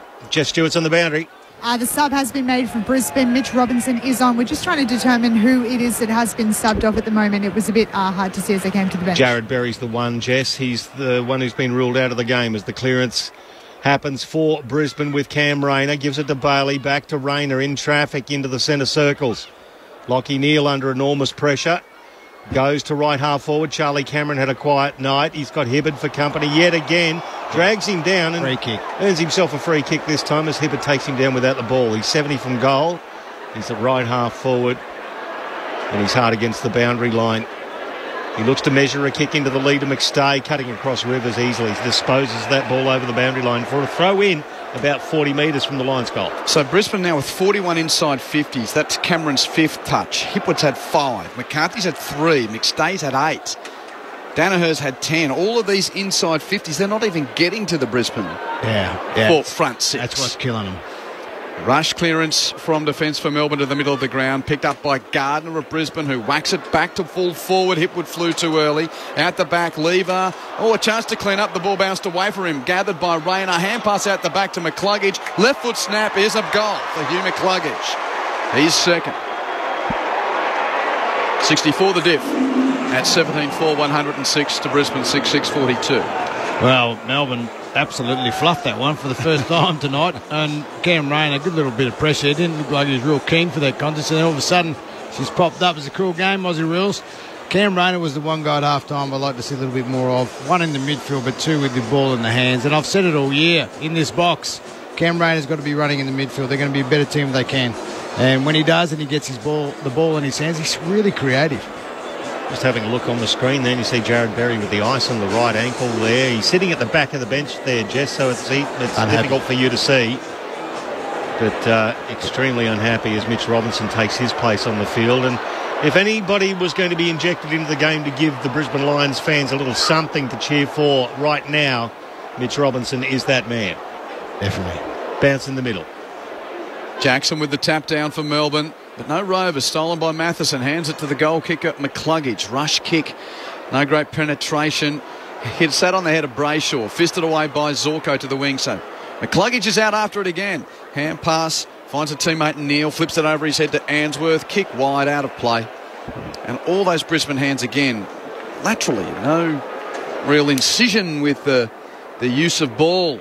Yes. Melbourne's defence is actually really good. Like, they're tackling pressure. It's like they just got a sixth sense where the ball's going. Boundary throw in. True southern wing. Second attempt slap there from Sparrow. Got it clear of the congestion. Defensive side of the pack. Oh, no, attacking side of the pack for Melbourne. Picked up by Petrarca. Kick inside 50. Andrew spools it away from Gawn. Close to the boundary and out of play. Tough night for the big forwards. Harris Andrews had a good night, but the rest of the defence, one-on-one, has been sorely missing. A little bit of a buzz around the Gabba as well. I did notice that a few thousand Brisbane patrons did leave the venue at three-quarter time. So actually leaving half-time. It's quietened down a fair bit. I didn't want to say that, Acker. I was trying to be generous. I know. The Rivers gets slung off the ball. It's towed back inside 50. Petrarca gathers beautifully on the boundary line. The left foot towards the line, and Jack Payne beats Ben Brown to the ball, takes the mark. Has it been rushed through for a behind or paid a mark? That's a mark. They're going to go through a review to waste some time. We'll have a look at review because we need that when the margin is 64 points. Yeah, well, you know. Well, this is, I mean, I don't mind the review, but you've got to back the goal umpires and boundary umpires in this scenario because it just takes away the ability to get the quick kick in. Looking at these angles, we can see the ball's controlled before crossing the back of the behind line. Yeah. Decision on the scoreboard. You see that from here. Yeah. It still will be a mark to Jack Payne. Margin still 64 points. Still 4 minutes gone of this final term. Mark to Jack Payne between the goal and behind posts. His kick is around the boundary line. Low one hits the chits of Mitch Robinson, who gets a bit of a cheer because the locals realise that the ever-popular Robbo's been injected into the game. Long kick down the wing, and Rayner used Bowie for a step ladder to take a lovely mark in front of the benches. Kicks infield to McCluggage. Marks and hand passes to Rich. Rich through the bullseye. Booming left foot, deep entry, looking for Danaher, two to beat. Lever, third man in, punches it away and out of play. Story of the night, isn't it? Two to beat, Q, as you mentioned. Well, Lever's back there, and there is his direct opponent, McStay, 50 metres from him. Yep. Case in point, Harris Andrews was nearly on the wing here by himself, calling for the ball to change it over, to change the angle inside 50. And throw-in happens at right forward pocket for Brisbane. Oliver extracts it beautifully, handball back to Petty. He kicks it long towards a pack, and Rich gets to the front of that pack, tries to get it off his ankles, ends up picking it up and hoiking it long and high, and McStay works his way in front of Petty.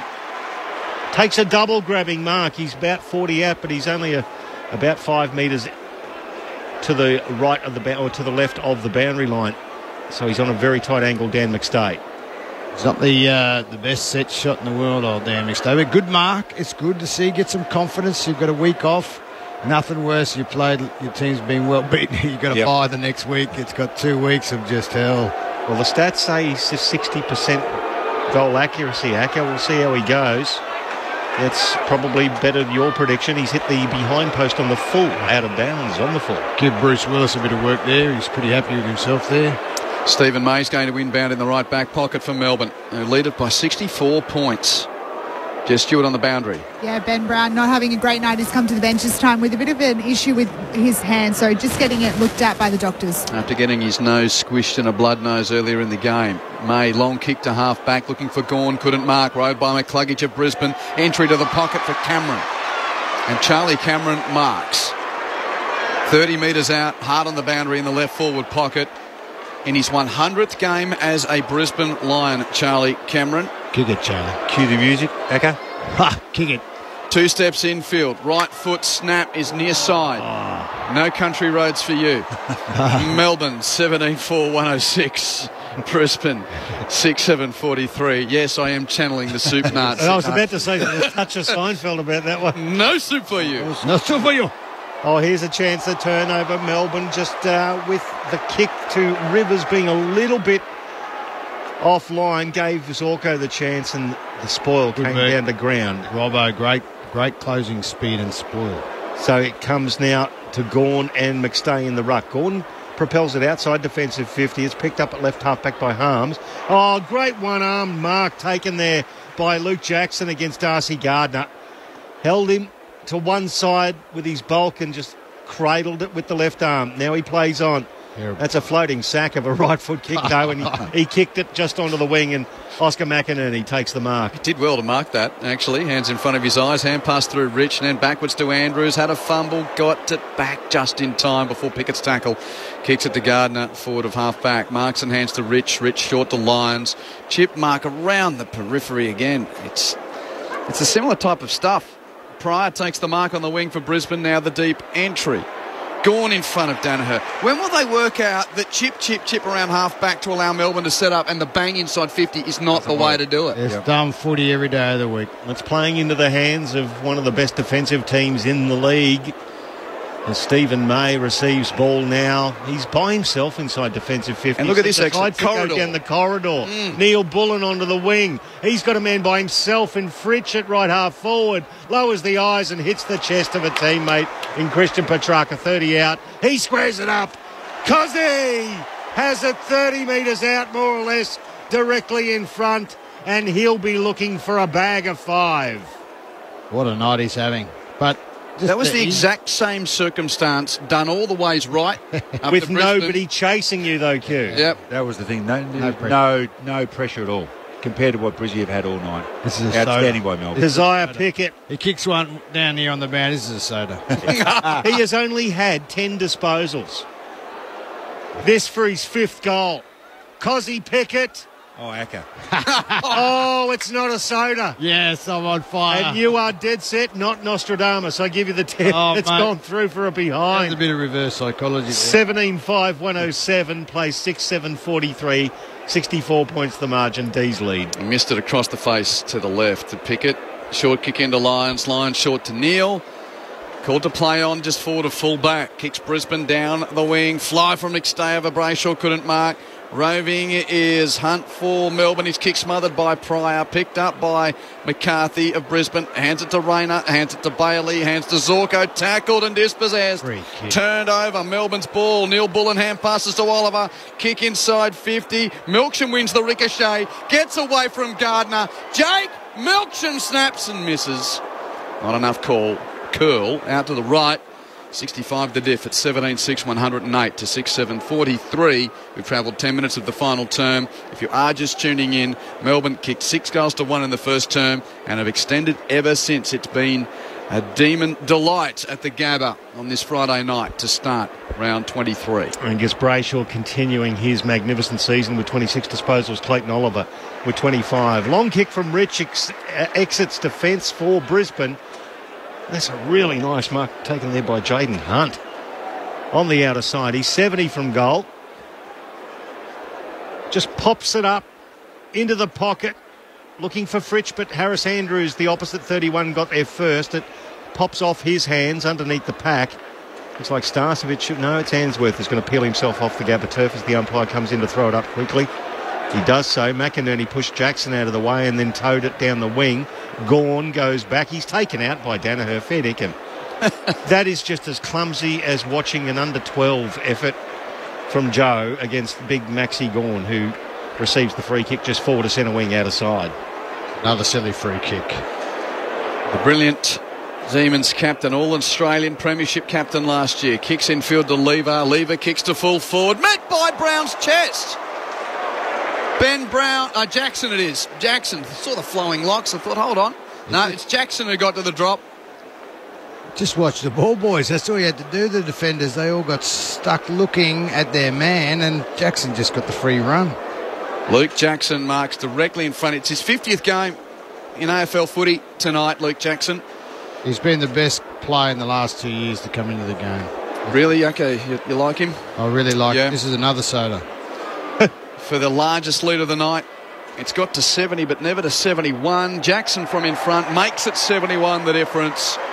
Luke Jackson's 11th goal of the season, first of the night. Melbourne with occupation inside the top two for now. 18 goals, 6, 114. To Brisbane, 6, 7, 43. We can say it now, Acker and Matty, if Brisbane are to win the flag in 2022, they're going to have to win 4 finals games in a row, of which the first of them will be at the Gabba. They're going to have to win 3 others on the road. Yeah, it's the nature of the beast. The couple of games they lost, those really close ones, the Richmond game, and of course the game up here against Essendon. I mean, they've been safely inside the top 2, so you get what you deserve sometimes. It's been unlucky, I know, but tonight has been just a great win by Melbourne. Roll out the fat lady, I say. Well, we can't because percentage is important. Oh, well, that's for the final, but this game... This game, you're right. Swans fans will be hoping for a Brisbane surge at the back end of the game. Oh, yeah. Ball back into the middle now. Zach Bailey rose from Brisbane, immediately tackled off it, and again Oliver gets a clearance, toes it forward. Daniel Rich, well, he was manhandled there by Neil Bullen. He lost the ball as a result. It was picked up by Kadeem Coleman, handball to Jared Lyons, delicate pass. Hits McStay on a lead forward to centre wing. He wants to play on and go and hits a beautiful pass to Hipwood, who was not with the arms extended. He waited for it to hit him on the chest. Harrison Petty did the right thing, went through and just spoiled it over the ball. Will be a throw in. Daniel Rich has had a good night too, boys. He's played really well. Don't want to be too critical, but how about extending those arms? They're about 1.5 meters each. I know, it's coach killer. Boundary throw in, attacking 50 for Brisbane. Jackson over the top of McStay with the tap. Running through, well, half a chance for Sparrow. Couldn't pick up. Coleman dives over it for Brisbane. He's tackled by Oliver. Yeah.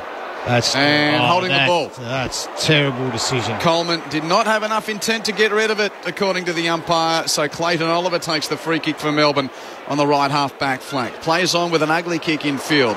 It hits Bowie, though. Takes the mark into the centre square near the logo. Run coming from behind. Hand pass to Hunt. Booming right foot kick from the wing to full forward. Brown pulled off it by Andrews. No free kick. Andrews gathers it. Brown gathers him. Says neutral and a baller. Clayton Oliver now 12 clearances, 5 tackles, 4 centre bounce clearances with his 27 disposals. It'll be interesting for the Brownlow. He's an absolute Monty to be up there in the top 3 for Melbourne. Don't worry about that. It's extracted again for Melbourne. There's Rivers. Rivers lowers the eyes. Neil Bullen with an 8-metre kick, Acker. Oh, my God. That did not go 5 metres. Inside 50. So Alex Neil Bullen takes the mark, 40 out, more or less directly in front. So Clayton Oliver threatening to join the elite group of red-headed Brownlow medalists with Jason Ackermanis and Adam Cooney Burgerings. Oh, what about Voss? He's a ranger, wasn't he? He's a ranger. Yeah. Can't forget the have to claim that. Alex Neil Bullen now from 50 metres launches this one. It's to the line, off the hands of Oscar McInerney, through for a behind, and 115 plays 43, so it's a 72-point margin with 15.5 gone final term. Just Stewart's on the boundary. Yeah, D's player James Jordan has just been subbed on, but there's 5 players on the bench with their jerseys on, so I think they are subbing Luke Jackson off, but that decision just hasn't quite been put through yet at the moment. Hasn't been made yet. Yep. Rich from full back, nice entry down the corridor marked by Danaher in the middle of the ground for Brisbane. Chips it to Bailey. Bailey marks and holds up 70 out. Worked there. What's next? Bailey with a deep entry towards full forward. Big pack of players fly. Goes to deck. Gawn does the roving. There's a Melbourne player down. I'll follow the ball as the D's move it towards half back. Fritsch gathers. Beyond defensive 50. Kicks it to the wing and hits Neil Bullen. Stephen May. He's up now. He's a ball, don't worry. Yep, thanks, Pricey. Spargo hand passes infield to Neil Bullen, who weaves around McCluggage. Kicks from the wing to attacking 50. Overhits the target of Petrarca. Well, marked by Ainsworth. He then kicked it into the back of teammate Bailey. Picked up by Matheson at right half back for Brisbane. Kick to the wing and space for Neil. Neil marks, bounces and hits the leading chest of McCarthy, who takes the grab 50 from goal. Only his fourth disposal, Q. He's already kicked a goal, though. And I think you're right about Luke Jackson being subbed out, Jess. Dare we suggest that this is a preservation sub rather than its intended origins? Maybe he's got a headache.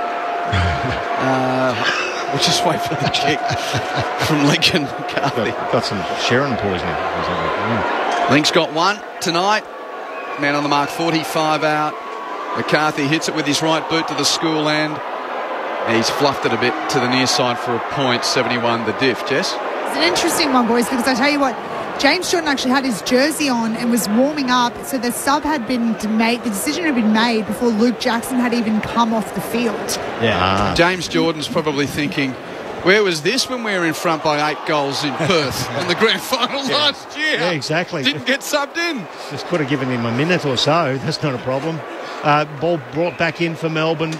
Comes through from Hunt, and that is cut off there. Nice mark taken by Jackson Pryor. Could have got a 50 for being pulled down to ground afterwards there. Didn't happen. Sparrow was the man who infringed. A chip forward now from Pryor. Hits Matheson. Now to the run of Lockie Neal. He passes it directly into the pocket and straight down the throat of Harrison Petty, who plays for Melbourne. So, once again, a wasted opportunity for Brisbane. And Petty goes straight across the face of goal. Find Bowie. He goes forward with a 45-degree kick. And, boy, that's a mismatch. Max Gawn against Kitty Coleman. And Big Max takes the mark. Still inside defensive 50. He goes laterally to left half-back and finds James Harms, and Q is firmly in rack at this stage. Harms chips at 20 metres upfield, marked by Oliver. So double chance for the D's. Just depends where they're going to play their first game as Oliver kicks it towards half forward in a pack. Go on the target, has to go to his feet to do the roving, tackled off it. He's got help though, Viney there to mop up the crumb. Hand pass towards full forward, met by Petrarca. Had it, lost it, he keeps bullocking his body through, but Gardner wins the ball for Brisbane. Kicks it to half back, and Hipwood's there to take the mark for Brisbane. Hipwood to the corridor with a pass, marked at centre half back by Lyons. Hand pass to Coleman, hand pass to Bailey to the bullseye, and then his kick is terrible. It's nowhere near Joe Danaher, and Petty out the back takes the mark. I don't know whether he was looking for Joe to go over the back there, Q, but boy, they read it doing standing out there anyway. I mean, read the play. So left half back, James Harms has the ball for the D's. Long kick down the outer wing. Big pack of players. Max Gawn at the front, and McStay tries to rove it. Front and square Neal, who's tried all night. Handball to Charlie Cameron. Buffeted off it. They still got a chance. Brisbane. Payne's got it. It's good smother there by Bailey Fritsch. Brought the ball to ground, and then he goes back in to try and get it. Payne tackles him. There's a bit of a stink going on in front of the benches, but then a couple of the players decide, you know what, I'm too tired. No stink for me, and we'll ball it up on the outer side in front of the Lions bench. And just still having a look at Payne, I think it is. It is Big Jack Payne. Just Stewart's on the boundary. Jack Payne just grabbed at his head straight away, and he's coming off with the trainers. 71 points the lead to Melbourne. Stoppage on the outer wing. Zorko tries to crash through. Won the ball, got tackled ferociously by Sparrow straight away and locked up. A ferocious Sparrow. That's that thing with them. Smallest beaks in the world. McInerney over the top of Gawn, but Sparrow rose, tackled by Rayner, holding the ball. That's harsh. No, he had time. That was at least Pryor. Free kick to Rayner, just forward of right half back for Brisbane. 20 minutes played final term. Demons leading by 71 points. And as it stands around this mark, that will get their percentage to better than Sydney's. And also 4 more premiership points than the team that started the round in second. As Cameron kicks it to the middle of the ground. Starcevic had it, lost it. Coleman tries to clean up. Hand pass to Rich under pressure. He's got tacklers around him, Dan Rich. And it's going to lead to a ball up in the end as Petty makes a tackle on Starcevic. So, gents, 21 minutes gone, final term, 71 points margin. Melbourne lead it. Most of the stats categories now, Brisbane are either drawn equal to Melbourne or are in front. And I'm still at absolute amazement as the domination inside each arc as the ball gets tumbled inside 50 for Brisbane. And once again, the Melbourne defence just mop it up completely. Hunt with a beautiful pass that goes towards the boundary line. Comes out now, May, handball sweeping to Brayshaw, sweeping now to Fritsch. They've made it up to halfway by hand. Long kick towards Brown. Harris Andrews with the big spoil. Front and square onto the wing was Charlie Cameron chasing a kick. Handball backwards to Matheson. His sand wedge finds it towards Zorko on the boundary line. Chipped down the boundary line to find Mitch Robinson. Robinson wheels onto the left to find McCarthy with a double grabber inside 50. And the Lions fans, well, I'm not quite sure whether they're ironic cheers or not, but it's a bit of junk at the moment. Well, we've shifted down gears, haven't we? We've gone down from fifth and we're cruising at about between second and third at the moment. I'm going for the subsidiary plot of Charlie Cameron and Dane Zorko having quite the conversation with James Harms.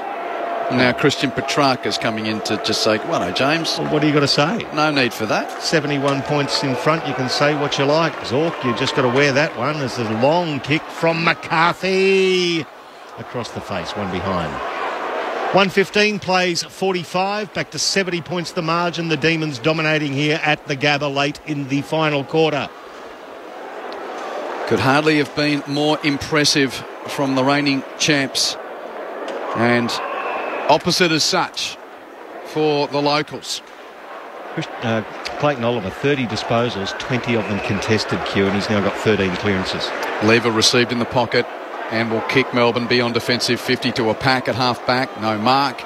Answorth comes through for Brisbane. Wins the ball, got tackled by Pickett. Gets it to his boot just. And up and under goes to another set of volleyballing hands. Well rode by Matheson of Brisbane. Hands it to Cameron. Hands to McCarthy. Weaves a path around Brayshaw. His chip. Marked by Danaher. Not 15. Danaher tackled. Got rid of the handball. Back to McCarthy. He's tackled. Hand pass turned over. Picked up by the long sleeve Langdon at right half back for Melbourne. Under pressure. Rushes a kick to the wing. It's turned over. Coleman picks up for Brisbane. Hand pass to Matheson from 7. He kicks to the pocket and 3 Demons are there. Charlie Cameron was the one line and Jake Lever takes the grab for Melbourne. Oh, sloppy. This is just terrible from the line. In the background, you saw Jared Lyons, who was standing closer towards the wing there, waving his hands, Matty Primus. He wanted the ball in a different place. Yeah, he did. Matho just, once he sort of played on and just had eyes for the goals, he just kicked it long and didn't have any vision. What about the kick to Joe? That was the same length as about half a dozen of the ones Melbourne had. Wasn't good as Coleman gets into Answorth. Answorth now hits centre half forward and Mitch Robinson takes a mark and you can actually hear them fizz around the Gabba here. They're being done and dusted by 70 points. Maybe have a listen to the reception that Mitch Robinson's getting. Well, they'll go nuts if he kicks it. They've had not much to cheer about. So Mitch Robinson from directly in front lets loose from 55 and rewards the Gabba crowd for their loyalty. They get around into a little bit of late enjoyment for the Lions fans. 18-7, 115 the Demons, 7-9-51 the Lions. Back to 64 points the margin with 25 minutes gone to the final term in front of 32,172 people at the Gabba. It thought it'd be about. There's a big crowd. It's a good crowd. Many, some left at half time. They were that disgusted. Few at 3/4 time.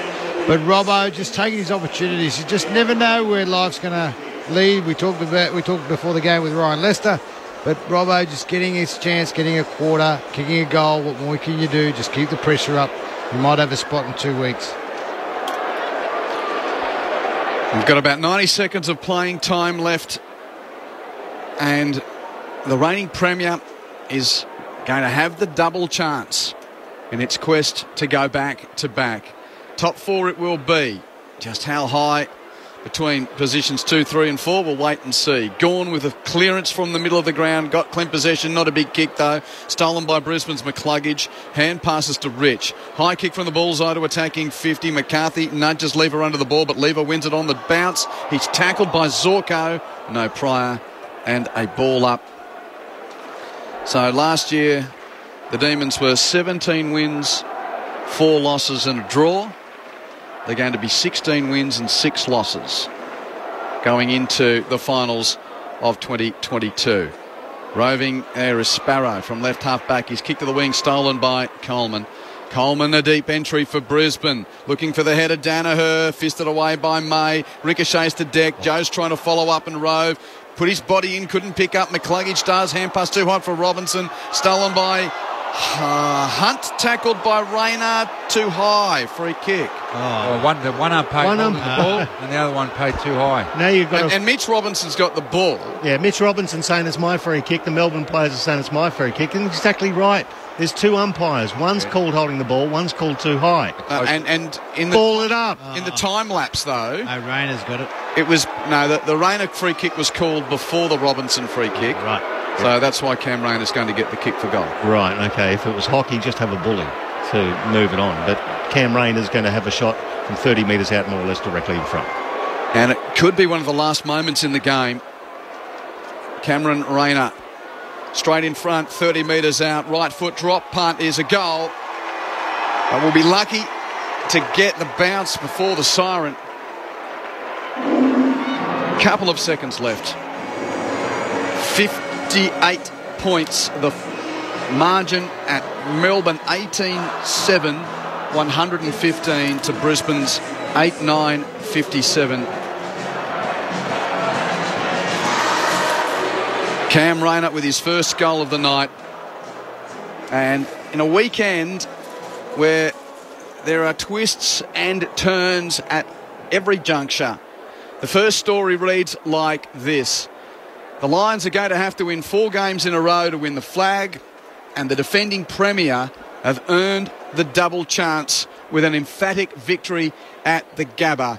Soak it up, Demons fans. Siren at the Gabba, and your boys are in the pink heading to the title defence. The Demons emphatic victors at the Gabba to start round at 23. Top 4 is secured for Melbourne. Just how high we wait to see. 58 points the final margin. It's a grand old flag, it's a high-flying flag. It's the emblem for me and for you. It's the emblem of the team we love, the team of the red and the blue. Every heart beats true for the red and the blue, and we sing this song to you. Should all acquaintance be pulled up, keep your eye on the red and the blue. Lions actually won the final term, but the progression went this way. 6 goals to 1 in the first for Melbourne, 31 points the lead at quarter time. 7 goals to 1 in the second term, 66 points the lead at half time. It was 70 points at 3/4 time in favour of the D's.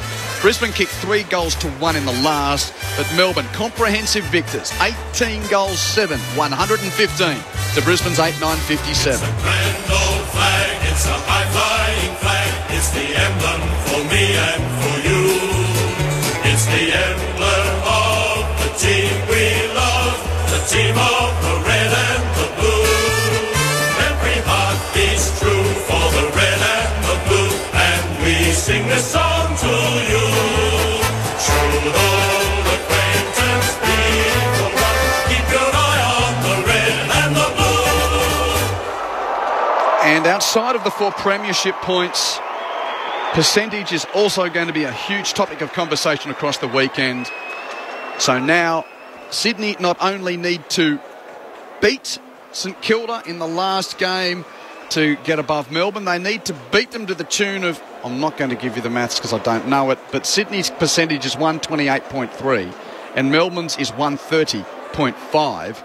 So there's going to be some margin required, not just victory for Sydney to get back into the top 2. And off the top of our head at this point of the season, we're talking, 4 goals, 5 goals at least? I was going to say 5 goals, yep. Yeah, and that's an absolute rudimentary stab in the dark, just trying to give some type of conversational context to that story of the weekend, and it is, you probably think, going to come down to percentage. Brisbane will finish the season with 60, and now we'll be cheering for Greater Western Sydney to beat Fremantle tomorrow and Carlton to beat Collingwood on Sunday. If those two things happen, the Lions can still stay in the top 4. But anything's possible. That's Giants beating Dockers and Blues beating Magpies for Brisbane to get the double chance. Yes, but then to probably travel down to play Geelong down and... if you do finish 4th, the prize will be go and play the Cats. How was it done? Well, it's done with the efficiency inside forward 50. I mean, it was almost too easy. Some of the training drills coming off half back really just looked like they just outran them, outworked them. If you just could have put the camera and had a look how fast the Melbourne defence were running compared to the Brisbane offence, you're like, hang on, you'd swear it was going into the Melbourne forward line, not the Brisbane forward line. They were well beaten. Not just the stats tell a story of a big lie, really, because once they're so clean, they were so efficient. They had all their forwards. They kicked a couple of goals at a bit low percentage, but the rest of it was just a masterclass from there. Just more work rate than anything else. It is work rate with the ball and without the ball, as you mentioned, mate. And their forwards dominated and their backs dominated. As we said, Melbourne's small defenders, they had a great night out, didn't they? They beat the small, which we thought, as you mentioned, Acker, we thought Brizzy's small forwards would be a handful tonight, but they had them comfortably in check, and that was a bit to do with the delivery, but also they beat them a lot on one-on-one. But their work rate, Melbourne's work rate of their inside mids is undervalued, I reckon. They get a lot of the ball, but Brayshaw, Oliver, Petrarca, what they do when they don't have the ball is amazing. Well, they've got there now, the Ds. Yeah. They've qualified to fight for the defence of their cup. And Jace, you played in a team that made 4 grand finals in a row. Matt, you played in a team that, minor premierships and finals and eventually got to the flag in 2004. The thing that I'll ask you guys, having been in teams that were consistently around the pointy end of the argument, do we think that Melbourne's a better version of itself going into the finals this year compared to last year? I was the unknown last year. This year, they're known. They are a very good team. They did struggle last week. Beautiful game plan against Carlton. I think Geelong have had their measure for good reason. Geelong have improved. They have improved, Melbourne. And the belief will be there for... It's going to be still not an easy race to win. They're going to have their hands full. Let me tell you, in the finals, Melbourne, that won't be a win like that, and they won't be kicking goals like they did today. But I just think that they have improved, but mentally... the greatest unknown, you just know you can do it, so they'll be ready. They'll be ready, and their belief will be huge. And they've got 3 or 4 guys that they've brought in this year. A couple of guys that didn't get the taste last year that wanted it this year. Definitely. Yeah, a couple of guys playing tonight in Jaden Hunt, who was injured, and Jake Melksham overlooked. Yep. They're the guys that weren't a part of the premiership in Perth last season. But the elite running of your Jaden Hunt, your Langdons, that is... I just watch Melbourne and their wingers go from point post to point post, and they don't stop. They're relentless. If you want to get in touch, the SMS is 0437 774 774. That's 0437 774 774. The Demons have just gone into the rooms, and we will bring the song to you in just a moment. We'll get in there with Jess Stewart as well, and also have a look at the rest of the round with so much at play here in round 23. Just repeating, Melbourne by 58 points. They finished the season at 16-6, 18-7, 115 to Brisbane's 8-9, 57. We got a moment just before we get into the Melbourne rooms. Matt, Jace, how did the Brisbane Lions hierarchy stop this from turning into a confidence-crushing week before they head into a month of football which is, pardon the pun, littered with demons? Well, they would review exactly when we spoke to their players beforehand what they were going into this game. They knew they had to try and beat Melbourne at, and what they had to improve on. They were miles off it, so they'll go back and review that. But as we've said the last 4 or 5, 6 weeks. As you keep mentioning, Q, that stuff there, that's what's appeared in finals games, and that's what's cost them. You know, the ability to get beaten inside and, you know, forwards not to stand up. You know, it's a hard game as a forward in finals footy. You know, it's not pretty ball, it's not nice ball, but you still got to find a way to win your own ball, and that stuff is what's costing them. Let's hear the reception as Melbourne sing to the song of a 58-point victory at the Gabba.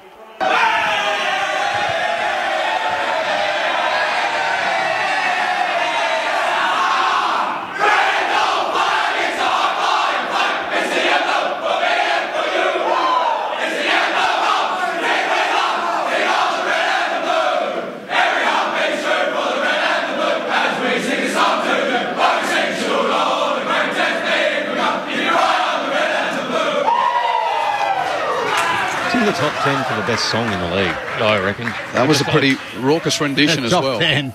There's only 18. Okay, there's top 5 then, Echo. I'll give you the top 5. Top 5. It's one of my favourites, let's put it that way. It's up there. It is a classic song. There's some better ones, of course. Oh, yeah. But I tell you what it was tonight. I think Richmond's probably... As much as I can eat my words about what I said. That's fine, Jace. You always live with your heart on your sleeve, and we love that. So you saw that Melbourne was basically perfect with their entries, and they got the scoreboard nourishment for it. What else did you pick up? No, I reckon it's simple as this. Mentally, big game, need to win it, top 4.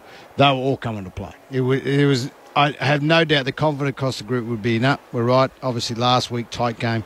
Brisbane, on the other hand, Melbourne, yeah. Brisbane, I'm surprised up here there isn't a big bus on a paper that says, can we stop carrying these passengers? Because they have them every time a big game is. Who are the passengers? Let me start with one. He's a good player, Jared Lyons, and he got a little bit of the ball tonight.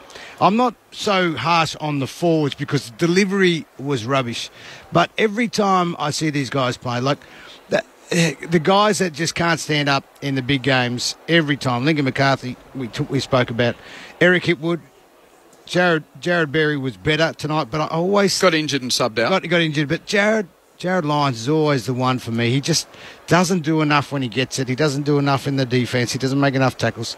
And I think guys are starting to move past him. He in my opinion, is close to getting dropped. Like, that's the standard he's playing. The other guys you expect good games for. The forwards are forwards. You can have a great day, you can have a bad day. Your delivery is all about, your midfield getting on top. But, Lockie Neal had plenty of the ball. Reece Matheson's been great. Hugh McGluggage was solid. Danny Rich had a great game. And Zach Bailey probably just didn't kick enough goals. But that's the one guy. And Rayner, I like to see a bit more around the ball anyway. So if we get Rayner, Lyons, and just those type of players... Forget Payne. I mean, he's still inexperienced. And McStay, I have no idea about McStay. I never would know what you're going to get with McStay. It's so disappointing a man of that talent just produces what he does regularly. Inconsistency. Jason Ackermanis, in the wake of Melbourne's 58-point victory over Brisbane at the... And Joey Danaher, I should have mentioned. Yeah, well, But he's the kick long and bombing on the top of the big forwards' heads...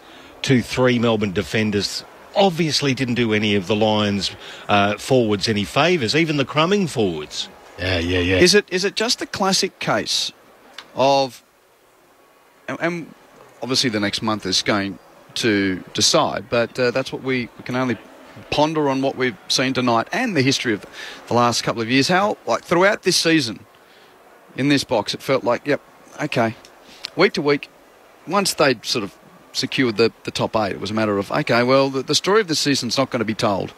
So do we wipe it now and say, okay, well, it's about the next month? No. Or on the evidence of what we've seen, the next month's not going to change the narrative of the last couple of years? It's not going to change because they don't have another level, Q and Matty. They don't have something else that you can go, well, I know you just throw a few magnets here and there, you just put this guy there. You could see it across the season. He refuses to change Chris Fagan. He's very structured. We know that. But there's guys who can play roles, but he just hasn't swung it around enough to find out who can fill spots that aren't playing the usual standard, whether it's Jared Lyons or whatever. And there's guys knock on the door. Reece Matheson did it for half a season, gets a game, and then he's been able to become a regular. All these things is what you do to find out what... You've got to have something in your trick bag Chris Fagan come finals. Something, and I don't see anything. I don't see another level he can get a tagger that he needs, shut down opposition. He can throw a very good, very skillful defender in there. I just don't see the mix-up that he can do, and that's the problem I've got with this team. No, it is. We know what their game plan is, but the opposition know it as well, and they're able to shut it down and take away a couple of the strengths of Brizzy, and that's what I reckon. The last 5 weeks, their form has dipped. There've been a couple of good quarters, but they wouldn't be happy with how their form is trending into the final. It's extraordinary. It's extraordinary to think that this is the nature of conversation off the back of the 4th year in a row that a team is top 4 or thereabouts. Yep. Well, you're talking about winning the premiership, though. I'm not talking like one final. Yeah. But they lost one. But it's amazing to think that this is the nature of what's been an incredibly successful period. Yes. For a club that hardly loses at home, but has hardly won a final. Right. And so I look at it, they play a similar way. I love their brand of footy, but it does get picked apart in finals, and it's got more picked apart at times this year. So when you look at Geelong, who've had a similar story about them the last 3 or 4 years, they've made a grand final, but they've also bombed out in finals. They've gone about little shifts, but how they've played this year. They realised the way we're going about it wasn't good enough. We had to be a little bit more daring in our back line. We had to add a little bit more speed in our forward and a couple more through our midfield. But they find players, though. But they've got multiple gears, yes, too. But they've done that. They've realised if we don't do that, we'll make finals again, yes. Yes. But we won't be able to achieve anything into it. One of our loyal listeners, Mikey from Bendigo on the text asks, "Hi guys, whilst we were bad, I reckon it was more a case of Melbourne being excellent than us bad." Yep, I agree. Mikey as a Lions fan. Yeah, credit where credit's due. They were wonderful. See, I mean, the thing that using it's a conversational word, just bad. The thing that's bad about Brisbane is what Acker spoke about. We haven't seen anything tried or failed, but nothing tried. When Brisbane get into this position, yes, where's Danaher to half back, or Cameron on the ball, or McCarthy into the back pocket, or something? Yeah, something. You got to throw. You know exactly what you're going to get from Brisbane, in Plan A, Plan B, and I reckon until they prove us wrong, they are a Group 2 horse that cannot win at Group 1 level. Yeah, that's a fair way. I remember at the start of the year, Zorko was half back for the first 5 or 6 weeks, and Cameron was a lot more wing, and they were doing those things. But now they've just gone back to, for whatever reason, Cameron's just a forward. Yeah. And Zorko now doesn't go to half back at all. He's on ball and half forward up. I think Cameron's just a forward because Cameron just wants to be a forward. I actually think the problem, Chris Fagan is down on the ground. It's the blokes that sit up in those boxes that have a chance to throw it around. I have no doubt that Chris Fagan gives a whole lot of trust over those guys, and they've let him down many times because he's not throwing. You should be throwing things at Chris all the time. Mate, we need to make some moves. Let's just see what's going on. We're getting 70 points down. How about we just mix it up a bit and let's see if we can't find some players around the ball who can give us a bit of go, because we're going to need them in the next month. It's not that hard. I think the guys upstairs, I'm not sure. They've had a lot of the same assistants for years. I'm not that keen on a few of them. But, you've got to be more creative. Melbourne 18-7-115 to Brisbane 8-9-57. The Gabba a wash, with fans are about to be punted, so to speak, from the ground in 6.5 minutes. We've got a countdown clock for kick to kick. Oh, they did too. That's a fair crowd on the oval too, just quite. Yeah. In the NRL tonight, North Queensland and Melbourne the victors. The Cowboys defeating the Warriors 48 points to 4. What was that Melbourne Broncos score? Storm won 60 to 12. Oh, geez, so in rugby league, the Storm have won by 46. In the AFL, the Demons have won by 58. So Brisbane's had a bad night. More than 100-point combined victory for the visiting teams from Melbourne over the hosting teams from Brisbane in the AFL and the NRL. Imagine if you had that double, man. On the hotel. Or for a bet, side bet, like these guys out here. That's a huge win. Where's the weakness for Melbourne? How do you crack them? How do you get them in the finals? Well, you can't get them. I mean, they're not fallible. They're not unbeatable. They are. Well, here's the thing I'll ask you two guys, from having been in teams that were consistently good and won lots. Matty, your Port team, which won a couple of minor premierships before winning the flag. Jace, 3 flags in a row and a grand final. Do we just have to accept that once you've been to the top of the mountain, it's hard to get there week to week in the middle of the year, and it's about getting it right when the finals come around. Are we at that point with the Melbourne team? No doubt. Definitely. No And doubt. the way you guys felt it at Port and the way you guys felt it at Brisbane? Definitely. Well, even more so now they've won one. When you haven't won one, you got to keep the foot on the throat and keep trying to get back there and improve. But when you've won one, a flag already, there's we had a slip up last week against Carlton. That's irrelevant. We're going to go up there. This is our last game before the finals. Serious, let's put the foot down and get going, and that's what they did tonight. You must have, Matty, your Port must have hated playing Brisbane because you knew. We knew what they were capable of doing. When it got to that point. Great matches. I mean, you got them eventually in 2004, but it was great rivalry. It was extraordinary to see. We had some of the best games you'll ever see. Finals and Hawthorn in that period where they won 3 in a row. Yep. Those good teams. The Richmond the last 3 or 4 years. The last 3 or 4 years, and starting to find a few different guys and different methods to contend again. Yep. But I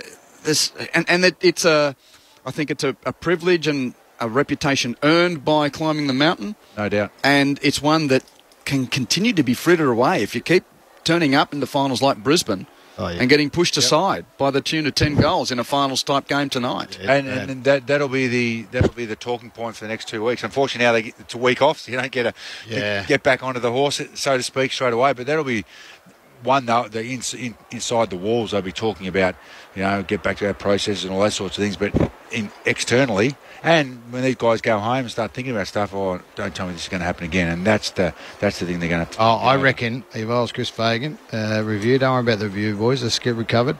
We'll have an easy week. We'll build into next week and whoever it is, and play them the football we want to play. Show them the highlights. We used to do it before every game. Not just one, every game. Yeah. This is what I want to see. And that inspires your group. Anyway, I think, to be fair, before the kick finishes, Brisbane, bad night, but some of the stats look good. You could argue that. But Melbourne, just supreme masterclass, great win, great team tonight. They played probably arguably the best footy for the year. But that said, Geelong, Sydney, Richmond even can give them a big run for the money. Fremantle, and Collingwood, they could all give them a run for their money. Melbourne, they're not just going to waltz into another premiership. Yeah, it's a tantalising month of footy that we've got, and the round ahead as well. I'll just give you the numbers before we get your votes. Clayton Oliver had 30 possessions. Brayshaw 27, Petrarca 23, May 20, Harms 20, Langdon 18. Brisbane, Neil with 29, but only at 48% efficiency for Lockie Neal. And 8 inside 50s. So he still did a bit of that injecting into attack, but certainly everything seemed to have been done under pressure, not only for his teammates as well tonight.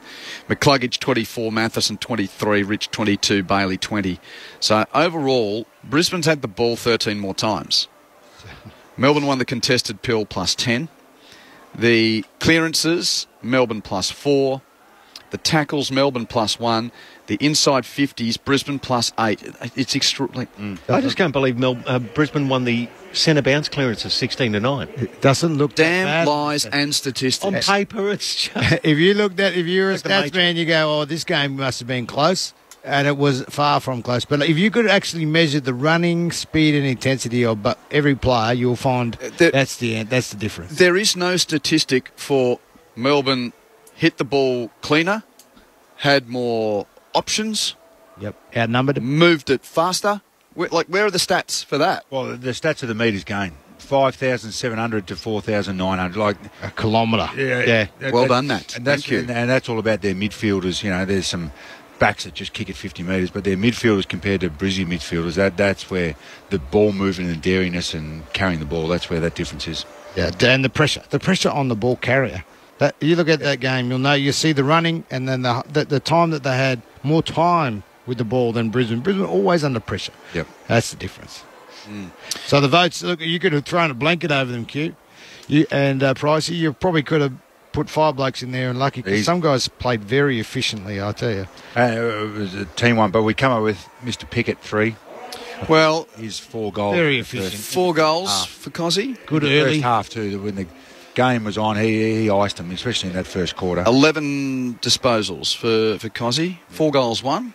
2 to Brayshaw. I thought, first time I've seen him live for a bit of time here. His work rate is unbelievable. And so if you just look at everything, he's 369 metres gained. He's had 4 inside 50, 6 clearances. So he's got inside, he's got it outside, and clean and good efficiency. And then 1 to Oliver, who eventually just gets you, not by death by a thousand cuts, but his work rate just keeps going and going and going, puts his nose in the trough. 13 clearances, 5 tackles, 3 inside 50. And you could have put Oliver 2 or 1. Like, he's just that good. And the key defenders were terrific. Langdon was great. They had a lot of good players. So Cozzy Pickett with the 3, 2 to Angus Brayshaw and 1 to Clayton Oliver. Let's get into Jess Stewart in the rooms. Really lucky to be joined by Maxie Gawn. Max, you can't ask for a more comprehensive victory than that over the Lions here at the Gabba, where they don't lose often. Yeah, and they're an unbelievable starting team. Not only at the Gabba, they're an unbelievable starting team all over Australia, but to be able to do that at the start just put us in such a good spot, and then we were able to play our forward half footy. And we were able to get on the end of a few goals, which has been, they're a bit dry the last couple of weeks, but Benny Brown stood up, kicked 3. Cozzy, I think, kicked 3 or 4 maybe. Bailey Fritsch kicked a few, so the forwards are working. I'll throw you to the boys upstairs. They're pretty eager to chat to you. Thank you. Maxie, Jason Agamenis here, mate. I mean, is that the first time you've started as the second string ruckman? Because it's part of the plan. I mean, how's the knee? Everything's all right. I mean, you still did a wonderful job, played great footy, but everything's okay down there? You're all right? Yeah, I 4 weeks ago, before the Fremantle game, I brought up with Goody that Luke Jackson plays his best footy when he gets a bit more ruck time. So I said, let's start him there. Within 2 minutes, I was in the forward pocket. So I've got to be careful what I tell Goody. If I tell him I want to start on the bench, I think I'll be there as well. So Luke Jackson really starts games well. So he gets in there for the first 5 or 6 minutes. But we're open to changing. I started the second and the fourth quarters. Just a little bit different. We got a good young kid who can run around rucks, and I thought he did a really good job tonight. Max, it's Quentin Hull here. Congratulations. And well done. You've earned the right to defend your flag. How are you feeling about the month of footy to come? It's exciting. It certainly is exciting. Not that I wouldn't have been excited if we lost tonight. To be able to play finals footy is such a privilege with the position I've been in my majority of my career. I've had 12 years of not playing finals, so to be able to play finals now at this pointy end of my career, I take everything for granted, and I really do look forward to it. A bit of September footy. It could be any team still. I don't know who it's going to be. It looks like it could be Sydney, Freo, Collingwood. So anyone that comes, anywhere we got to go. If we got to go to Sydney, I'm just really excited for it. And without dissecting it, because tactics will be different for matchups and teams and so forth, but you can tell us from your heart what's above your head and what's in your heart about the start of this campaign compared to 12 months ago. Yeah, I don't really like talking about last year too much because they're completely different years, and like Geelong on fire at the moment. They've won 12, 13 games in a row. Collingwood just won 11, so there's some serious form teams going around at the moment, so you can't really compare it to last year, but that goal from Cozzy was awfully similar to my goal last year, and then we were able to get on a bit of momentum and win a few games by a nice margin, and tonight we've gone and done that. So the momentum's there. We've got to sort of capitalise on it. Footy is a big game of momentum, and you've got to try and capitalise the most when you're running hot. I will press you on one thing. The confidence and the belief of having been there, does it help when you're trying to do it again? I mean, I'm sure it will at different times. But you got to remember last year none of us had been there, and we played probably one of the best finals campaign you could ever see. So I don't think that really matters in the end of it, but we have been there before, so we'll take a couple of learnings. Max, Michael Price, mate, congratulations on the game. Tell us a bit about your engine room. Oliver, Brayshaw, Petrarca, you're just enrolling the others through there. The intent and the actual ball work of your engine room was superb to watch. Tell us about how you deal with those guys. Yeah, the awesome fivesome, they're a pretty good combo. Harmsy was back in there today as well, out on the wing with Ed Langdon. But the combination of Clary, Track, Gus, Vines and Tommy Sparrow, it really is something really hard for opposition to get a hold of. And to be fair, I think they actually beat us in centre bounce, and they looked pretty good in their centre bounce. But we've got some serious weapons. And then Track can go forward and play a bit of a selfless role, similar to myself, and Tommy Sparrow can hurt you. So the 5 of them, we've got to get it going. Those 5 are a really good mix, and hopefully they can win us a flag. And unlike last year, and of recent times, Max, chance to play a final or 2 or 3 at the MCG. I'll be hanging out. Yeah, we still might not have it by the sounds of things. I don't know. I'm not sure what the maths is for the Sydney St Kilda game, but it looks like we might have to watch that one. Yeah, I think that you've done well. You're ahead on percentage for now. I think the Swans not only need to beat them, but probably by 4 or 5 goals. Okay, I might buy a Saints membership and just really kick it home. But like you said at the start, I'm more than happy to play any team anywhere, and I think we are 11 or 12 in a row interstate. So if we have to go on the road, we're more than happy to do that as well. Thanks for your time, Max. We realise it's a big demand on you throughout the season. You've got a big month to come after a week off. You get a couple of days free? There was the option to stay up in Queensland. My brother actually is a metre from me. He lives up here, but no, look, you're probably on to something early on. My knee was a little bit sore, so I might rest up, get home and get ready for the first final. Good luck. Thanks for your time. Thanks, guys. Get some sun. That's what he could do on Max. Gone. Big head of his. What a character, what a player, what a leader. He has just become a huge figure in the game for so many reasons. And he's so well spoken. You wouldn't know it when you saw him come out, because remember when he got drafted? He's a huge man and skinny and hair all over the joint. And skinny and the ratty beard and the hair everywhere. You didn't know what you're going to get. You thought he was something out of a movie, and he's just grown and grown and grown and become a leader. But I love listening to him because he's always chucking in jokes. And how selfless is he about the whole Jackson and ruck contest? I know he sees a big picture. He's not silly, but he knows they're a better side with Jackson and he in tandem, and he's helping to maintain or retain young Jackson there. Do you think? I think there's a bit of that, and then I think they're smartest too. Let him, takes a bit of energy out of the boys, then I'll come on and. But he also, Matty knows what it's like. Did it in the grand final last year? No, he did. He said, "Hey, this guy's on fire," and he broke open the game, didn't he, in the third quarter. Yeah. What I love, Q, was they identified Brizzy were a hot starting team, and they wanted to cool them. That was a focus, and boy, did they do that, didn't they? Very smart. It's not rocket science footy some days. You just got to, hey, what are they good at? Well, they start well. Okay, well, let's try and beat them the first time. Yeah. 1 down, 7 to go. So off the back of tonight's result, Melbourne by 58 points. 18-7, 115 to Brisbane's 8-9, 57. Melbourne, as we speak, in second, and waiting to see what happens in the last game with Sydney and St Kilda. So they're not only a win ahead of Sydney, but they're a couple of little percentage points as well. So the Swans will need to win by a margin. What a headache. To get into second. For Brisbane, so just repeating the scenario for Brisbane, they're fourth tonight, but they need these 2 results to happen to stay with the double chance. They need Greater Western Sydney to beat Fremantle at Manuka tomorrow. Oh, that's a chance. And they need Carlton to beat Collingwood at the MCG on Sunday. Like last week, though, both those teams. So either of those two, if Freo win or if Collingwood win, it means that Brisbane's double chance is gone. But as it stands, the Lions are in the top 4 for now. And tomorrow on Grandstand AFL, Canberra and the Docklands in the afternoon. North Melbourne Gold Coast's got a bit of currency considering the story of the day as well, but most attention will be on the Dockers in the nation's capital. Geelong tuning up at home at Cardinia Park against West Coast. Essendon and Richmond to finish 7th or 8th, trying to find some form. And then the showdown in Adelaide before we get to Sunday. 1 down, 7 to go in round 23. We come in on a crowded train or park our car in mud. Us kids play car park kick to kick in our team colours that we love. Records! This time I'll buy my own. And I can see the ball this year, cause that's how much I've grown. We're in the queue, we're through the gates and enter hallowed ground. I sit up tall and I can't wait to hear that siren sound. The AFL Final Series with ABC Sport starts September.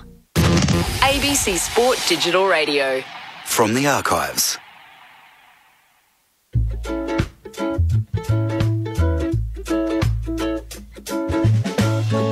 Can you be more Pacific? On ABC Radio Australia. Whakalofa here too, and welcome to Can You Be More Pacific? I'm Dean Hallertau, and as always, I'm joined by my wonderful